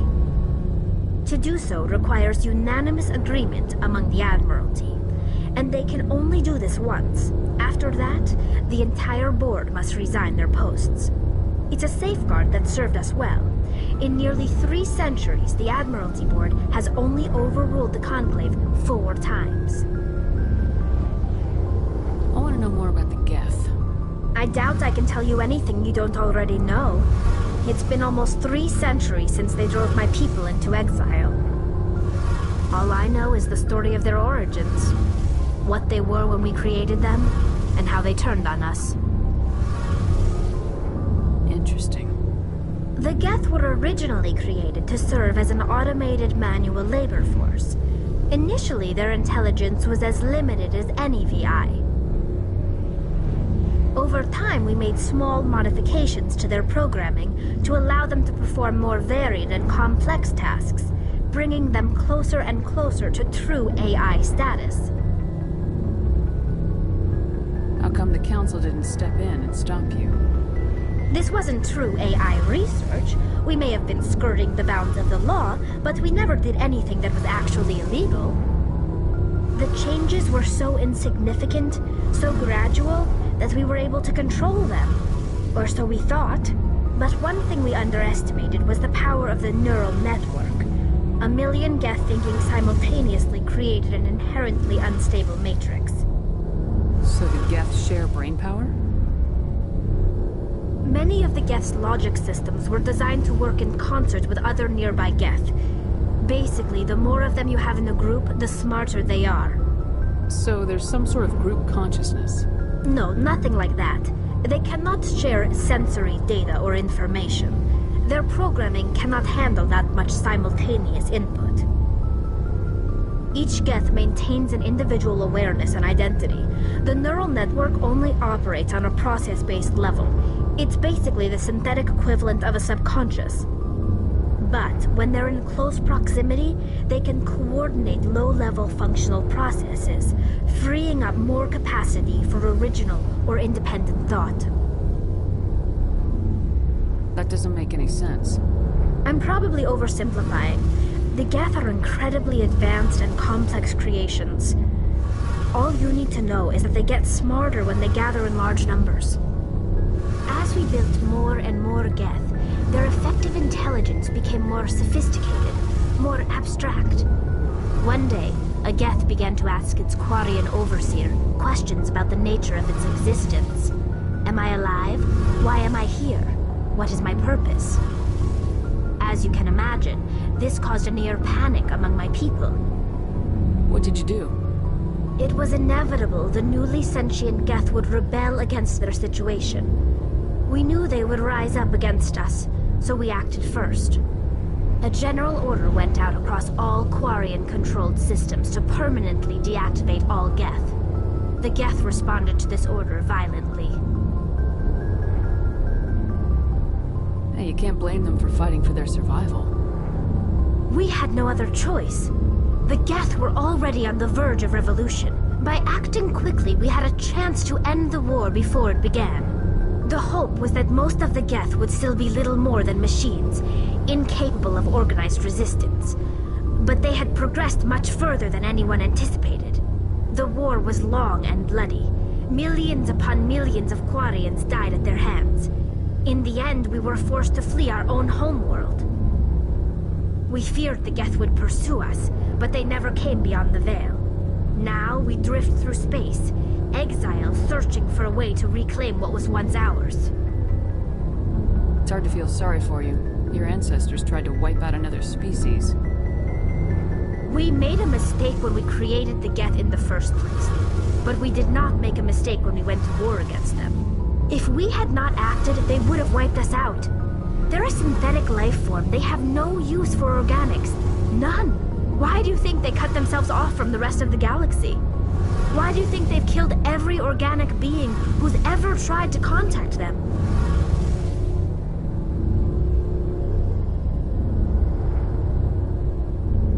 They didn't kill Saren. What does that tell you?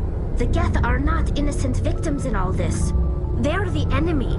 They want to destroy us. Not just the Quarians. All organic life. That's why they've joined up with Saren. And that's why we have to stop him. I should go. See you later. Hey, Commander, you know that Quarian, Tally? She's been spending all her time down here asking me about our engines. I'll tell her to leave you alone. What? No, she's amazing. I wish my guys were half as smart as she is. Give her a month on board and she'll know more about our engines than I do. She's got a real knack for technology, that one. I can see why you wanted her to come along.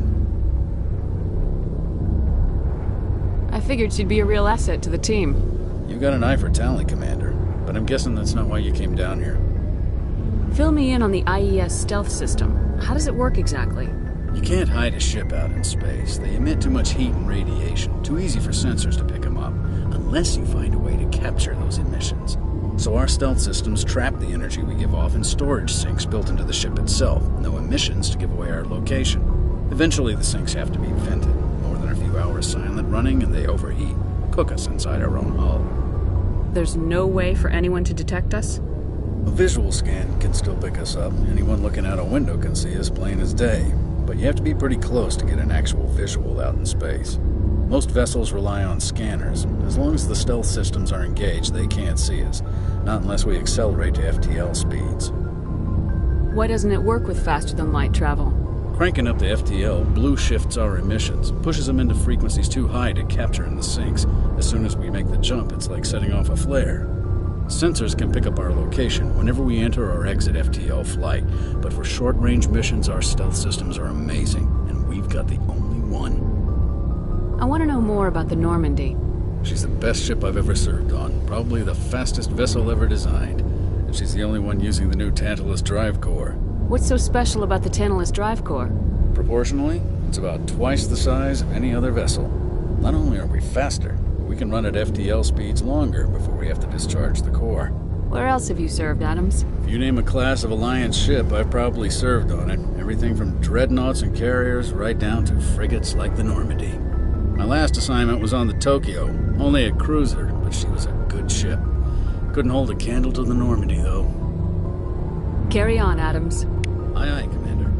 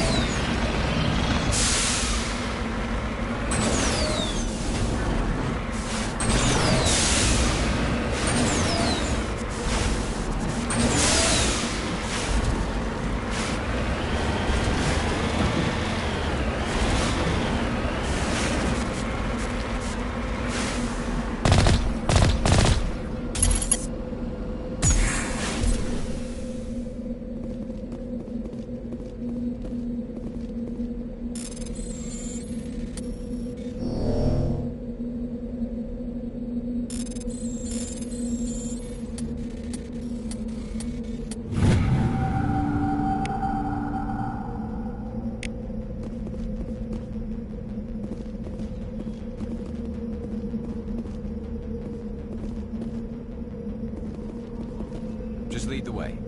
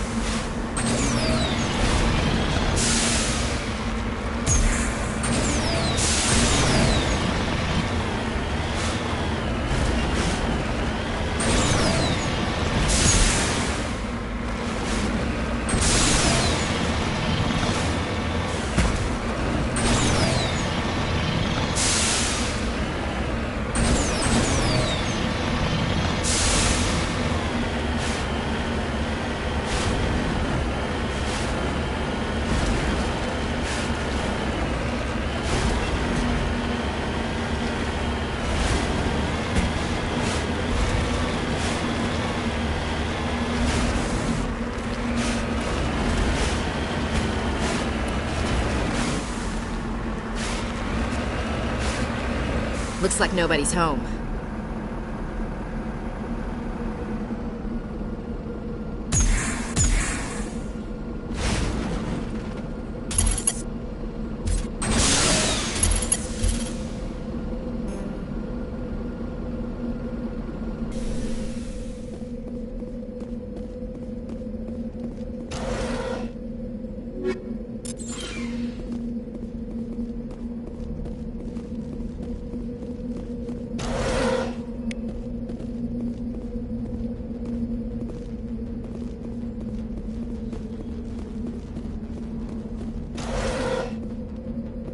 According to these data logs, the survey team unearthed some kind of alien technology.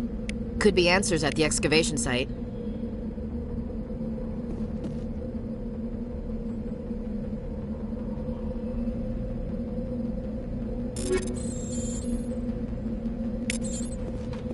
According to these data logs, the survey team unearthed some kind of alien technology. Could be answers at the excavation site.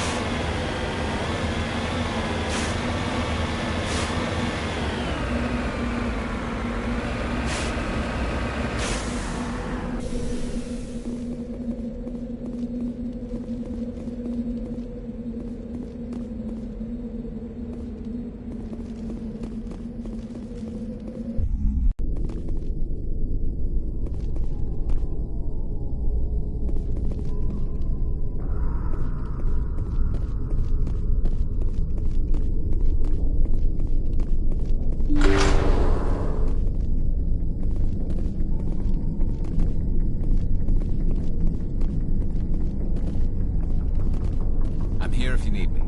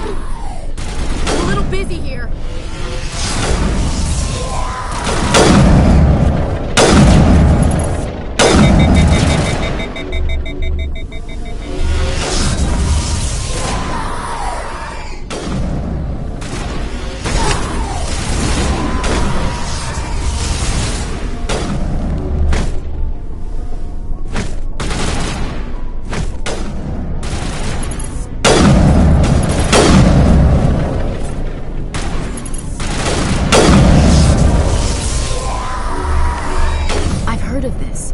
Machine cultist. They unearth some kind of alien technology and it turns them into mindless fanatics.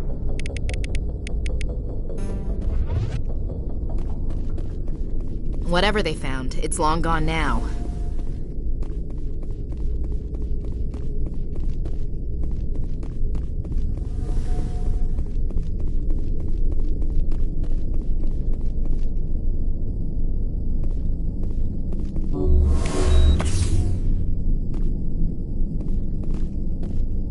Right behind you, Shepard.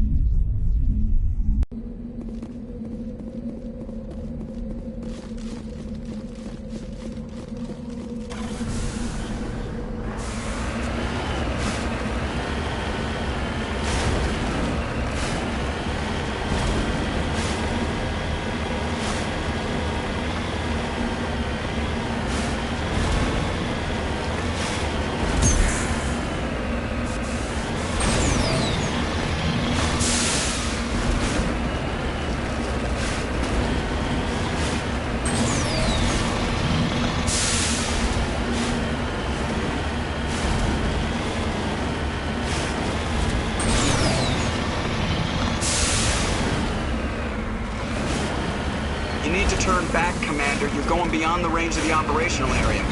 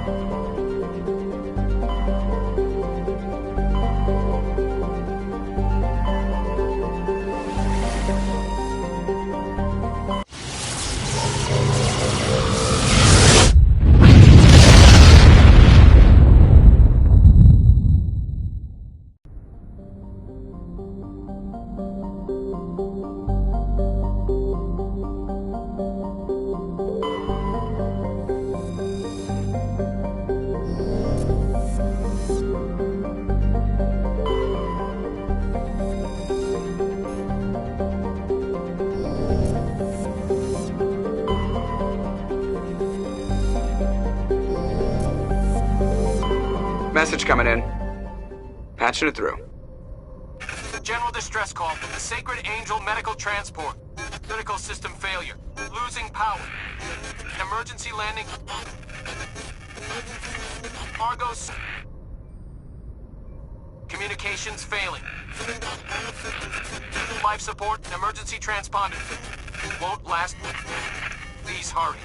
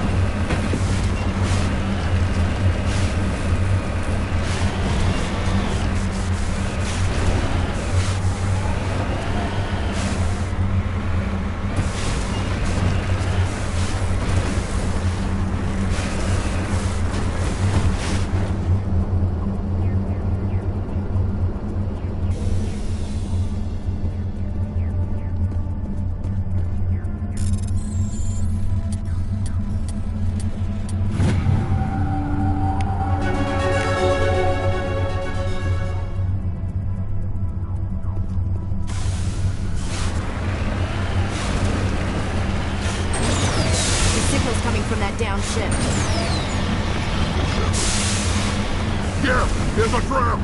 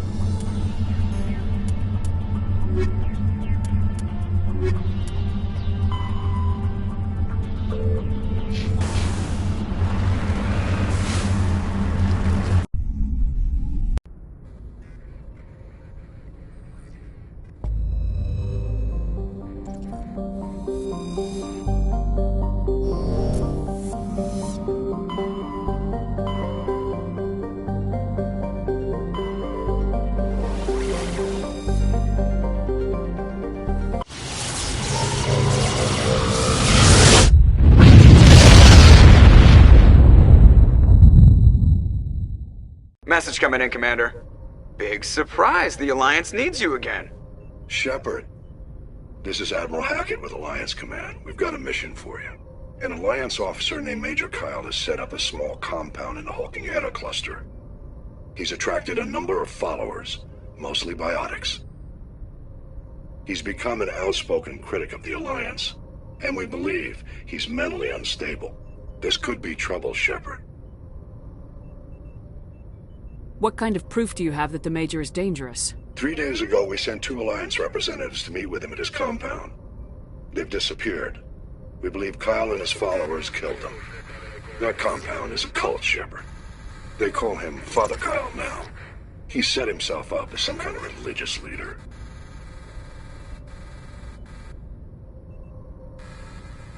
What else can you tell me about Major Kyle? He used to be a model soldier, but something happened to him at Torfin. Too many Alliance soldiers died under his command. Couldn't cope with the guilt. His psych evaluations showed he couldn't handle the stress of command anymore. He was given an honorable discharge in early retirement.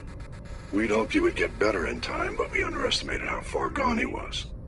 Now it looks like it's too late. What were those Alliance representatives going to talk to Major Kyle about? They wanted to bring him back to an Alliance facility for treatment. Major Kyle served us faithfully for many years. We weren't going to abandon him. Given his state of mind, however, he probably saw them as a threat. We're almost certain he had his followers killed him. You said his followers were biotics? Yes. Major Kyle never showed any biotic tendencies himself, though. I think he's just latched onto a group he identifies with. Many biotics feel marginalized or ostracized by society. Kyle probably sees them as victims who need his protection, and they see him as someone who will fight for them. Unfortunately, he's convinced them that the Alliance is somehow responsible for all their problems. We can't let him go on like this. I'll deal with Major Kyle for you, Admiral. We don't want this to turn into a massacre, Commander. Kyle is dangerous. I trust you to use your judgment. Hack it out.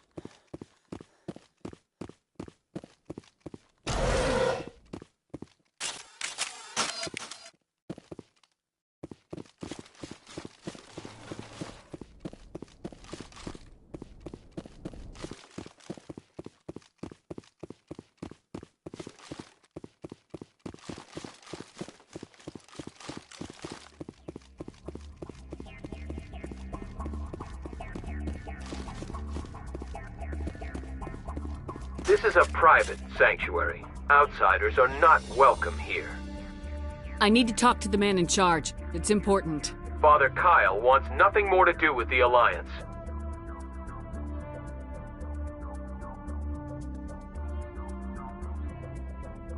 He shouldn't have killed those investigators. This problem isn't gonna go away. We won't let you take Father Kyle away. He protects us. We need him. The Alliance wants someone to pay for those murders. Let me speak to Major Kyle and maybe I can find some way to help you all get out of this alive. Wait. Father Kyle will speak with you. Head to the building at the far end of the compound. Let's get moving.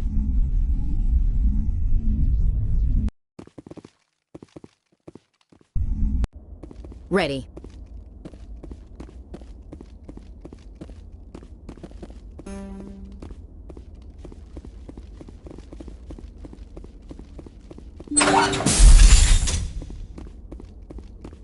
Those other men from the Alliance tried to kill Father Kyle.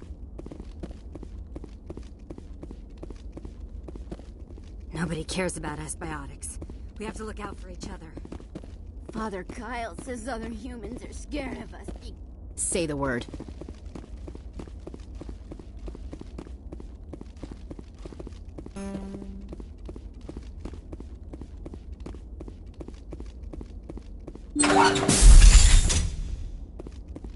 Father Kyle says other humans are scared of us because they know we're better than them.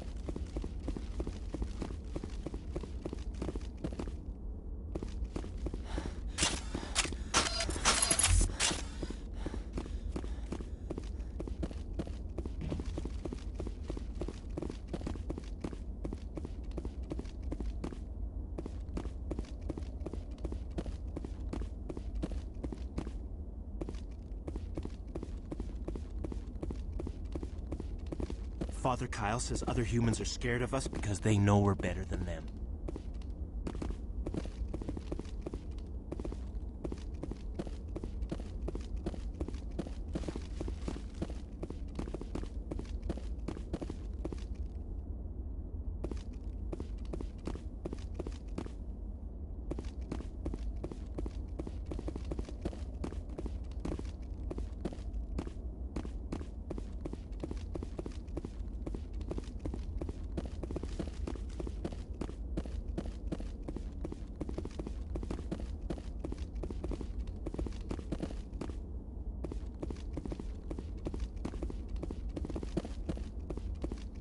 If you try to take Father Kyle away from... Everyone looks at us like we're freaks, just because we have bio... Don't try anything. We're watching you.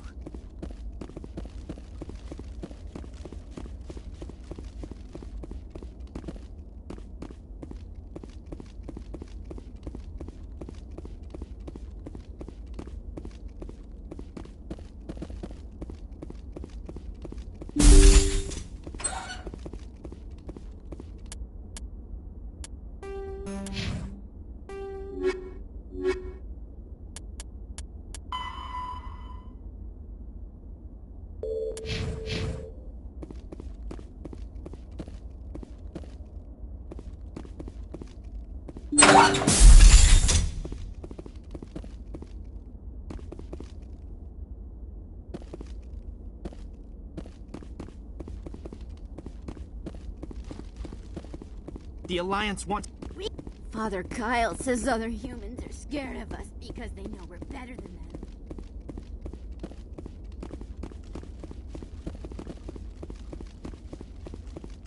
Those other men from the Alliance. We can't trust the Alliance.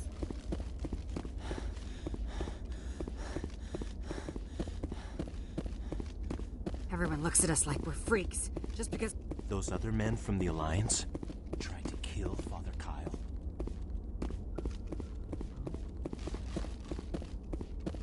If you try to take Father Kyle away from us, you'll end up like those other Alliance soldiers.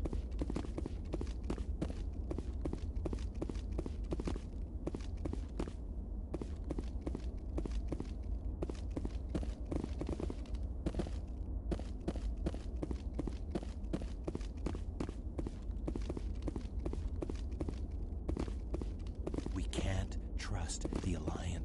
Those other men from the Alliance? Don't try anything. We're watching you.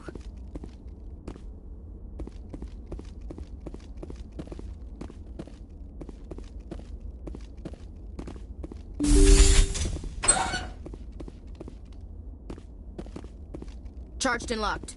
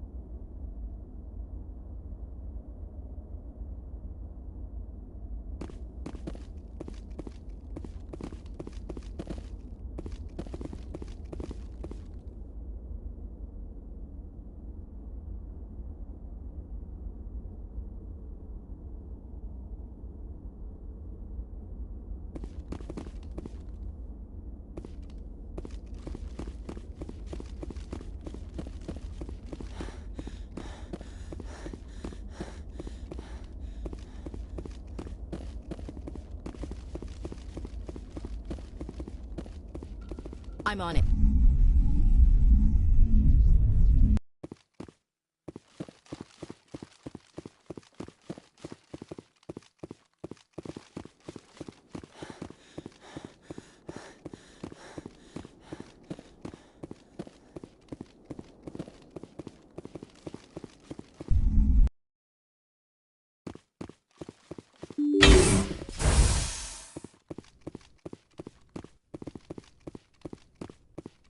Just because we're biotics doesn't mean we don't deserve to be treated fairly.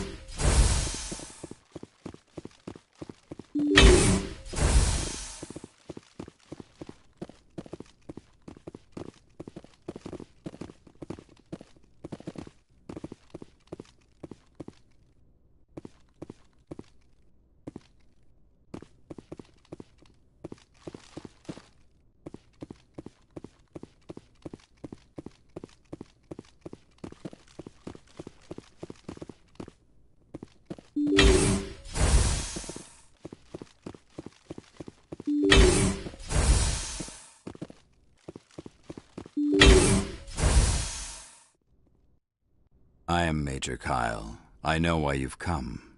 We have no quarrel with you. Why can't you just leave us alone?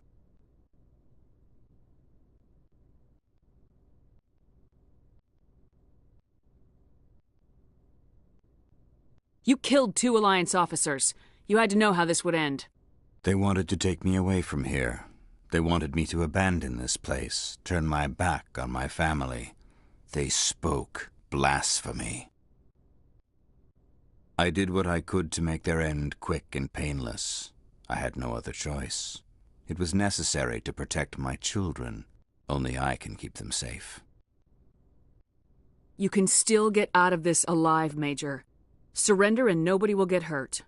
I respect that you have come under a banner of peace, but I cannot do as you ask. If you take away their father, my children will be helpless.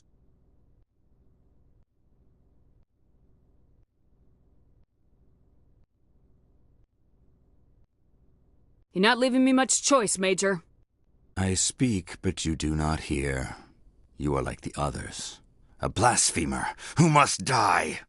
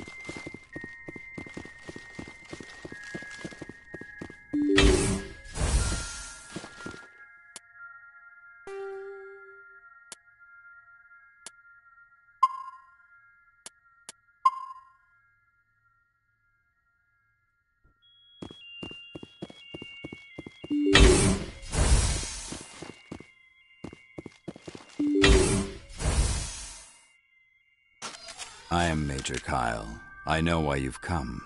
We have no quarrel with you. Why can't you just leave us alone? What happened to those other Alliance officers? The ones who came before me? They wanted to take me away from here. They wanted me to abandon this place, turn my back on my family. They spoke blasphemy. I did what I could to make their end quick and painless. I had no other choice. It was necessary to protect my children. Only I can keep them safe.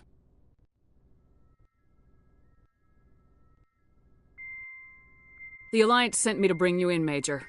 Can't you see this has gotten out of hand? Don't you understand you are endangering your followers? I respect that you have come under a banner of peace, but I cannot do as you ask. If you take away their father, my children will be helpless.